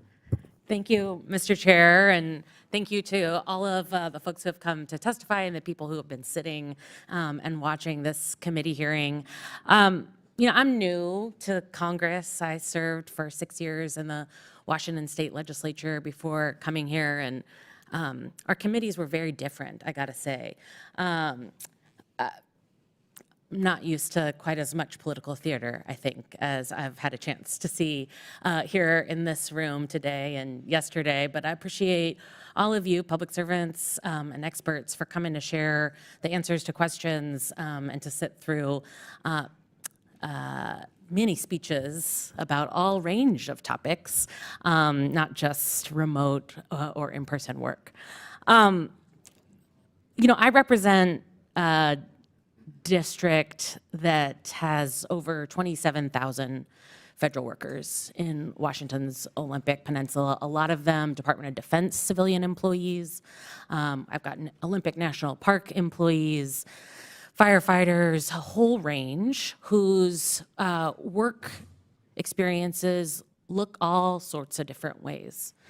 Some who have split unpredictable shifts week to week, rangers in the Olympic National Park, firefighters who have different duty stations, food inspectors, people who live in really rural, remote communities, but whose telework plans allow them to keep the essential offices of our government open and serve my community and my neighbors.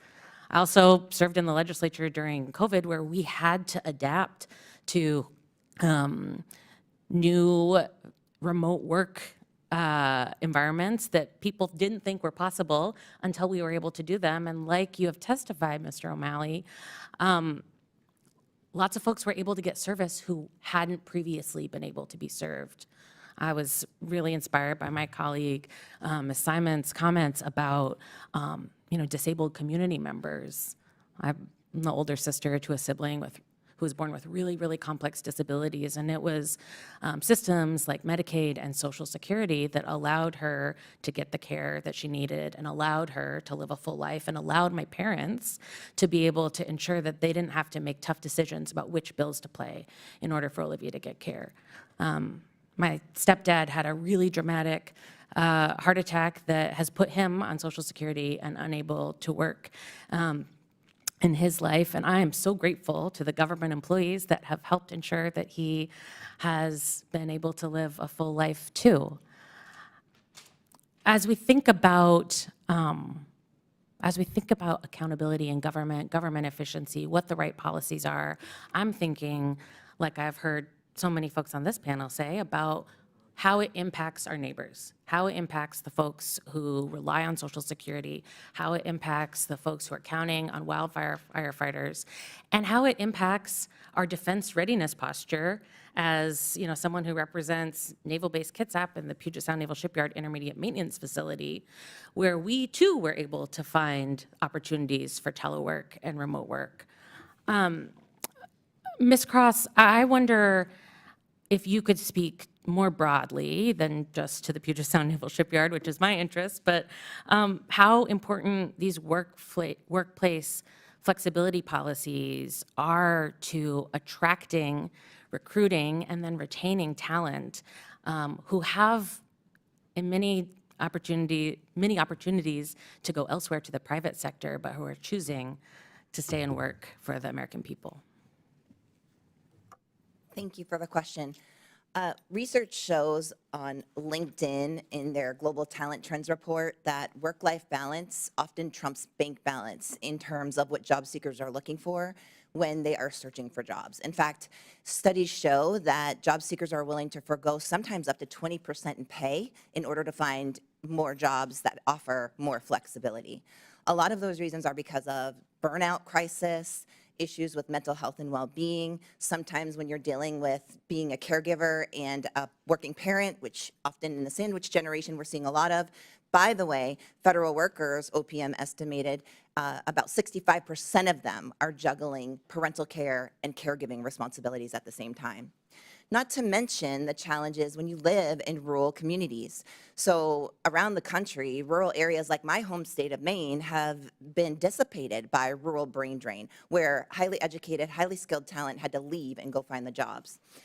So having the ability to have a hyper suite of different kinds of flexibilities, not just geographic location flexibility, but ones that include flexible work, remote work, telework, and different kinds of work opportunities allow us to really get the best talent from wherever they are. That includes older workers, people with disabilities, caregivers, working mothers, spouses, foreign spouses, and really great, by the way, tech talent who can solve this nation's innovation problems. We need them to come to government.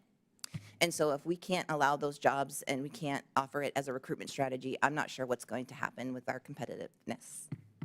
Thank you. Thank you. Chair now recognizes Mr. Palmer from Alabama. Thank you, Mr. Chairman. In regard to the concerns that have been raised by my Democratic colleagues about how eliminating buildings and positions might impact the local economy, I'd just like to point out that remote work has severely impacted the local economy. It's widely reported about how downtown businesses are struggling in D.C. because people are not coming downtown to work. Ms. Greszler, one of the things that concerns me is that the federal government makes locality pay payments, and it depends on the cost of living in the cities. Washington, D.C. is one of the most expensive cities, one of the highest locality pays. Have you looked into whether or not people who are working remotely now are getting the same locality pay that they were coming downtown?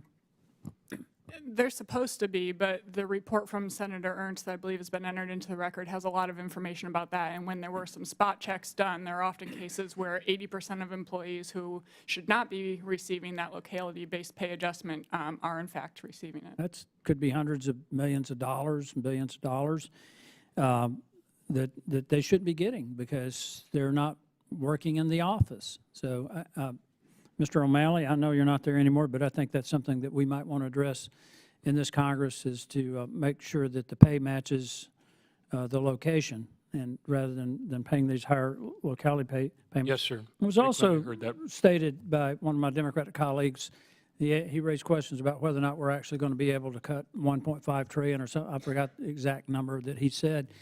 And it just shows a lack of understanding of the problem, for one thing. But if you just look at improper payments, Ms. Greszler, we're right at $240 billion a year, and we're doing everything in 10-year windows. When we're talking about cutting $2.5 trillion or whatever the number might be, that's over 10 years. So if we just reduced improper payments by half, that's $1.2 trillion plus interest. It probably gets us to that $1.5 trillion, but it certainly gets us over halfway to the goal of the baseline of $2.5 trillion. Wouldn't you agree with that? Yes, you point out improper payments. That's something that most Americans don't realize. I think it's to the tune of about $1,700 per household per year. It's just improper payments, money that's going to the wrong people and in the wrong amounts. And it is a complex problem, and it has to deal with people getting benefits that they weren't entitled And we're to. It borrowing has to every deal- dime of that to send it out improperly. Yes, which is IT problems, insane. there's widespread problems, but there are a lot of savings that. Well, under your watch, Mr. O'Malley, in 2023, it was $8 billion in improper payments from Social Security. And a lot of that had to do with the backlog due to delays. And people, and they're either underpaid or overpaid. Most of it was overpayments of, like I said, $8 billion. And there's $23 billion in Social Security in unrecovered overpayments. Did you make any effort to deal with that? Yes, sir. I wasn't there in 2023, but that number sounds right. It is a large program. Well, while you were there, did you make any effort to Yes, sir. Every deal with 2 that? weeks, we met with all of the deputy commissioners. For 1 hour, we focused on the things we could do to bring down the overpayments and also to bring down the underpayments. How about payments to dead people? Because when I first came to Congress in 2015, this was, I believe, I may have been the first member of Congress to actually get this into the budget to deal with improper payments. And I think we were sending out around $3 to $5 billion a year to people who were dead. And in one case, they were sending checks to someone who would have been 130 plus years old. I believe that I believe they've gotten better at that. However, there are instances where, because of kind of the automated alerts, that sometimes we see there's occasions when payments are ceased when we wrongly, when the agency wrongly thinks that someone has died. So that happens also. It's a large agency. It's a huge issue. Serves a lot of people. I think, again, going back to the issue of remote work, I think there's some times when that's appropriate, but I don't think it's totally appropriate at the degree that you're doing it. Let me ask you this quickly. The Constitution says one Congress can't bind another Congress. Do you think it's proper that an agency or an administrator can bind a Congress or a president the way you have? Well, sir, the term of that contract was actually, I do believe, expiring in 2029. I'm not asking you about the contract. I'm asking you about whether or not that's appropriate. Let me ask you this. It's appropriate How much interaction amend did you have with President Biden during your tenure? How much interaction did you have with President Biden? Oh, I talk to the White House all the time. Saw I'm the talking about him, president though, a few the president. times. Okay. Yeah. Did you find his mental acuity sufficient for the job? I found him to be pretty sharp So you whenever I participated in spoke the to him. cover-up and the lie? Excuse me? You participated in the cover-up and lie that the president had the mental acuity to carry out the functions of the office, which clearly he didn't. Our Mr. Chairman, headquarters I yield was back. our headquarters was in Baltimore. I was often in the field. I spoke to the White House all the time and had the support I needed to turn around an agency. His staffing has been reduced to a 50-year low. All right. Gentleman's time's expired. Chair now recognizes Ms. Crockett from Texas. Thank you so much. And Chairman, we may need some ADHD medicine up in here. I will applaud my colleagues that understood that this was about telework and didn't somehow veer off into trans children and veer off into talking about a president who will go down in history as one of the best presidents that we have ever had in this country. And he was able to do it while we were showing up to work, but somehow we physically showed up to the building, but we know that this was the most unproductive Congress that we had in the 118th.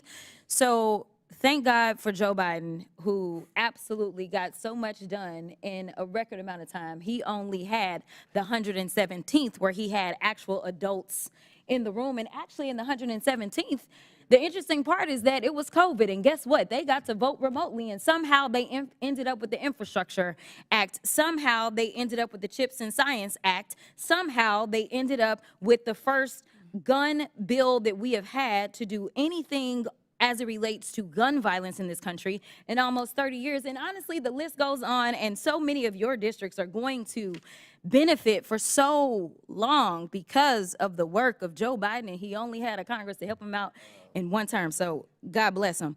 I will also say, as we are talking about the accomplishments of the Biden-Harris administration, rural broadband was a very real thing. And I can remember Republicans that did not vote for the rural broadband celebrating all the money that their states were going to get. And the reason that I'm going to talk about it is because while I do represent a pretty urban area now, I lived in East Texas. I also lived in Western Arkansas. So I have lived in rural America. And one of the interesting things about rural America, and I want rural America to listen up because most Democrats are not representing very rural areas.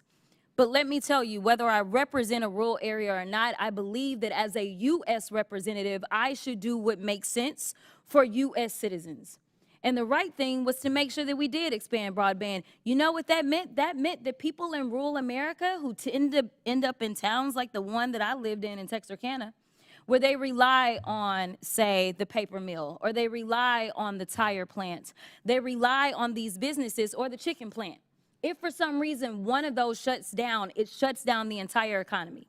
But by making sure that broadband was a reality there as well as everywhere else, guess what? They can actually participate and get some of these jobs. But let's talk about the reality of the struggles that we have when it comes to the federal government, because Lord knows if I got out of the federal government, I would make more money too. We are missing out on a lot of talent by not trying to make sure that we are offering a competitive environment.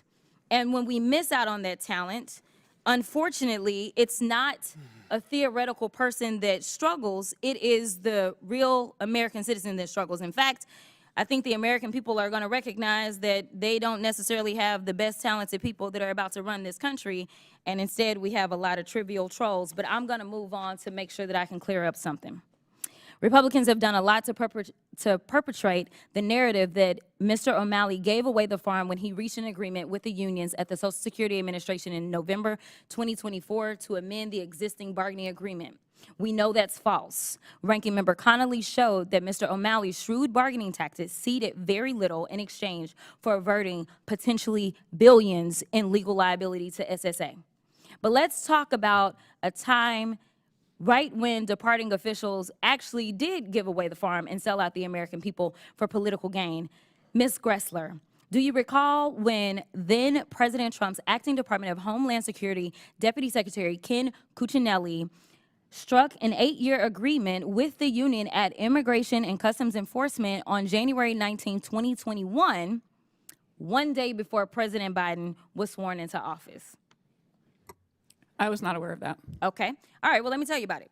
So, Ken Cuccinelli, who, by the way, was found to be illegally appointed, essentially gave the union de facto control over the agency.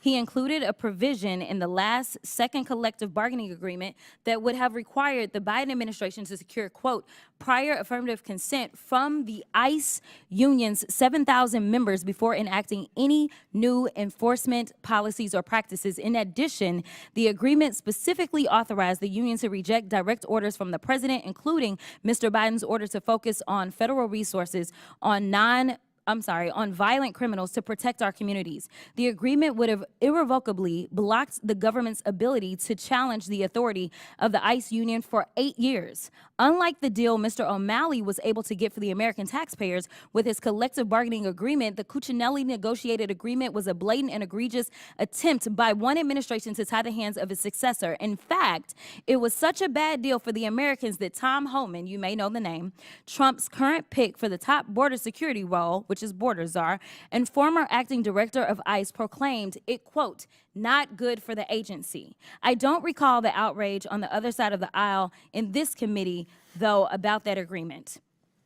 Mr. Davis or Ms. Greszler, do you remember any of our Republican members expressing concerns about Mr. Cuccinelli's CBA? And then your time's expired, but feel free to answer Ms. Crockett's question. I don't know anything about it. I'm not aware of it either, but I would note that they probably did not follow those rules given the mess that happened at the border. Okay. The last thing that I'll do. Gentlelady's time's expired. No, you complained when somebody, we got a UC request? Yes. Okay, okay. I'm asking for unanimous consent to enter into the record a March 2021 New York Times article entitled Trump's Official Last Day Deal with ICE Union Ties Biden's Hands. Without objection, so ordered. Chair recognizes Mr. Burchett from Tennessee. Thank you, Mr. Chairman. I'd remind the members that the much celebrated transportation bill was done in about a 16-hour committee meeting done by telework, and then that bill, after it was passed, was probably something we could all live with, hold our nose maybe. It was then taken, I believe, to the Speaker's office, rewritten with the help of some lobbyists. And that bill, 85% of it was what we would say was not traditional transportation. And the rules were suspended, and we were not allowed to amend it on the floor. I always think it's good to put things in perspective. Mr. O'Malley, I am the 435th most powerful member of Congress, so when I ask my questions, everybody's already asked all the good ones. So I would expect you to either act disgusted or puzzled at every one of my questions, all right? And be mad at me like you would at somebody way back, if that's possible. Is it true that 230,000 federal employees work remotely? I don't know about that, but I know at Social Security we have one of the smaller percentages, only 1% work remote. As a result of this, I feel like many federal buildings are left vacant and work output is negatively impacted. Would you say that's fair to the American taxpayer? I know that in our instance, we drove up productivity by a record amount, and we also required more people to show up for more days of on-site. I'd like to see that at some point. If somebody, I really would like to see that in writing somewhere. Would you say it's accurate that you all tried to Trump-proof the Social Security Administration before leaving it to join the Democrat National Committee? Well, I haven't joined the committee yet. But we did everything that we could to improve customer service during my time there. And I ordered more people back on site in February, and we did incorporate that. As my time there was expiring, coming to an end, we were able to get an agreement from the one union that didn't have it in their contract. And how the many term unions? of that contract actually was something negotiated before my time. How many different unions do you deal with? I know our post office, I think, deals with maybe 7 or 8. We have 3. 3, okay. Yes. Let me ask you this. It's been asked, but I need to know. Why did you sign an agreement with the Federal Workers Union that locks in telework through 2029 for SSA employees? 2 reasons. To improve customer service and to continue its improvement, even with the stunning reduction of staff. We are been reduced by congressional cuts to a 50-year low in staffing, even as our beneficiaries continue to rise. The second reason was the union agreed to give up certain grievances that stretched over a 7 to 9 year period of time that had the agency in jeopardy. And that was something we were trying to get before. So it did not go backwards on the increased on-site presence that I implemented there.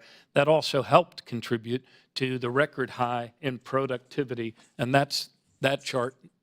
That's the highest.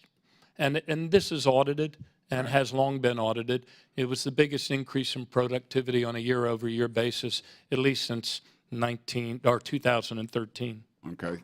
Your agreement protects telework for Social Security employees through 2029. According to the Biden-Harris administration, 58,875 Social Security employees are telework eligible. Of those employees, only 46.9% of them spend their time in the office. Why did you guarantee most Social Security employees the ability to show up less than half that time? Well, they all work 5 days a week. They are producing for the American people, even though their staffing's been reduced to a 50-year low. But in the agreement, it does say management has sole discretion to temporarily change, reduce, or suspend approved telework days for any employee, office, component, which is like a division of Social Security, or agency-wide due to operational needs. And that's consistent with the language that was in the I believe in the other 2 agreements, which were negotiated before my time. I do remember during COVID, I remember a Democrat chairman was called on somebody, and you could hear birds in the background. He was obviously on a boat, and he said, "Do I hear seagulls in the background?" And then another one was, I remember, in his boxer shorts. He did have a tie on, though, so he had a shirt and tie, but when he stood up, they saw his boxer shorts. So I always thought that showed that I felt like telework was not as productive as we once said it was. Mr. Davis, can you explain how the large-scale telework posture of the federal workforce has affected your mission to make D.C. a better place? And I'm out of time, Yeah, so well, I just say, I mean, it's quickly. clearly hurt the tax base. It's hurt incoming revenues. It's hurt the metro system. So I remember when the mayor of Washington came in here and she petitioned the president to please send people back to work just because of that. And I will say, I say we handle more constituent service, or we have the best constituent service in the country. I would stack my folks against anybody. And just when you're dealing with the IRS or any of these other agencies, Social Security, it just takes too dadgum long. You know, we're waiting 6 months to get responses from the IRS. We're waiting. Social Security is just continuation of continuation of continuation, and it's not working. Thank you, Mr. Chairman. Thank you. Chair recognizes Mr. Gill. Thank you, Chairman Comer. Thanks for holding this hearing today. I'm excited to serve on the Oversight and Reform Committee to help eliminate fraud, waste, and abuse within the federal government. I'm not inherently against the concept of telework in areas where it can be effective, especially in the private sector. But I am highly skeptical of public sector unions bargaining with the American taxpayer. Unlike private sector unions, of course, and the public sector unions don't have to worry about undermining the economic viability of any business or entity. In other words, there's not really a limiting principle to what they can ask for, whereas private sector unions can only bargain so much before they run their employer out of business. Public sector unions can milk working class American taxpayers limitlessly. I think that's a serious problem, and that appears to be exactly what happened here. In the federal government, telework has proven to be a really sweet deal for union bosses, with working class Americans picking up the tab. The Government Accountability Office released a report in November 2024 finding the federal government could not effectively track telework or its effects. For instance, the report found that teleworking could be contributing to the IRS correspondence backlog. And I can say nothing infuriates me more than knowing that a woke and weaponized IRS is taking forever to respond to my constituents back in Texas 26 because they've got employees who are relaxing at home. I'd love to see President Trump fix this. However, of course, the Biden administration, particularly former Social Security Administrator Martin O'Malley, have done everything possible to tie his hands to allow maximum teleworking. Former Commissioner O'Malley gave the American Federation of Government Employees a sweet deal courtesy of the taxpayer that locks in maximum teleworking until 2029, despite the fact that President Trump won in a landslide and our party, the Republican Party, has a very clear mandate to fix the chaos that the Democrats created, including in the federal government, like right here. As has been mentioned, former Commissioner O'Malley is also running to be the next chairman of the DNC, and presumably you're courting those same union bosses that you were cutting deals with not long ago. I don't think they have a vote. I knew D.C. was corrupt, but that is still astounding. I'd like to begin with Ms. Greszler, and thank you for being here, by the way. We appreciate it. You've written a lot about how federal employees could be spending 100% of their time working for unions instead of the taxpayer due to actions taken by the Biden administration. Could you elaborate on that? How does this harm the taxpayer? Well, that gives those federal unions more leverage. They don't have to collect higher fees from their members because they are able to effectively fund their payrolls by having federal employees work for them instead of do the jobs that they were hired to. And I think that we should have recognized here on both sides of the aisle that telework can be a good thing, and the problem gets down to not being able to enforce it. The Biden administration tried to get agencies to get workers back into the office. People like Mr. O'Malley brought back their own staff. But when it comes down to the rank and the file, who are the union members, you couldn't get them to come back. We have Acting Secretary of the Department of Labor, Julie Su, under the self-proclaimed most pro-union administration in history, unable to get a deal, to get workers to come back into the office 50% of the time. And they even said themselves, they were arguing with the union, and they said, this isn't something that you should be able to negotiate over because this is tying management's hands. And so the problem is the unions, and it's especially problematic that we are paying federal employees to step away from their jobs to do this work. That's right. And can you tell us what specific actions could President Trump or Congress take to end this practice? I would argue that President Trump has the authority already under his Article 2 constitutional duties to be the head of the executive. But if the unions refuse to comply and to follow orders, then Congress might need to amend the statute to specify that either no CBA authorized under a prior administration can bind his hands, or at least to open it up to the problematic components.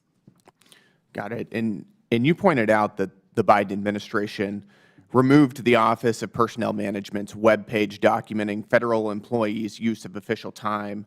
My Democrat colleagues love to talk about how the Biden administration is an ethical administration. And I'll end with this, just yes or no. Do you think that this action increased transparency and ethics in government or not? No, it reduced transparency. Thank you. I yield my time. Gentleman yields back. Chair recognizes Mr. Biggs from Arizona. Thank you, Mr. Chairman. Mr. O'Malley, is it possible to reduce federal discretionary spending by $2 trillion over 10 years? Without hurting people? I think it's a yes or no question. Can you do it? Can you do it? You can, but you'd hurt a lot of people. So previously you said no, you can't do it. That was a answer to a question over there. Yeah. But I wanted to clarify over 10 years. Yeah, thank you. Yes, and thanks for answering that question. But it would hurt a lot my next of people. question for you is, can you tell me what the 2024 limitation on administrative expenses amount is that you're operating under? Which not you now, but right. but the agency. SSA is operating under now because of the CR, et cetera. Yeah, it was in the neighborhood of $14 billion. 14.226 billion. Sound Yes, right? sir. Sounds right. Yeah. And that is up over fiscal year 2023, but flat because of the CRs for 2024. Is that right? It's mostly been flat for 10 years. Well, actually, that's not so. It's gone up in some years as high as Well, that's true. There was one year before I got there where you all did allow them to hire some more people. If you look through it, that number has gone up every year. In fact, if you look at the but not as much as their expenses. If you look at the administrative expenses as a percentage of total cost, and please don't interrupt me. Yes, sir.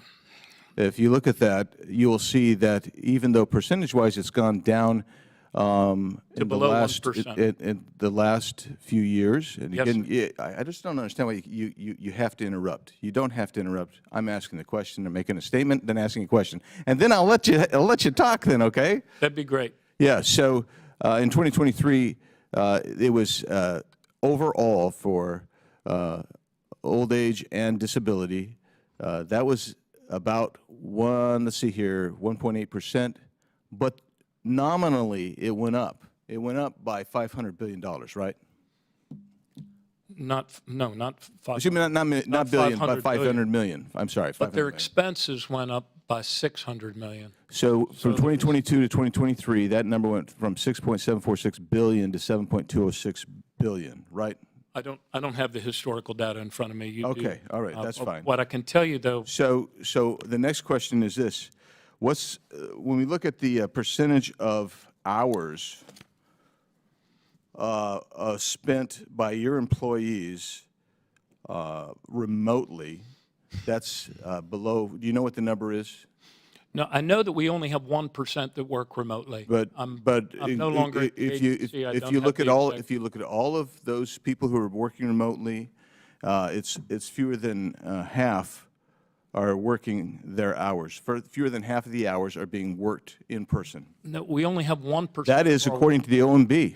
We only And I'll submit that for the record, Mr. Chairman. We only have 1% of the So- workforce working remotely. You want to distinguish between hybrid and working remotely, and we're talking about the number of hours. The number of hours. Less than half, I'll submit that to the record, but that's from OMB. All of our employees And work so 5 you, days a week.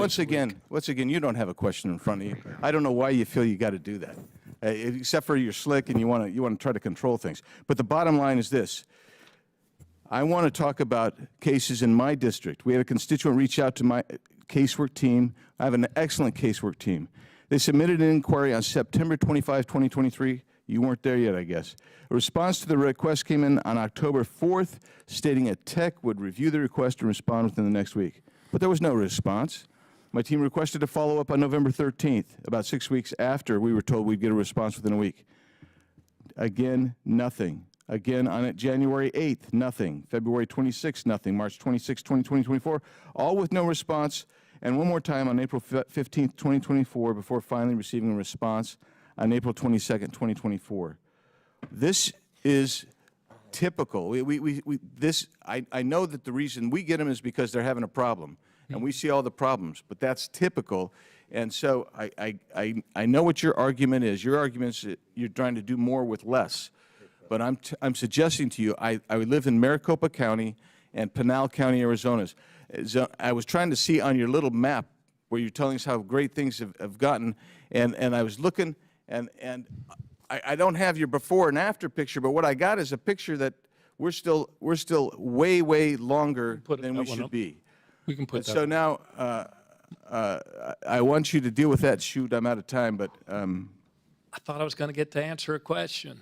now, you did answer some questions, plus you got to interrupt a few times as well. So I'll yield back to Mr. Chairman. Gentleman yields back, and without objection, we're going to enter into the record the data that you requested. So, two other UC requests, Mr. Chairman.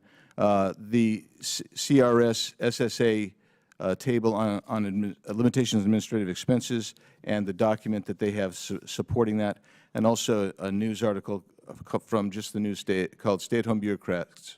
Without objection, so ordered. Chair now recognizes Mr. Higgins from Louisiana. Mr. Chairman, I acknowledge that the service levels are not what they could and should be. Okay, we'll reset the clock and recognize Mr. Higgins from Louisiana.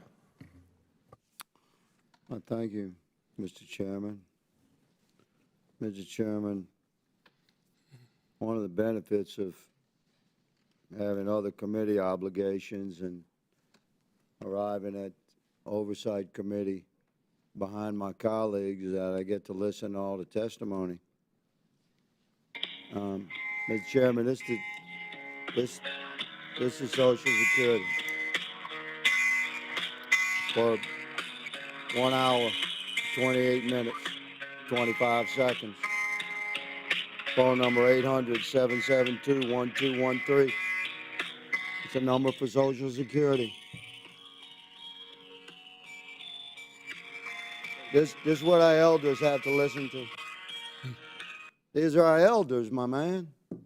Yes, sir. The reason they're calling, when I have a question for you, I'll ask it. That's the way this works. The reason our elders call for help is because they need help. Not because they want to listen to elevator music. They want to talk to a human being. The first 5 minutes of this on hold for an hour and a half, Mr. Chairman, was instructions to get to various websites, which our elders have difficulty doing. I have difficulty doing it. Our elders frequently confused and alone, scared. They don't have like laptops and apps and things. They have a telephone. They want to talk to a human being. But wait, they have a local Social Security office they could go to, right? That's a historical model. No. I'll give you Exhibit B. This is from your website, or was, before you ran for DNC and retired in November after negotiating this deal that you think ties the hands of the incoming executive. But we're going to defeat that in Article 3. I'll go and get into that in a minute.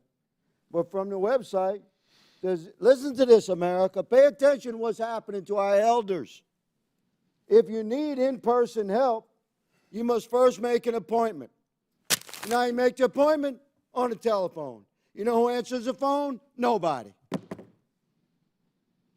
This is a greatly efficient Social Security administration. all of our offices, we struggle and work so hard to care for our elders, and the number one complaint is that they can't get any answers or even anybody on the phone at Social Security. So I want you to know, Governor O'Malley, that I completely support your run for DNC chair. You have a certain air of elitist superiority that perfectly reflects your party, and I completely support your run. I hope you get it.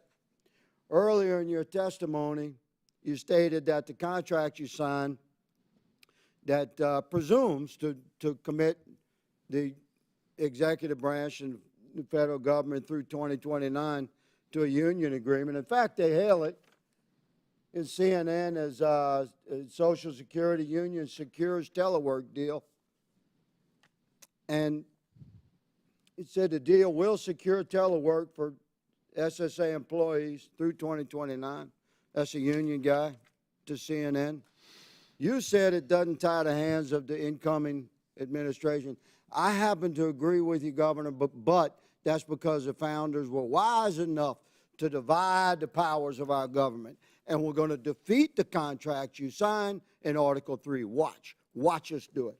But in the terms of the contract, it states, in that language in Article 41, Section 3, strikes the words that the Commissioner will determine the number of scheduled telework days, if any, eligible positions, and percentages of employees permitted to telework, and replaces it with the Commissioner will adhere to the current number of telework days, eligible positions, and percentages of employees permitted to work telework as of the date of this agreement until October 25th, 2029.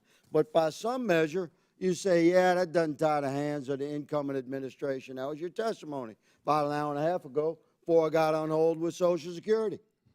That never answered. So let me just say that, man to man, brother, I respect you. You're standing your ground. You're here today under fire. You know it. And I appreciate that. So man to man, you and I could probably get along pretty good. But it's a mischaracterization of our position, Mr. Chairman, Mr. Ranking Member, to say that we have that Republican conservatives and fiscal hawks like me have a problem with the federal employees. We have a problem with federal employees failing to perform.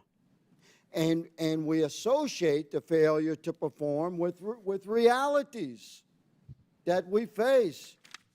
You want to talk to us in person, get an appointment. You want to get an appointment, make a phone call, we don't answer the phone. That failure to perform is the issue, Mr. Chairman, Mr. Ranking Member. That's our issue with the federal government employees. And we associate it with not showing up for work through telework. So let me say that those federal employees that do not show up for work, they're going to get fired. Mr. Chairman, I would How you? Chair, gentleman's time has expired. Chair recognizes Mr. Crane from Arizona. Thank you, Mr. Chairman. Thank you to everybody on the panel for showing up today and holding this hearing. We're obviously here to conduct critical oversight about the inefficiencies within the federal government surrounding telework policy. Most Americans are aware of this practice, but for those who aren't, it's basically when employees are allowed not to come into the office and they're allowed to work from home. One of the troubling parts of the data in front of us is how even after the COVID pandemic, federal employees were not forced to come back to work under the Biden administration. Another troubling thing that we've learned about is that Mr. O'Malley, who sits in front of us today and is the former head of Social Security, signed a contract with the labor union right before resigning. This contract, which was signed after the 2024 presidential election, would allow 98% of federal workers within Social Security workforce, nearly 60,000 people, to work remotely over the next 4 years. This lasts the entirety of the Trump administration, which goes completely against the American people's mandate to root out inefficiencies in Washington and become better stewards of American taxpayer money. Clearly, Mr. O'Malley, now that he's retired, will not have to oversee, or be responsible for any of the inefficiencies or lack of productivity within that agency. Now let's zoom out for a minute real quick. Let's look at the context of the time that we live in, where 80% of Americans do not trust the federal government. And it's exposing evidence like we are today that adds to the overwhelming distrust of the federal government and bureaucrats like Mr. O'Malley. Let's also take a moment to recognize the economic issues that Americans are dealing with right now. 36% of Americans are working multiple jobs to make ends meet. My constituents in Arizona are paying around 26% more every month for the same goods and services compared to 2021 when President Biden took office. Most importantly, our federal government is now $36 trillion and counting in debt. So while Americans go back to work, they also have to suffer from inefficiencies and reckless decision-making of bureaucrats like Mr. O'Malley. Numerous federal buildings here in Washington, D.C. are empty. These buildings are only 25% occupied, with the lease, electricity, and utilities still being paid on the taxpayer's dime. The lights are on, but no one is home. This is costing the American taxpayer an estimated $15 billion annually. Now, Democrats in the hearing today will tell you that telework policies of the federal government in some surveys are less than counterparts in the private sector, trying to show that everything's okay and there's nothing to see here. Well, let's be honest, that's not quite a fair comparison. Number one, it's much more difficult to fire a federal employee if it is discovered they are gaming the system. Number two, federal employees are paid by the taxpayer, whereas private employees are not. Private companies have to be efficient and profitable to pay employees. I'm going to start my questions now. Mr. O'Malley, I was reading through your bio. It looks like you served as member of Baltimore City Council, mayor of Baltimore, and governor of Maryland. You also said here today that you ran your own law firm. Is that correct? Yes, sir. You're under oath today. Is that correct, Mr. O'Malley, to tell the truth? I said yes, sir. Okay, great. When you owned your own law firm, Mr. O'Malley, did most of your employees work in the office or from home? Oh, it was a very small firm. That's not what I asked you, sir. Well, I didn't have any employees. You didn't have any employees? No. Okay. Interesting. Okay. Got it. When I joined another firm, there was a larger number of employees, but I wasn't All right. managing. Follow up partner. real quick. So you didn't have any employees, right? That's what you just said? That's It was true. just you? In my solo practice, I did not. I was also on the city council at the time. Okay, let's play a hypothetical then, Mr. O'Malley, because I clearly tell you have some common sense. You're a smart man, or you wouldn't be in that seat. If you did have employees at this business that you own, what would be some of the advantages of having them come into the office? Congressman, I readily admit that, and that's why I brought more people on campus, on site at Social Security. I believe that the people that are managing and figuring out problems like how to better serve the American people with fewer and fewer staff need to be back. Sir, then why did you sign a contract tying President Trump's hands and really tying his hands and trying to bring back the federal workforce so that the American taxpayers can be better represented and we can have more efficiencies for their hard-earned money? Yeah, the duration of the contract was actually something that preceded me. But what I did do was I amended it because they were the last union that did not have the balance of on-site and telework in their contract. So I did do that, and they waived Mr. Chairman, other grievances. One last statement. I think Mr. Higgins did about as good of a job as anybody I heard pointing out how disastrous the administration that you led has become. Holding up his phone, playing the elevator music as he called into your old agency, and he's been on hold for an hour and a half, and then showed you that if senior citizens or anybody else wants to make an appointment, they have to call that same number and wait for an hour and a half. So I'm sorry, sir, but I find it ironic and pretty sad that you come in here talking today about what a great job you've done, how efficient you've been, and how responsible you've been with the American taxpayer dollar. And because of all that, sir, I actually think you'll do a great job as a DNC chair. Mr. Chairman. Gentleman's time's expired. Chair recognizes Mr. Timmons from South Carolina. Thank you, Mr. Chairman, and thank you all for being here today. I'm last, so we are almost done. And I want to apologize. Going last, it's going to be hard to hit some new topics, but maybe we'll hit some old ones in a different way. As you know, this committee has jurisdiction over the city of Washington, D.C. Last Congress, my Republican colleagues and I clashed with Mayor Bowser over homelessness and crime in the city, with city council members over the lunacy of D.C. election laws, and with officials in the Biden administration over D.C.'s criminal-friendly criminal code, particularly as it relates to bond.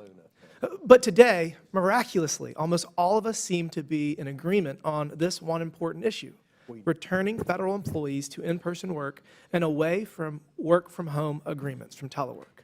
Mr. Davis, could you briefly explain to the committee how vital the federal workforce is to the economy of Washington, D.C.? It's over 40% of the workforce in the city itself. Small businesses, we've had over 100 have failed under this. The buildings are empty. The downtown tax base has dropped significantly, and it's hurting not only the city's economy, a lot of small businesses, as I've said, have gone under, but the metro system itself, where there's a huge federal investment, is geared to take a lot of people more to work than are going. People just aren't going in because they don't have to go in. I couldn't agree more. While it has improved my commute time, I think that's the only good thing about it. Right.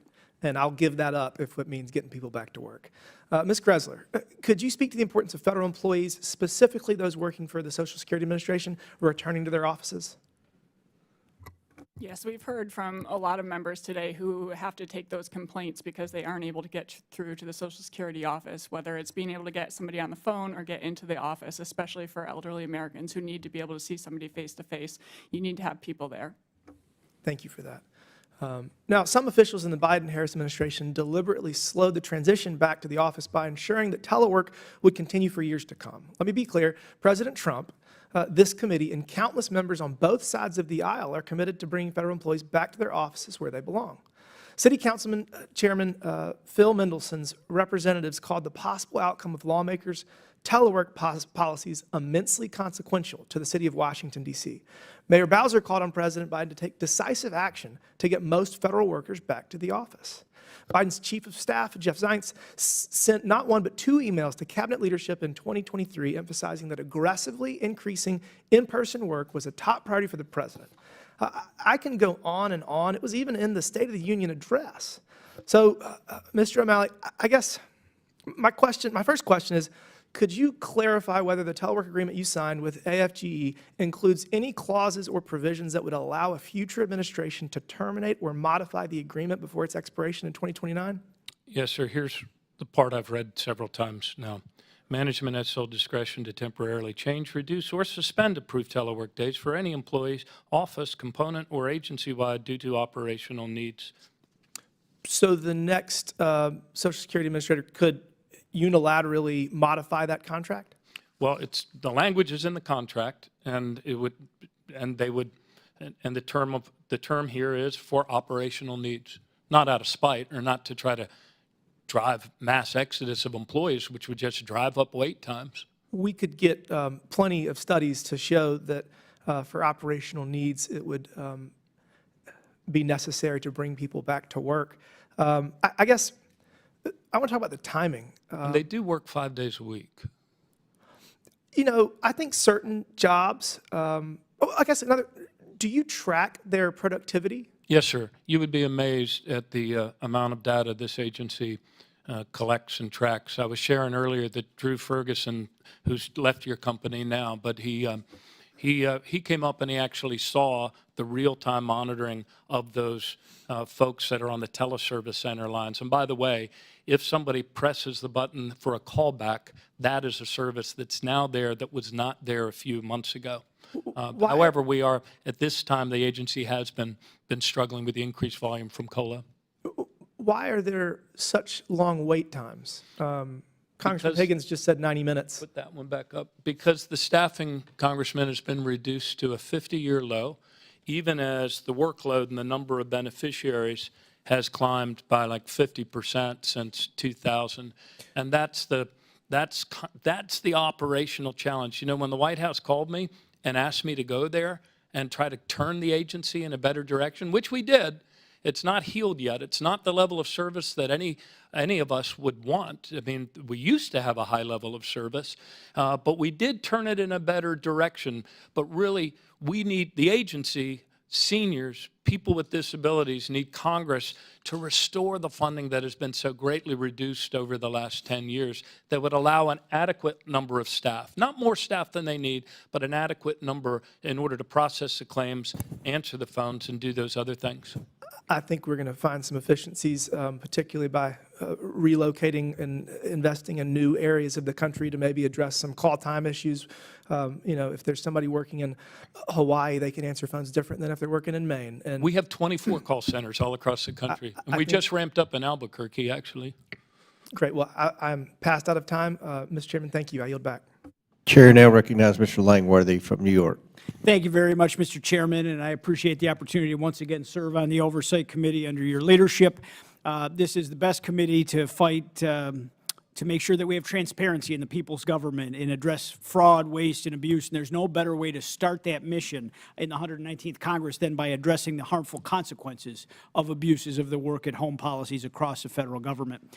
Commissioner O'Malley, you've been asked here today because the Social Security Administration is one of the prime examples of a work-from-home policy gone wrong. While you have worked overtime to guarantee Social Security Administration employees the luxury of telework until 2029, my constituents, they're still sitting at home wondering why they haven't heard a response from your employees in months and in some cases years. My district staff handled nearly 400 Social Security-related cases last year, many of which stemmed from outrageous delays in simply getting a response, and that's why they turned to our office. You and I both know this is completely unacceptable by any metric, and a disservice to all of our constituents and the millions of Americans who rely on Social Security as their main source of income. Commissioner, Social Security data shows that processing times have not improved since fiscal year 2020 and have yet to return to pre-pandemic levels. Furthermore, a study by the Stanford Institute for Economic Policy Research also found that telework policies have generally led to declines in productivity. Given this, how could you believe that our constituents can expect faster responses from your offices with telework in place? Actually, I've changed the policy on telework. I brought more people back to all of the 9 regional headquarters as well as to the Baltimore and Washington headquarters. And actually, a lot of processing times have been improved. In fact, the ones that most of your constituents call for, the greatest volume is the retirement. And that one we have returned to 87% timely within 2 weeks. It hasn't been at that number for 7 years. And then earlier, put up the map, we were showing that we reduced to the lowest level in 30 years the backlog of ALJ cases.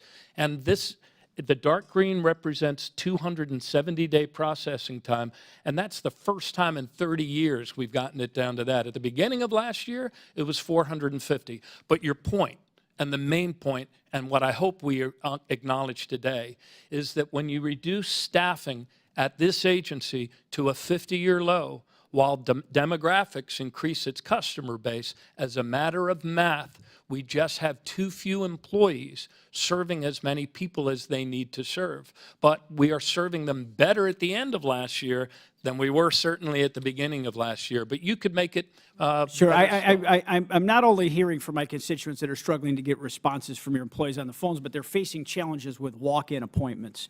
The field offices in my district primarily serve an older population with limited access or familiarity with new technology. This appointment-only policy is creating a significant barrier to resolving their issues, and the needless extension of telework for Social Security employees only exacerbates these challenges. Our constituents are being left out in the cold with very limited ability to walk in, speak to someone face-to-face, and get those Social Security concerns addressed. Yes or no, was enforcing full 5-day office staffing at field offices, particularly in our rural areas in districts like mine, ever discussed during a negotiation with the American Federation of Government Employees?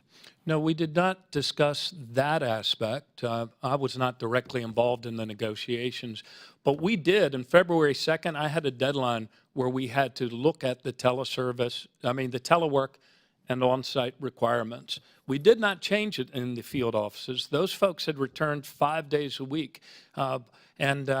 2 days 2 days telework and 3 days on-site. We did not change that one, but we changed others. And the recent thing that you mentioned about encouraging people to make appointments, when I left the agency, it was still very clear that anyone can walk in to a field office. But just like, I used to be governor of Maryland, and most state MVAs have switched to an appointment model. That doesn't mean that people can't walk in. They still can. But the appointment model allows them to spread. It makes it very difficult. Our seniors that are far less tech savvy are having difficult They times. can still walk in. Were any concerns raised about the challenges that less than 5 days a week of in-person staffing would pose on rural and older Americans who depend on these field offices? Again, the field offices are open 5 days a week. They're actually open for longer hours now than they were open pre-COVID, where they used to close for half a day, I think, on Wednesdays. That was before my time. So they've been open since COVID. Commissioner O'Malley, my constituents, tax-paying American citizens who have paid into the system for their entire working lives, they rely on Social Security staff to address their concerns in a timely fashion. And we wouldn't have that volume coming at us if there wasn't an issue. It's plain and simple. Without a full 5-day-a-week in-person staffing, they will not be served adequately because of irresponsible telework agreements. I am glad to see an end to this administration that has time again put the dictates of unelected bureaucrats before the needs of everyday hardworking Americans, and this is why I support President Trump's forthcoming agenda and challenge to the agreement between Social Security Administration and the AFGE, and I will continue to advocate for a return to the office policies across the federal government. And with that, Mr. Chairman, I yield back. Gentleman yields. That concludes our questions. So in closing, I want to thank our witnesses once again for their excellent testimony today. I now yield to Ranking Member Conley for some closing remarks. I thank the chair, and I want to thank our witnesses. I do think that maybe the premise of this hearing for some on the other side of the aisle clearly has been disproved. Telework is neither good nor bad. It is a tool to be used to improve productivity, to recruit and retain the workforce of the future, and to try to provide more efficient services to our constituents. It works. I believe Governor O'Malley has shown us multiple times today a productivity chart. The productivity went up, not down. Ms. Cross has testified that it can be a very creative tool, without which we are at an enormous disadvantage with a huge workforce that is ready to retire and needs to be replaced with a younger generation. If we don't get smart about the deployment of technology, including telework, we will be at a distinct disadvantage with respect to the private sector, which can compete hammer and tongue. Congressman Davis wisely said to us, it has to be balanced. It's not a mindless anti-telework approach, nor is it a mindless, hey, let's all work wherever we want, whenever we want approach. It has to be structured, it has to be architecture created, and it has to be, as Mr. Davis said, balanced. I believe that Governor O'Malley must have told us multiple times, I think I counted 7, where you quoted the contractual language. That somehow didn't penetrate some of my colleagues on the other side of the aisle. You did not tie a future president's hands. In fact, there's an escape clause. Managers of the future who succeed you, if they determine that operations require it, can nullify the telework agreement. Nullify it. That is not tying anyone's hands. And you also pointed out, again, sometimes to impervious attention, that you are dealing with the lowest ratio of employees to beneficiaries of the last half century. True. And nonetheless, productivity went up. Driven up. If we made more investments, instead of talking about slashing government investments, we actually might improve customer service dramatically. And that even underscores how impressive it was you were able to make those gains despite the fact that you were starved of the kind of resources you need dealing with the explosion of beneficiaries, which is only going to grow even more as our population ages to over the next decade or so. So with that, Mr. Chairman, I think we've learned a lot in this hearing. I hope we've debunked some myths, and I hope we also can tackle real problems working on a bipartisan basis to try to make sure that Social Security works for every American. I thank the chair. Gentleman yields back, and again, I want to thank our witnesses. With all due respect, Mr. Ranking Member, I think you and I were at different hearings today. And I would go so far as to say I would welcome my colleagues on the other side of the aisle to go home and campaign with their constituents and brag about how much more efficient and productive the Social Security Administration has been. I think that would solve some problems that we have, because in the next election, I think we would have a bigger majority and maybe be able to govern a little easier. But at the end of the day, nobody on our side of the aisle who has caseworkers that deal with the Social Security Administration or any other government agency in the Biden administration for that matter would be able to say with a straight face that any agency, especially the Social Security Administration, has become more efficient. It has become harder to get people on the phone, and I think that when this issue has become on the forefront, and it happened, Mr. O'Malley, really when we started hearing people that in the outgoing Biden administration say they were going to Trump-proof the federal government, and with the signing of your contract extending the telework policies, I think people have been outraged. I think it's brought this issue to the forefront. And the American people who get up every day and fight the traffic and have to get their kids to school on time and get to work on time and work hard and pay their taxes, when they hear about the significant percentage of federal employees who aren't having to do this, they're outraged by it. And I think that, that they expect Congress to do something about it. So I hope you received our message today. Federal workers must show up for the American people. That's why I'm reintroducing the Stopping Home Office Works Unproductive Problems Act, or the Show Up Act, again this Congress. The Show Up Act returns federal employees' telework to no more than pre-pandemic levels. We understand that there are always going to be certain employees who telework. We have field representatives in our offices.